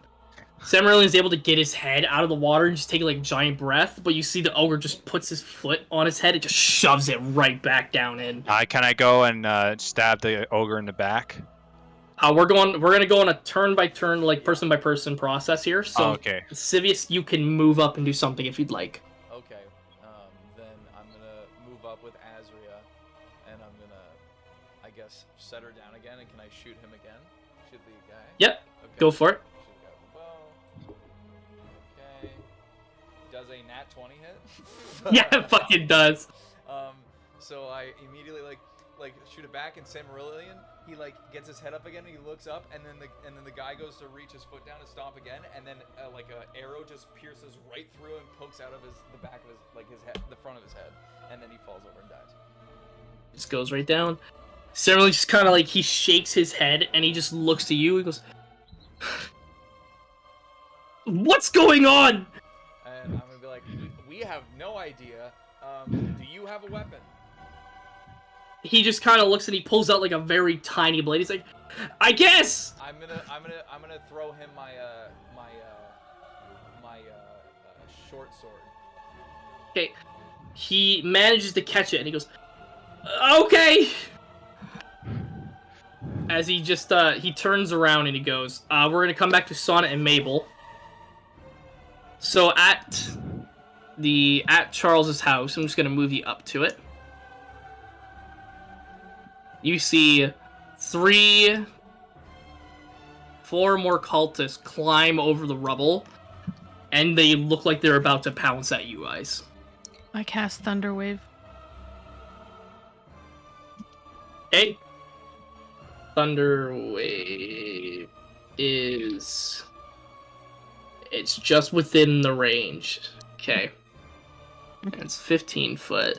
Mm. Okay. So that giant wave of cultists that came over, you cast Thunder Wave, and they all literally just get blown back over the rubble. Put that thing back where it came from. Oh, so help Mabel me. ain't So help having me. none of it today. Yeah. And then Sonnet's just like, what the fuck? Damn. Yeah. So with that, you now have another turn to go back the other way. Yeah, I think, yeah, I think Mabel looks at Sonnet and she, he answered me, he messaged, but he keeps telling me to go to the gate, but I don't think he's at the gate. I think he's still in the city. I'll go wherever you go. We'll find him. Okay. And I think Mabel is going to, start looking in the city, going through, trying to see if she can spot him Okay. anywhere. I will tell you guys up front now, there is a path that you're going to need to follow, just because stuff is collapsing and so stuff is burning, so your normal way of travel We'll is go gone. through where we can, of course. Yeah, so Mm. I'm going to give you guys a quick little rundown of how the path is going to work, so you know. So just follow through with my little pointer here. Yep. So you go up through here, Yup. and go cross the bridge there, Mhm. and then Yep. down. Nice. Sounds good. That is the visible path. Okay, real quick, actually, I'm gonna make a new path for me, Michaelis, and Azria, if you wouldn't mind. What are you going to attempt to do? I am going to snuff out the flames on the bridge immediately. With thaumaturgy or something?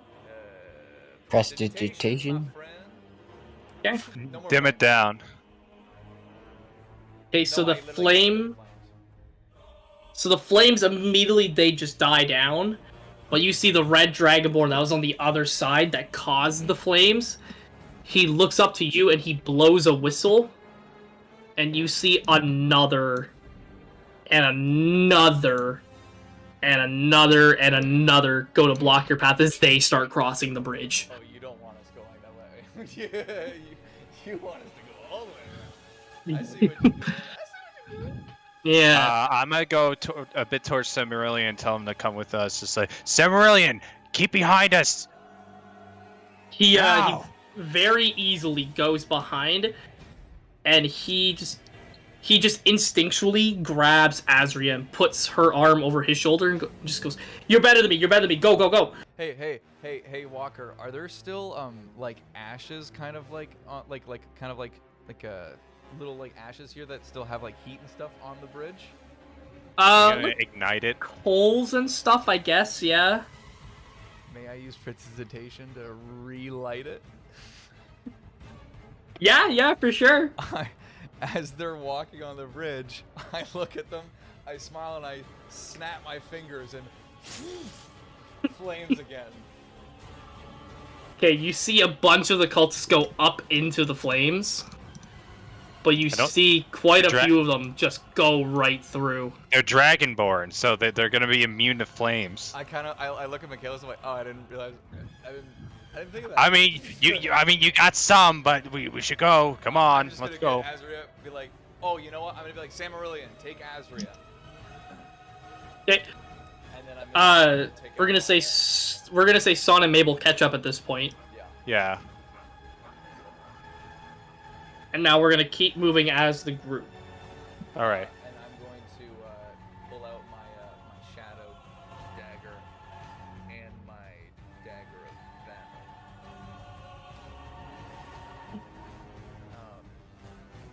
So as you keep moving forward, you get up to the area just before the school's kind of main area. Oh, I made Lascivious bigger. Oh, nice. Bigger than Michaelis. Anyways. You're able to see just ahead in the rubble 6 cultists surrounding somebody, specifically Zoltan. Oh. Okay. You see he's you see there's a couple of dead bodies around him, and you see he's just picking up weapons off of people that he's killed, and he's just hacking and slashing the others.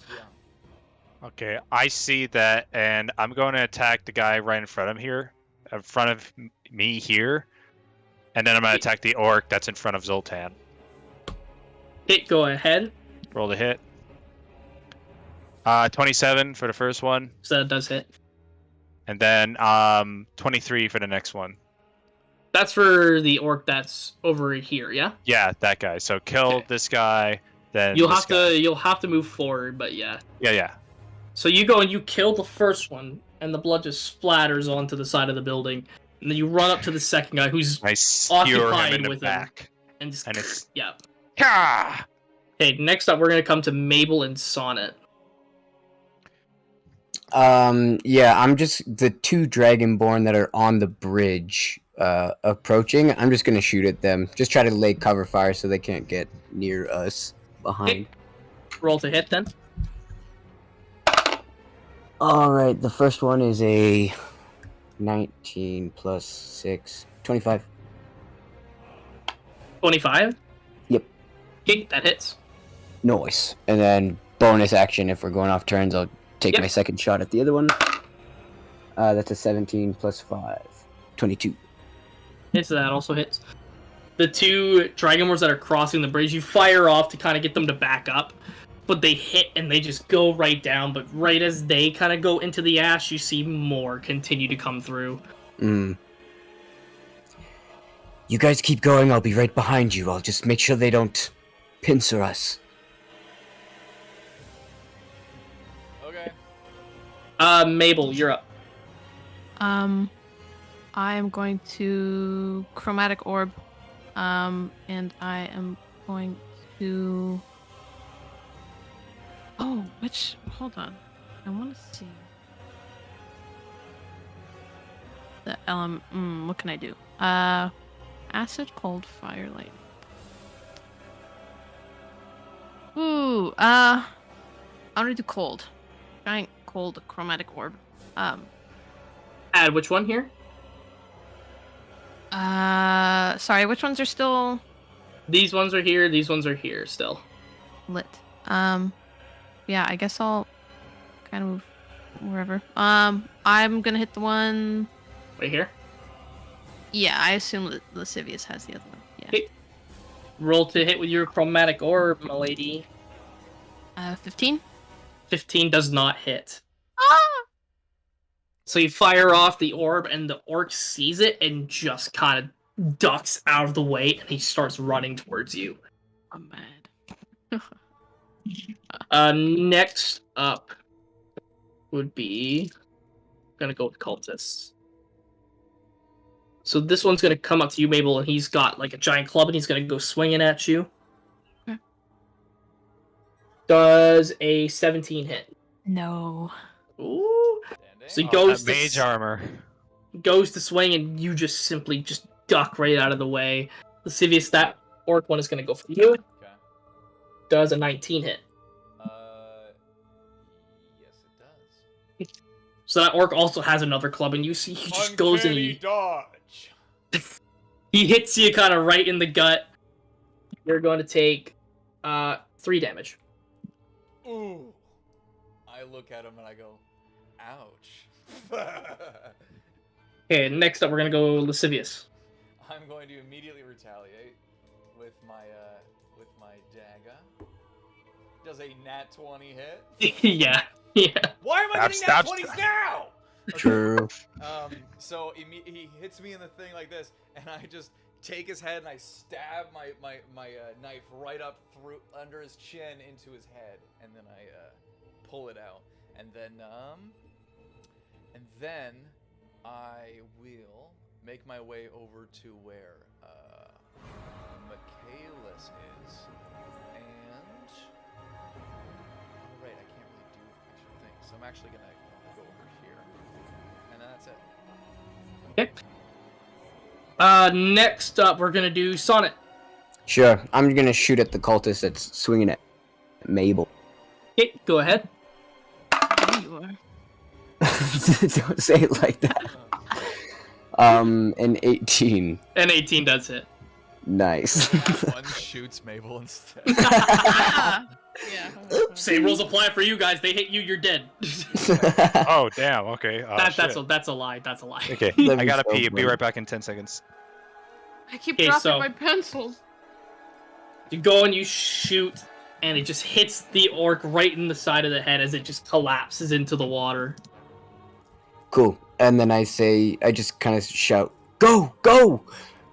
And I'm referring to Samarilli and Azria and Mabel. Yeah. They go forward, but you see, as you're kind of going forward, you see Azri just stop dead in her tracks. We're gonna come back to that in a second. Mabel's moved as well, so we're gonna come back to Michaelis when he's done, just because I can't have him miss it. Okay. This is the big thing that I really wish Danica could have been here to see, but it's okay. There's always gonna be another big thing. She'll be surprised when she watches this. Hi, Yeah. Danica from the past. This 5-hour video. I mean, I think we're talking to future Danica, right? Right. Well, I'm Technically saying speaking- hi from the past. She can Oh. always just cut through all the pointless combat and stuff. True. What do you mean pointless? Well, I mean, this isn't Everything pointless, but the travel time, some of the stuff isn't as Right. Okay, I'm back. Okay. Nice. Cool. So, Michaelis, before you make your next swing, the rest of as Sonnet told Azria and Samarillion to go, they make it up to just where Lascivious is. You see Azria just stop dead in her tracks as she turns over to where Lascivious is kind of moved towards, and you see the giant swarm of cultists that were coming out. You see they've stepped aside to make a path. Oh. Who's coming? What the fuck? And as that path opens up, you see No. a few familiar faces. A few. Oh. First Oh my God, off, wait. you see LaFay off in the background. Of course, Bitch. a little bit. Classic. Secondly, Fucker. you see a pink tiefling man. Uh-oh. No. Oh, he And in kind It looks like a And in- dad. of. Yo, that's Jack. Is that Panic at the Disco? Sorry. And in front of them, holding up somebody by their throat, Oh god. No. you see Lolth. Yep. Yep. And the person she has in her grasp No. has shockingly white hair. Oh. Oh. Oh, thank God. So what do you mean, thank God, you son of a bitch? No, I thought it You was thought it was see- Charles? She has Lasara up by her throat. You see she moves her over to the side and sees the rest of you, so bad. gives a small little smile, and you see her go like this. Oh. And Lasara goes from fighting to still. What the fuck? And you see her just chuck her to the side. Well, she dead. LaFay kind of looks towards it with a little bit of shock in her eyes, but you see she kind of like slaps herself and kind of wakes up from it. Lolth then turns to you all, and she grows this wicked smile on her face. You all immediately get the instinct to run. Mm-mm. Mm. Oh my Uh, So, with that, Michaelis, you're up.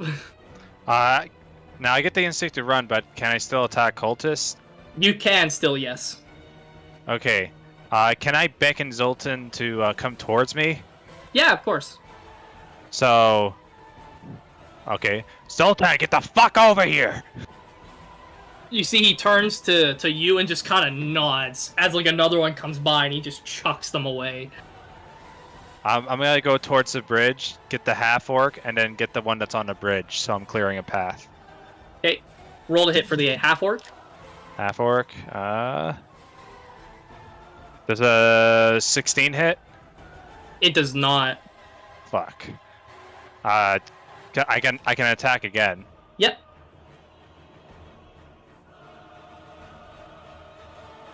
Oh, 28. 28 does hit. All right, so I kill the half orc. He's You dead. miss with the first swing because it just ducks out of the way, but then on the rebound swing you tap I must have kick him right into the river and he drowns. Samarili just drags Azria forward. As he kind of looks to you, Lascivious goes like, let's go! As we're gonna come back to we're gonna go with Lascivious now. I know the order's kind of all out of wonk, but No worries. So I can't do anything. Like I can't go after her. So Time to go. I'm just gonna be like staring at her for like the whole time. Like I'm not gonna like I have this compelling like feeling to like run, but I am not breaking my gaze with her at all. And I'm just gonna start like backing away to meet with the rest. okay. So then next up, we're gonna go with Mabel. I wasn't quite where everyone else was. Am I still seeing them? Yeah, Or you am still I like see around where the corner? you see where they are. Okay. I look back to Sonnet and I yell at him, "We need to go. Okay. She's here, Lotha's here. We'll find Charles. Let's go find Charles." Just for like fear usually makes it so we can't voluntarily move towards her, and technically going up there would be towards her. Facts. Wait a minute. Only within a So- certain range, though. I think her range is like 200 feet, right? For this particular instance, we're bending the rules a little bit. Gotcha. Considering that this is the only path for you to take, you kind of have to go. Yeah. We can sounds go good. on the river. Listen, I have a Rarely. specific structure for this, and you're gonna fucking follow it. Unless you Oh. want some NPCs to die. No. Let's not. We only had one die. Let's not. Oh, that means an opportunity has just opened now that the star is dead. I can get her bow now. I was gonna say you fucker. So you said that's what you're really thinking. Somebody died. That's me outside of the game thinking that. Okay. I know. I'm saying that outside of the Well, game like, too. look- Anyway, Game keep going. Let's keep Yeah. it going. All right. So guys, come on, skedaddle. So Yeah, Mabel and Sonnet, waiting for I'm gonna you guys move you to- guys upwards. Cool. As I run by, I'm gonna take 2 shots at the cultists that are in the alleyway. That are in which alleyway? Like toward. Where's the point? Do I have a pointer tool? You should. do. It's gonna look like a. Yeah, Gotcha. yeah. Okay. Okay. Yep. Make the shots then. Go. The pointer is just a right on your mouse, just so you Yeah. Oh, I Oh, didn't that's know cool. that. I didn't know that either. I got a 22. 22. So you hit the first one. Nice. And the second one is a 17? 17. 17 does hit. Nice. 2 of them are dead. So you fire off the shots and they just drop like flies, and you see Lolthuk look at the 2 bodies and just look at you and go, ah. I just Go run. I just Okay. continue running. Alright, with that, Zoltan is making a move for the bridge, and you see Zoltan just. Yep. You see Zoltan pick up the cultist that was on the bridge, and you see him just chuck him into the riverside. Damn.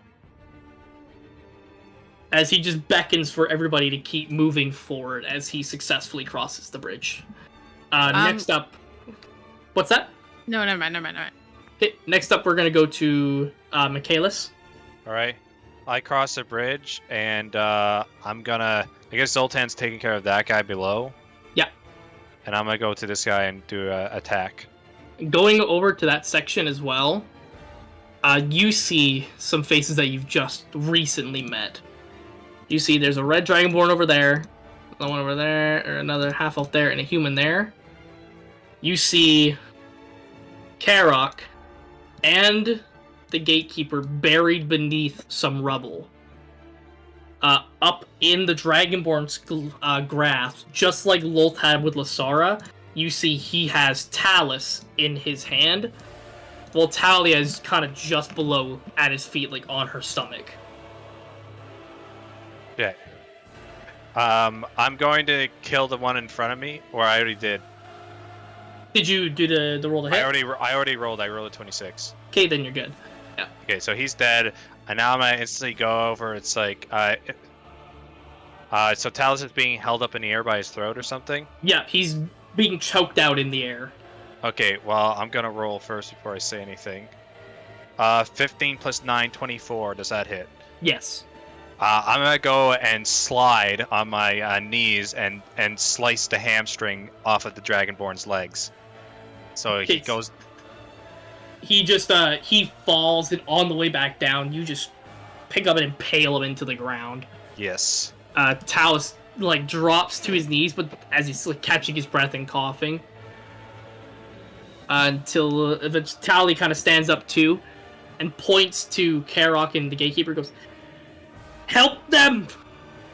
That's the plan. Next up, we're gonna go to Lascivious. Okay, so I'm gonna cross the bridge. How far is that? So I'm gonna cross the bridge here, and I'm going to snuff out the flames of this area. Okay. So there is no more fire. No more fire. And then,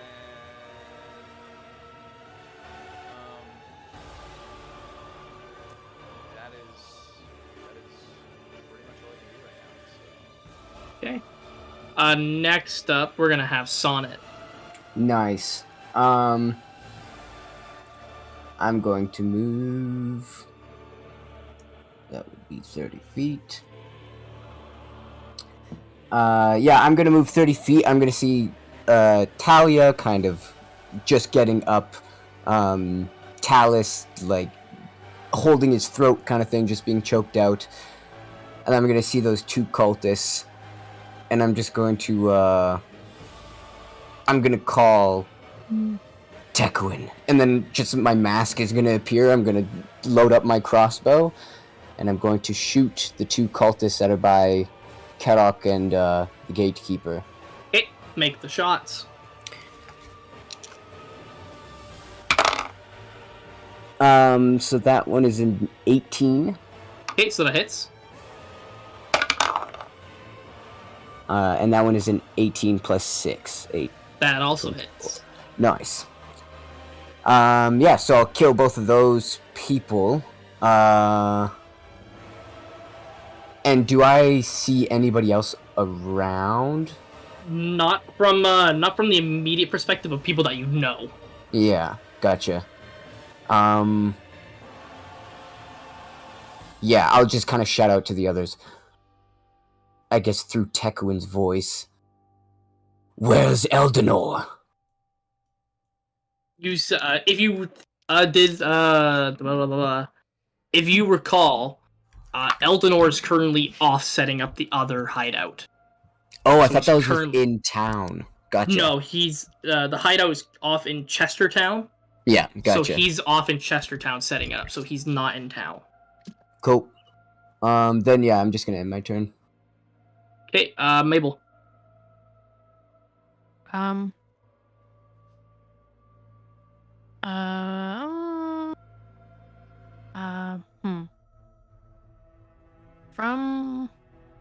I guess it'd be useless over here. I was gonna say I'd like to shape water something, but there's not really any fire near. I guess I'm just gonna. Oh, that cultist below Zoltan, is that one still?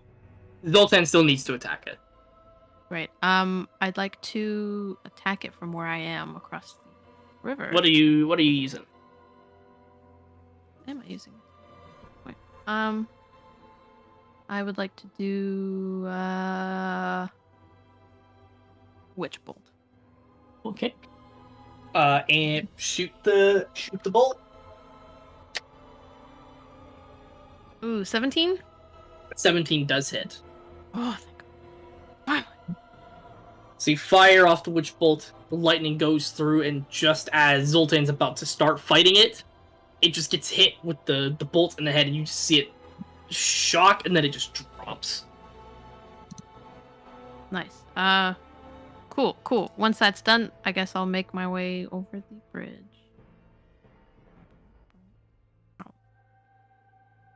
Okay, with that, I'm going to come to the NPCs.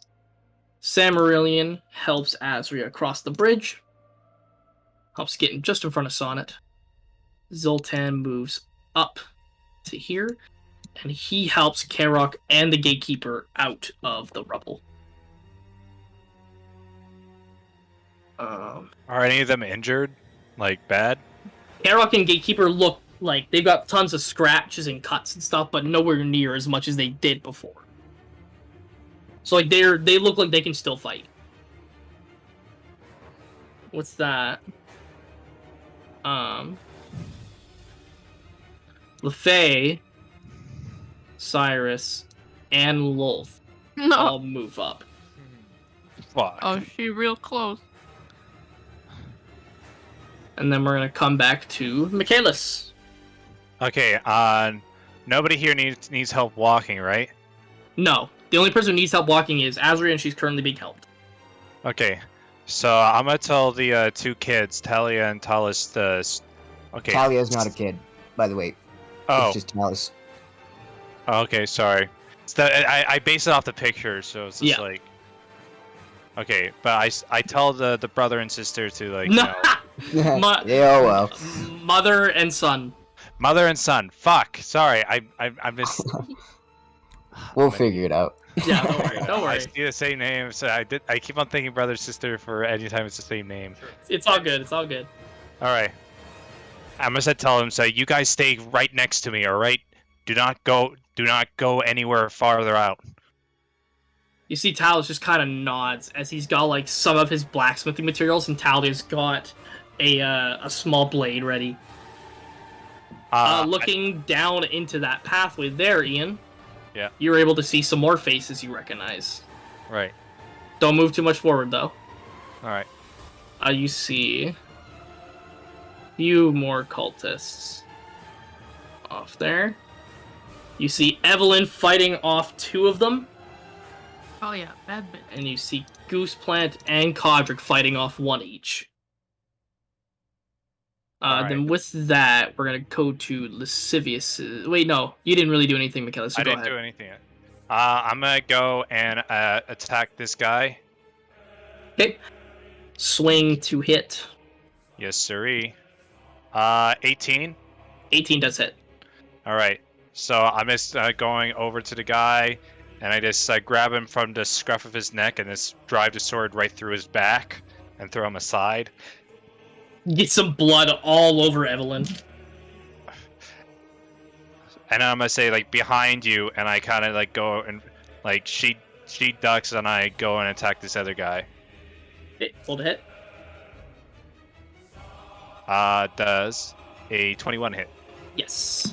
All right. And I just lop off the other guy's head, and I just turn to her and say, "You okay?" She just nods as she's hyper focused. Next up, we're gonna have Lascivious. I am going to cut the ropes on this bridge here so that it collapses. Good Okay. idea.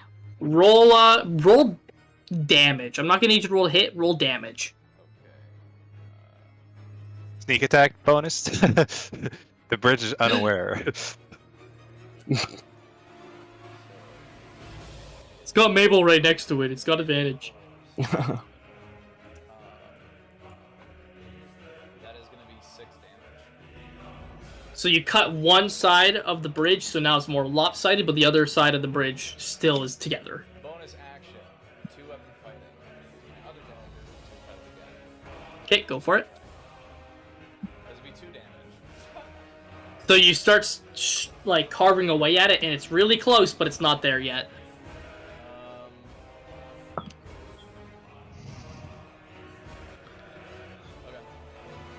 That's it. You're not gonna move or anything. I gotta keep cutting this bridge. Okay, then Sonic. Yeah, I am going to. I'm gonna run up to the bridge as Tekuin, right beside Lascivious, and he's gonna see my hand go like kind of right by his face, and just come slashing down on the bridge, and I'm gonna attack with Tekuin's Talon. Okay, go ahead. Where are my dice? Are you coming up beside Lascivious or in between us? In between you guys.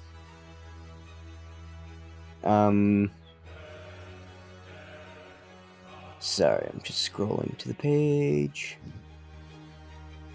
Yeah, it's a 21. Oh wait, sorry, I'm just rolling damage. Yeah, you're right? just rolling damage. Yeah.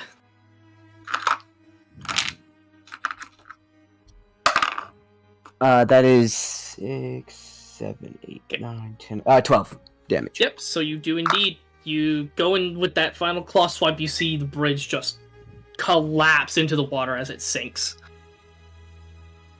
Nice. And then I just kind of like look at Lascivious and look at Mabel, and just open the beak of the mouth and says, "Sonnet wishes for you to go." Okay. And then yeah, that'll be my turn. Okay. Next up is gonna be Mabel. I think Mabel is a little unsure of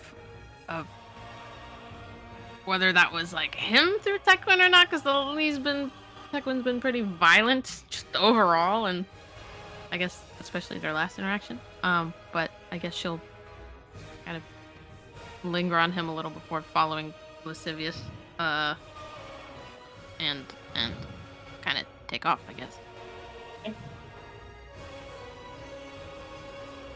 Go to wherever you would like to move. Michael, where are you moving? I'm probably gonna move up here, but I'm not moving yet. I have an idea, but I can't. I have to wait till my next turn. Okay. Then I'll move ahead for you, just kind of near these two. Just gonna do that. Next up is gonna be the NPCs. Okay. So all the NPCs up here get up and they're gonna begin to move, all kind of making a crowd going towards the end of the city. Man, we got a little army going.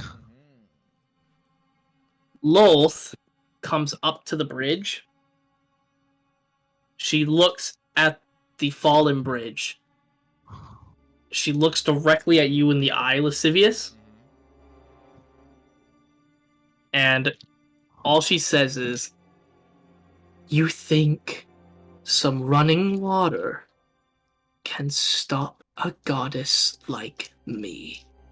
And you see her body become cocooned in a web. Okay.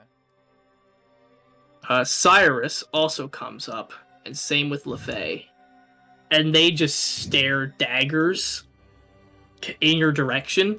Cyrus, however, you see he's staring right through everyone in front, and he's staring at Azria. Samarillion and Azria keep moving, but Azria kind of looks back at everything that's going on. Okay. Next up is going to be Michaelis. All right. Well, through the NPCs and such, I'm gonna help Codric and Gooseplant with their people that they're fighting, and this guy running in between them. I take a left-hand slice at this first guy. Let's see if I hit. Nat 20, baby, 29. So you definitely hit. I just cut the guy in half. This with brute strength. This is like, ah. And I'm guessing Codric's looking at me with proud. Yeah, like a proud father, just like, oh yeah, atta boy. And I'm going to go to the one in front of Gooseplant. I'm going to jump and double skewer him if I hit. Roll for the hit. Does a natural 20 hit? Yes, 11 it plus does. 9. Yes, Okay. it does. I swear, I'm not just hitting 20s, 20. Like, oh, I had a preset out. Your Whoopsie doodle. skewer just It's goes just, like, right jump up. through to the ground. And I like stabbing the body repeatedly. Just ah. And I kind of looked at the people. It's just like, you trained me. I'm using it. Alrighty. Next up would be Lascivious. I look at LeFay. Charm person. Oh. Give me 1 sec. I have to double check something. Okay. You got to see She's if half I have elf, to. Let's see here. so she should have advantage on charm, but not immunity. But she did just witness Lolth murder her mother. Oh. Well, she was she didn't seem to not like it. Oh no, It was she her very clearly sister. made a point. Walker made a point that she reacted to it. I'm pretty sure Well- Lasara was the sister of LeFay, Nope. wasn't she? Mother. No, mother. Oh, The same God. mistake I was doing with Talia and Talon. Yeah. Alice. Talus. Alrighty. She needs to make what kind of a save? Wisdom 12. Wisdom 12. That's a 17. Reroll it. That's another 17. Reroll it. Actually, never. That's a 15. Nat, do you want to do something? Let me hold on. Let me check my character sheet.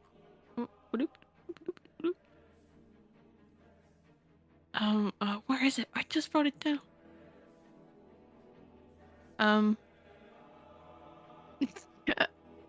Could I use Call of the Banished and give Michael advantage on this? It's test? a little late late for for it it. Yeah. I now. thought you had a portent or something, so. I do, but I want to save it. Yeah, I don't remember when you know. said it was a waste? Mhm. What? What are you talking about? When you said her portent was a waste earlier? Yeah, for the time for what it was. Well, now it's also a waste, Oh, okay, so... yeah, be petty about this. When it comes to Anyway, let's keep it moving. Nat, yes or no? But what if Charles gets hurt? True. He's literally at the front. He's not even near that. No, we don't He's know fighting. that. All right, fine. We won't just have this cool thing that could potentially do some shit. But okay, If I give it to you and he dies, I'm gonna be mad. he's not gonna. Famous last words. Uh-huh. Do you want a nat 20? Me? Yeah. Wait, It wouldn't Wait, affect no. her. No, then never It's mind. a Don't. save. Never mind. Yeah. you have to give her... Oh, bad fuck roll. that. No, Yeah, never you mind. don't want that. Okay. Well then, yeah, I So- failed. And my plan did not turn out. And so she knows. Oh, Just wait, try it again next time. It's not gonna work. I have to move. I Just eliminated. fucking run. So I'm gonna move 30 feet. I will say you can cut through this area That's here. what I was gonna do, so I'm gonna go over here. That's stupid. Okay. What a waste of Next up is gonna be Sonnet. Sure. I feel like Sonnet just, like, beak open, just starts, like, twisting his head, looking at Lolth, and you just, like, even out of the beak, you just see this black liquid oozing, like it's drooling. And then it's just gonna quickly, like, snap. He's gonna go back, run on all fours, towards where Lascivious went. Okay. Is that all you're able to do? Yep. All right, Mabel.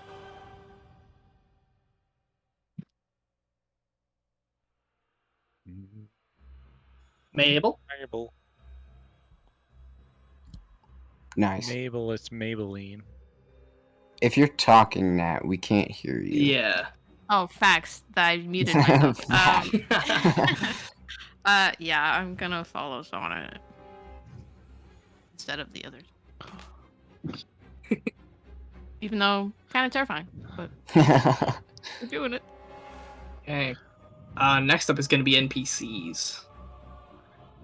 The rest of them are all going to keep going through.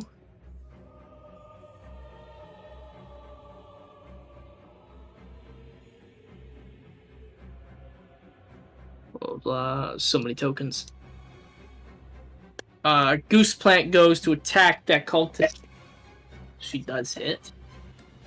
So you see Goose Plant just suddenly, like, she flicks her hand open and a vulture appears and it just takes out the cultist in front of her. Gouges out its eyes. Everyone keeps moving.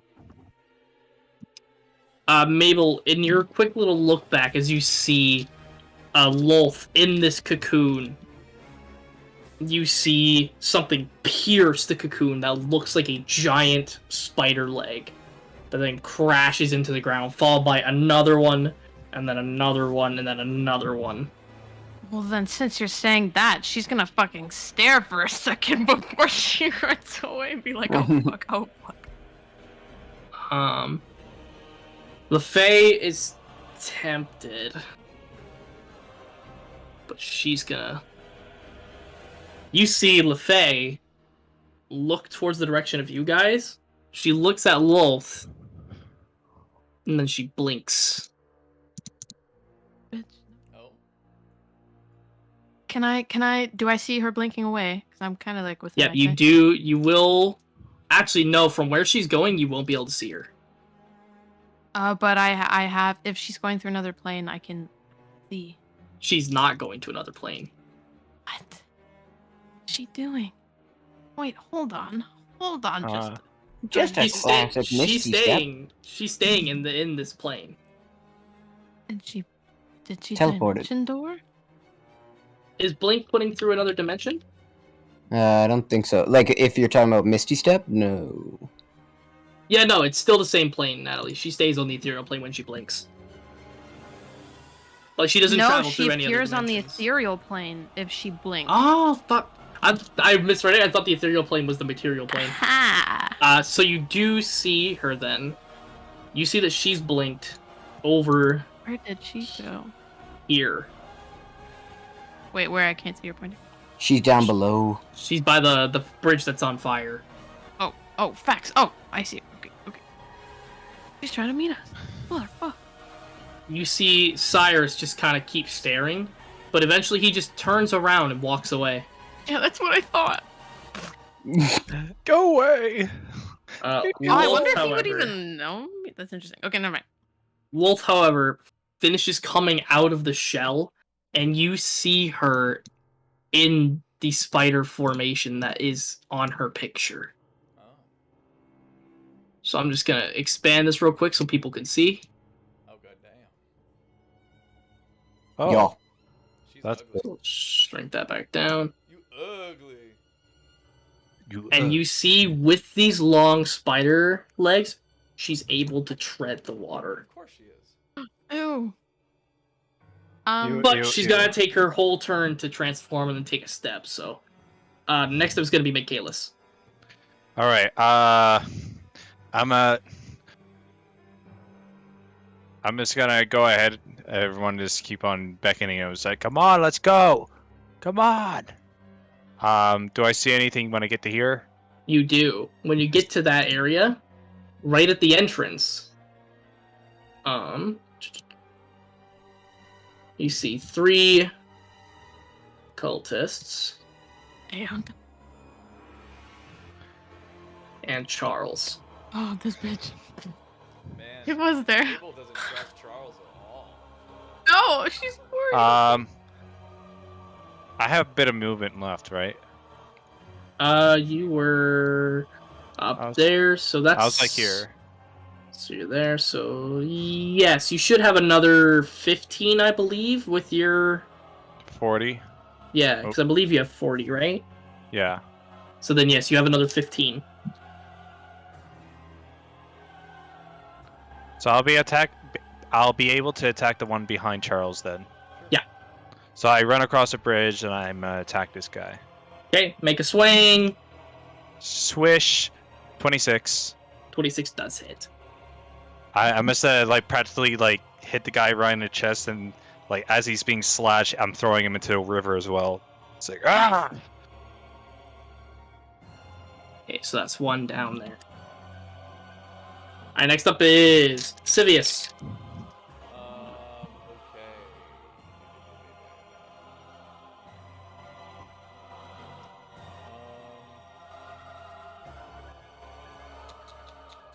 What do I want to do? I guess I'm gonna make my way down here. So I guess Can I yell out to Lascivious that Lefay's at the other end of the bridge up ahead? He'll actually be able to see her. Oh, okay, fine. And I'm gonna look at Lefay again. And use Charm Person. You see, like, she looks at you and just does this. Counterspell. Oh no.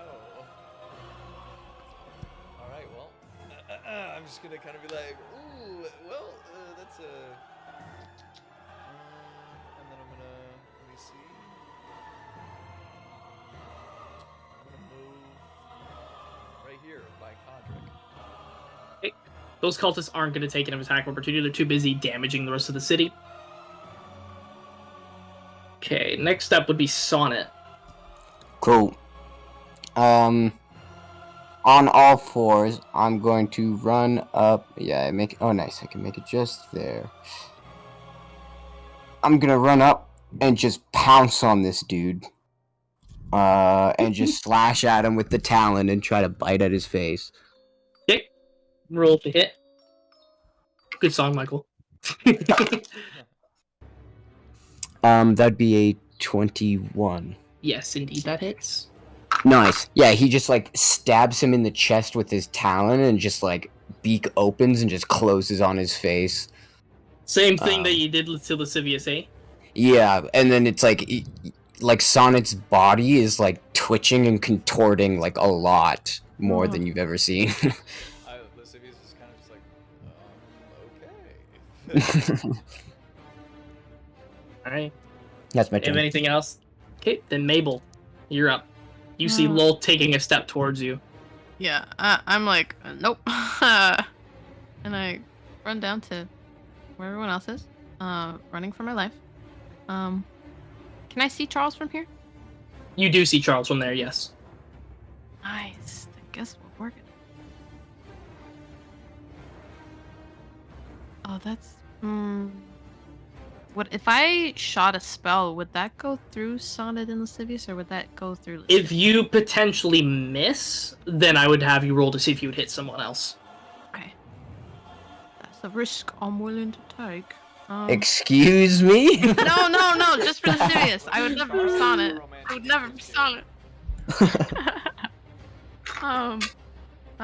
Okay. Fine.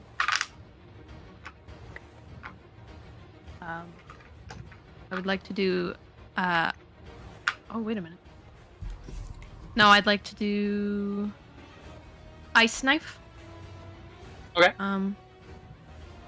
At the baddie that's closest to the, statue. That's what that's called? Yes. Okay. Yeah. That is 60 feet, so that is within range. So they need to make a dexterity saving throw. Do I need That's to even roll if to they- hit first? Yes, you do need to roll to hit. Ooh, 19. So it would hit. So honestly, I don't even need it because Okay. it still does damage, right? Yeah, it's 1d10 plus. Okay, yeah. So then 1d6. I'm not even gonna do it.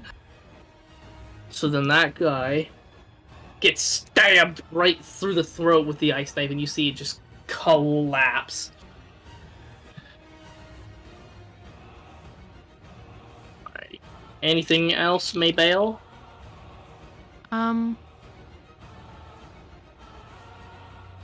Guess I only have the one. No, I mean Oh wait, Misty's. We want to miss? No, no, we're good. Okay. Next up is NPCs. So everyone is going to. Okay, I'm going to say that Codric, Gooseplant, Samarillion, and Azria are able to make it out of the city with their movement. Sweet. Babe is safe. That's what's up. Gatekeeper, Zoltan, Karok, Evelyn, Talus, Talia. Then Cyrus is going all the way back. Back. Sonnet and Mabel, you're able to see glimpses of him through the city blocks, and you're able to see him go back to where Lasara died. But once he gets too far, you can't see what happens. Gotcha. Could I? What's up? Actually, no. Never mind. Okay. All is good. After that, Loth will continue her tirade. She will. Dumb note time. I was writing my notes. What happened to Azria and Samarillion? Did they go already? Yeah, they left. They Okay, left. I figured so. I was just writing notes. I didn't see. Loth goes into the alleyway, and Mabel, you're able to hear just giant thuds happening behind. Okay. And she gets that. Yo, she's fucking after me. Holy shit. Kind of like living. Mabel, make a dexterity saving throw. Never mind. Not living for it anymore. Oh, not living for it. What's my dex again? Okay, so that's gonna be 16. You said 16? Mm-hmm. Okay. So, when you're running and you hear the thuds of Loth getting closer, you see a web go right past your head. And it attaches to this Dragonborn that's down there. Oh, And you see it just from head to toe just start to disintegrate. Oh, fuck. Aw. Fuck me. And you see the web go slack because she's cut it. And as you briefly turn around to see her, she looks like she's gonna go for another one. But that's the end of her turn. Michaelis, Yes. you're up. Okay, I know. Charles is attacking that elf thing, right? He's being attacked currently, but yes. Okay, so I'm gonna simply just do a little skedaddle and kill this thing. Alright, go for a swing. It's a swing and a miss. Well, not really a miss. It's a 12 plus a 9. That's a 21. So yeah. Yes, that hits. Alright, so I just stab him a bunch of times. I turn to Charles, and I just simply ask him, it's like, is there a way out of here? Like, besides the entrance, obviously, but do we have a ride out? He just kind of turns around and just... The carriage is still there. Go! Go! I'm not leaving till everybody else is here. I don't care if you wait. Just know that when everybody's here, go! Well, of course. And I'm going to use the rest of my movement to be at the bridge just to ferry people over. Okay. With his action, or with, like, him not having an action last turn, you see Charles kind of run out of the city, and Mabel, you get a message. Uh-huh. All it says is, I'll get everyone to Chestertown. Meet us there. And then Okay. with that, Lascivious, you're up.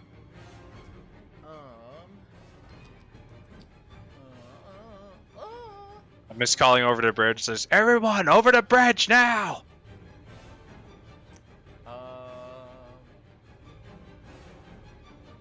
Nat, How what? I'm just What? trying to think of what I can do right now, other than Okay. I kind of want to throw a torch at the house in front of us. Mm-hmm. You know, Oh, cause some like chaos block on your off? own while there's the chance. Well, just like that could create like a blockade between us and Lowell. Hmm. I'm thinking. I wonder if I Thunder waved, I could knock down a house. Block her path. Or chromatic orb fire something. Or phantasmal force wouldn't even work on her, would it? Okay. That's fear.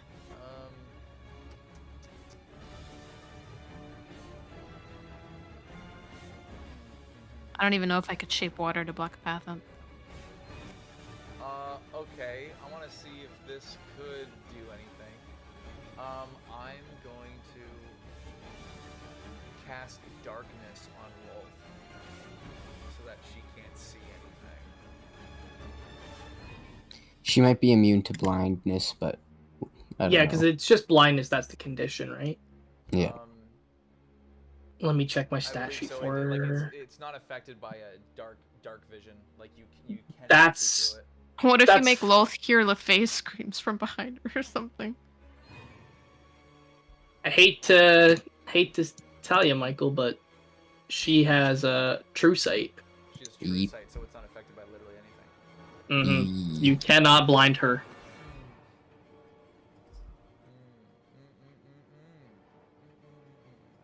Okay, interesting.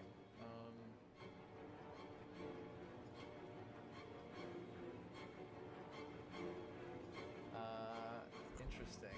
Okay. Wait. I gotta think. What spells do you have left? None. Except for my tiefling spells. Is she near a door? Lolth? Yeah. I mean, kinda. The school, the merchant's market is there with a door, but she's not like in it. I just want to thaumaturgy and cause a door to slam open in front of her to see if it like hits her or something. Just. Yo, she's fucking giant. I don't think Yeah. the My door's God, gonna you do think a anything. fucking door's gonna kill her? I don't know. I'm just trying something, okay? Mike, you may You know look what, like a you know spider, what? she's not gonna I die don't like give a shit, spider. Ian. I don't give a You shit, know- Ian. Why don't you stay over across that bridge and shut the fuck up, you bitch? Oh god. My name's Okay, Michaela. you know what? Roll a straight d20 for me.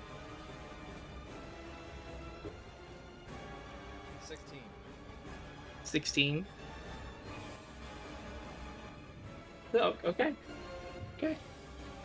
Lolth goes to step forward, but the gate that opens the market slams shut on one of her legs, and she's currently incapacitated for another turn. Fuck you, Ian! Oh, ooh. Wow, Don't you imagine dare my tell me shot. to shut up and not do something, you bitch. Keep your mouth I never told you. shut. I never told you to shut up and not do it. I'm just saying is that you're slamming a door on a god. Oh, Like she's a spider. I don't give a fuck. All right. It's a god Anyway, And then It's a after god. that, now that I've done that, I am going to make my way across the bridge. I didn't Can't move believe it. anywhere, so I can't believe I let that fucking work. Thank you. that's a story to say. Say, oh yeah, we So, slammed the Lascivious, door on I'll a tell you god. right now, Yeah. because you're there, you are now free to leave if you'd like. Oh, I'm still gonna wait, make sure everyone's okay, but I'm just getting across. Okay.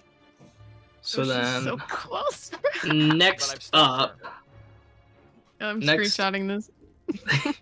next up is going to be, excuse me, Sonnet. Yeah, I'm going to look to Mabel and he'll say Sonnet still needs you, and I'm gonna give her bardic inspiration. Oh, So she gets a D8 on her next attack roll, ability check, or saving throw. is that because you're level 5? Yes, sir. Oh my god, that's so much. Yep. Okay, And then I'm gonna hold my movement until she moves. Okay. But that's my turn. Mabel. 1 second. Making your way downtown, walking fast, walking faster. There's a spider right on my ass. Do-na-na-na-na-na-na. She might kill us. Do-na-na-na. Damn, And I Techno might acting see real nice. death now. Okay. 'Cause I just saw 1,000 lies get wiped out right before my eyes. Please. Sorry. We're just buying time. What a nuisance. Okay. Ooh. Yeah. I'm going to cast Thunderwave. Well, actually, I'm gonna move right here, actually, and cast Thunderwave. Just so it. Where's the pointer? Doop-a-doop-a-doop. Just so it's like just coming like enough to engulf this like area without killing anyone. Make the Just so you know, you have to do it on yourself. Yeah. So if you want her to be within range, you have to be right beside her. Thunderwave is you emit it from your position. It's a 15-foot cube from where you're standing. Shit, no, that's gonna hurt everyone then. She would just have like a radius. No, Yeah. it doesn't go around her. It starts in front of her and goes in a direction that she chooses. like a conical shape like Okay, this. So then just go in front of the house and do it. Yeah, you can make Okay. debris. No, Throw you don't have to debris. go there. You can literally just say which direction you want to point it and make sure that she's the only thing in the triangle, which would be. I'm gonna. Okay. It's you- radius though. It's not. It's a triangle. No. That's Ian giving a bad explanation. It is from Uh-huh. where she stands. It is a 15-foot cone from where she is, or not a cone, a square. Yeah. Oh, It's never a mind. square. Okay, I didn't know that. Well, if I stay here, I could potentially, just kind of, you know what I mean? I'll do it like right there. And then skedaddle. And I'm gonna do Thunderwave at 2nd level. Okay. So that means Lilith is gonna be just within the range. Okay. So there is no hit. She just needs to make a save. What's the save? Spell save, right?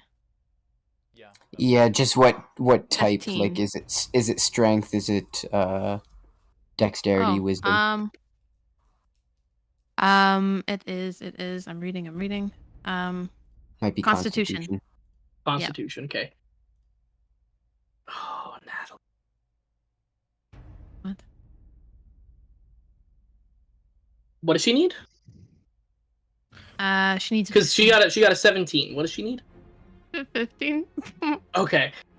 Now you almost got full disclosure. Her constitution is plus 10. Uh-huh. All right. Some reason- Get out of there. Okay, so I guess I did that, and then I'm gonna move. Okay, how much damage does she take there, Nat? Because she still takes damage. Right. All right. Okay, let me roll. Oh, and then the plus the 1d8.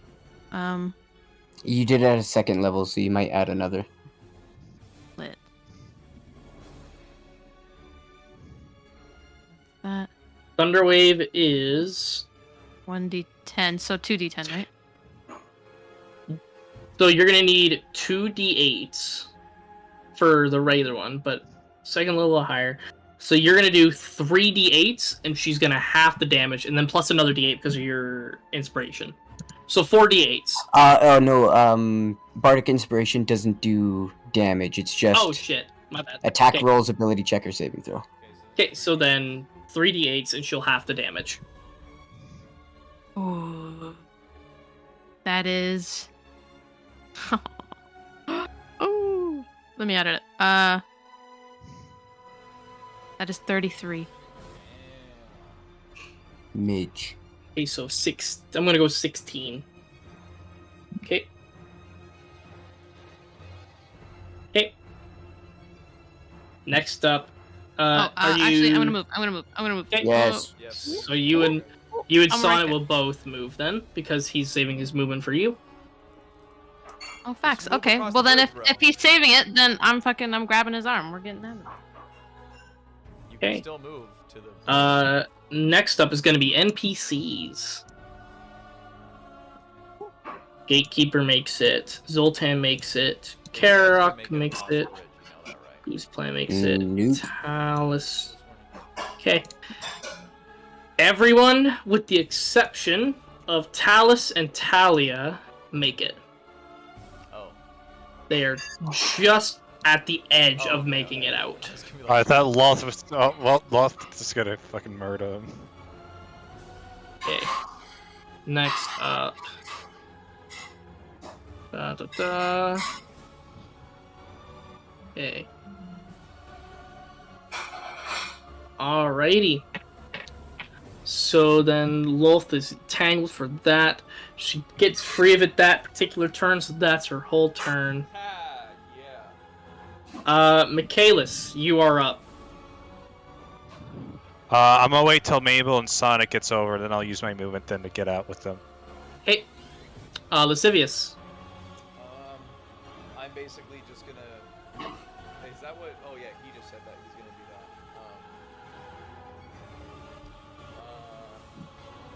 Yeah, I'm just gonna be like, let's go, and then fucking walk out. Okay. So Lascivious has left. Sonnet. Yeah, again, I'm waiting for Mabel to move, and then I'll move with her. Hey, Mabel. Yeah, I'm a move. Need to measure 30. Okay, yeah. Boop. Yeah, Sonnet that's will it. join. So with that, the three of you have a chance to leave if you'd like. Which three? All of you, like Michaelis, Sonnet, Mabel. Oh, I thought you meant like, but Talus and Talia can leave Yeah, as well. they still need to wait for theirs.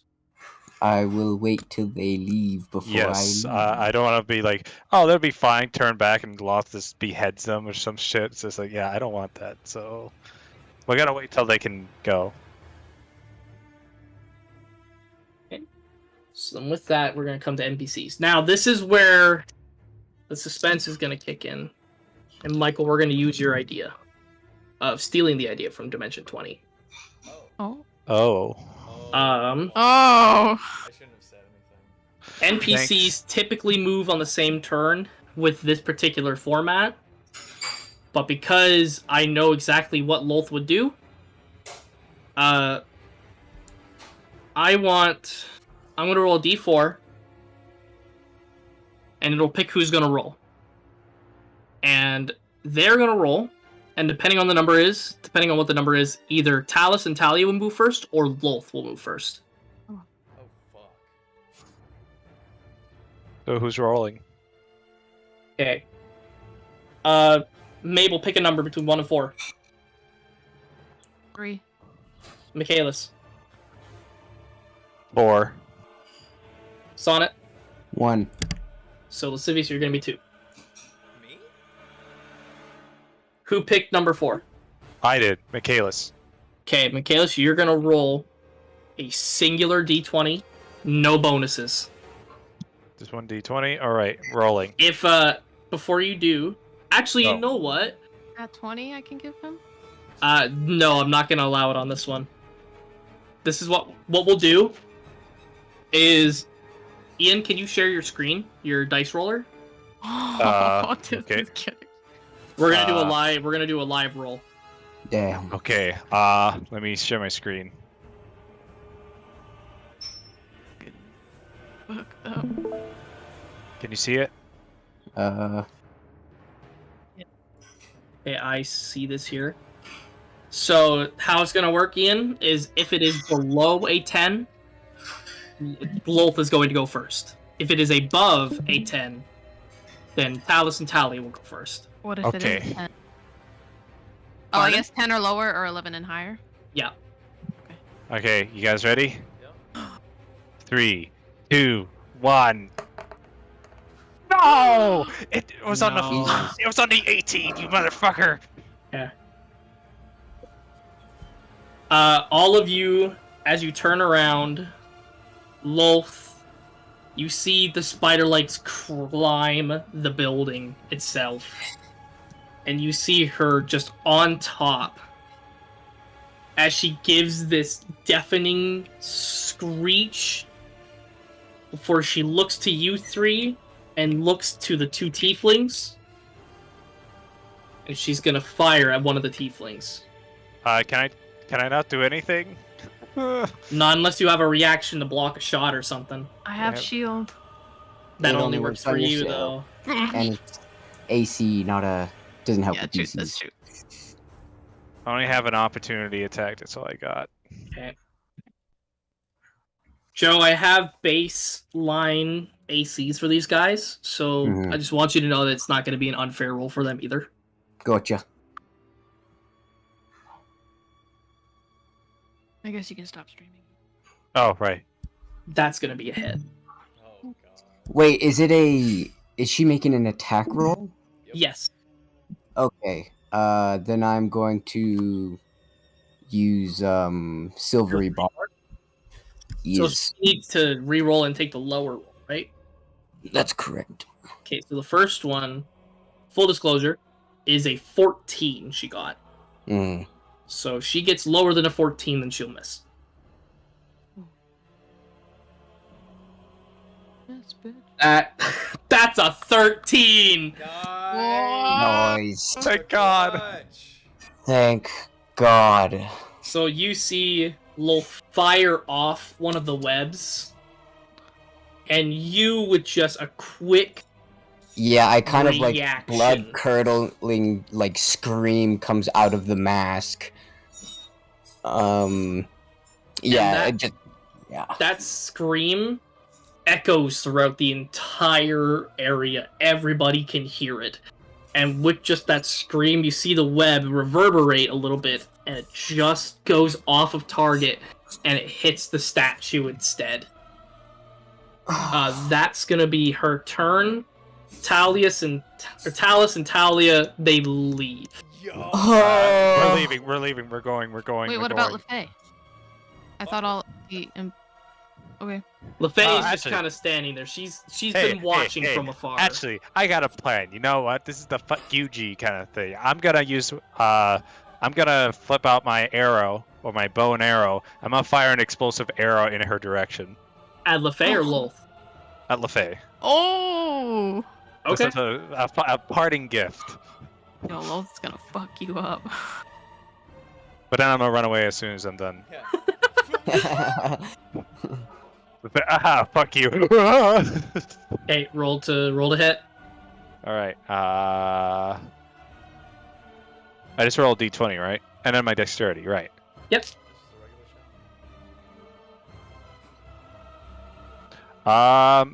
18. 18 does hit. Oh. So roll Okay, attack. Although, am I mistaken when I thought that you used all of your crossbow bolts or your explosive bolts in the No, cave, or was that Sonnet? I used did. one. Okay. He used all. Okay. I used one. Gotcha. I Okay. didn't use any of them, but I did actually use one in the beginning. Okay. Cool. Good to know. So roll for that damage then. 6 plus 3, that's a 9. 9 damage. Okay. So you fire your bow. Oh wait, shit! I did it. I know I did it wrong. I did it wrong. Yeah, you gotta do the explosion too, don't you? Yeah. was I just did my- that seems a bit low. It's just a simple D8 because Yeah. I'm not using a thorn charge. I should have said that No. before, but I forgot that. Just roll the d8. Okay, so I rolled a 6 again. Okay, that's good. And then So explosive 15. with the explosive damage. That is the Yep. explosive damage, Ian. The extra 6 that you got, that was the explosive. Because it's the It's always another D8. Okay. yeah. So okay, yeah. So it's 15 Yeah, total. so 15. Oh, So okay. you fire the bow. It goes right in between the two dragonborns, and it hits LeFay right in the shoulder. And you see the explosion, and she goes into the river. Oh. In fact, when she goes into the river, she's unseen, but you see. I just need a thing for it. Oh. Right over here, you see her arm. Oh, Oh! fuck. God damn. You see Lolth turn to her general direction and then just look at you, and you see the eyes of pure He's gonna fuck rage. Hey guys, we going. Oh, you. Michaelis, Yes. Wolf's gonna take a legendary action. Oh, You bitch! fuck. Look what you did! Well, You had your chance, and you had to try Putting to yourself poke the before the bear. group. No, I'm kidding. I took care of a problem. And made another. That problem was still Ian. there. Tisk tisk. Ian, tell me, does a 18 hit? I am an 18, So so Then it it will. fuck. You're gonna make a Constitution saving throw. Okay. You want a nat 20? I'll take a nat 20. Yes. Okay. Okay. So you are going to take. I had to pull out the different dice. You're lucky you're getting half. Yeah. Oh. And it's a good thing I'm a barbarian. My HP is 62 max, so. Well, it's a good thing you did, Ian, because that is 36 damage. And he's not raging, so Halved. he should be able to half it. No, but I did Constitution saving throw. Right. The because he succeeded, he halved it anyway. But do you know what that means, Ian? It means it would've would have died. been twice that. That means she would have done 72 to you. Yeah, I would have died 10 over. Like, I would have been mulch. So Ooh, th- my so- nat 20. so- Yeah. So 36, you said? Yeah, 36 damage. Oh my god. What did she even do? Did she fire a web at me or just went like... Yeah, there's a web that just goes and connects with you, and you feel this such a burning sensation throughout your entire body. There's white sparks and flames all like throughout you Oh, with the shit. touching of this web. Oh, it's like a phosphorus web. Jesus Christ. Like white phosphorus. Alright, get the fuck out of there. Jesus. Yep, And I'm with going that, now. that's all that she can do with that legendary action. So Son and Mabel seems to be like, aha, I got her. Then it hits me in the back. Just, oh! And I'm just like burning. So my leather armor's like half burnt off now. And I have like scars on my back. It's like, oh! And I with think- that, I think I- Michaelis can still move because it I was can during his turn. Yep. yeah, still his Yeah. turn. So we're going, right? I just look at it. It's like, let's go. Let's go. Yep. Oh, fuck. No, let's go Oh. sightseeing. Yes. No, fuck off. With that, you see a mass of humanity fleeing the city. Some students, some people you've seen. And you see the carriages that have had multiple NPCs on them. So you see Talia and Talus on a singular horse riding away. You see Charles on his own horse kind of going away as well. You see the Hippogriff has picked up not only the Gatekeeper, but also Karok, as well as the two spiders that are resting on their shoulders. So many people that you've seen before are fleeing this area. You hop into your carriage, and you get that shit to go. You see Bonelia in the back, still unconscious. And as you turn to the city that is burning in flames, you think about everything that you had here, everything that you built here, every connection, every friend, every single memory that you made as the city slowly burns to the ground. Man. Charles kind of slows down, but you see another web come forward, and it misses. Oh. It misses Charles, but it misses Charles because of a particular reason. Man. You see black feathers block Charles from getting hit.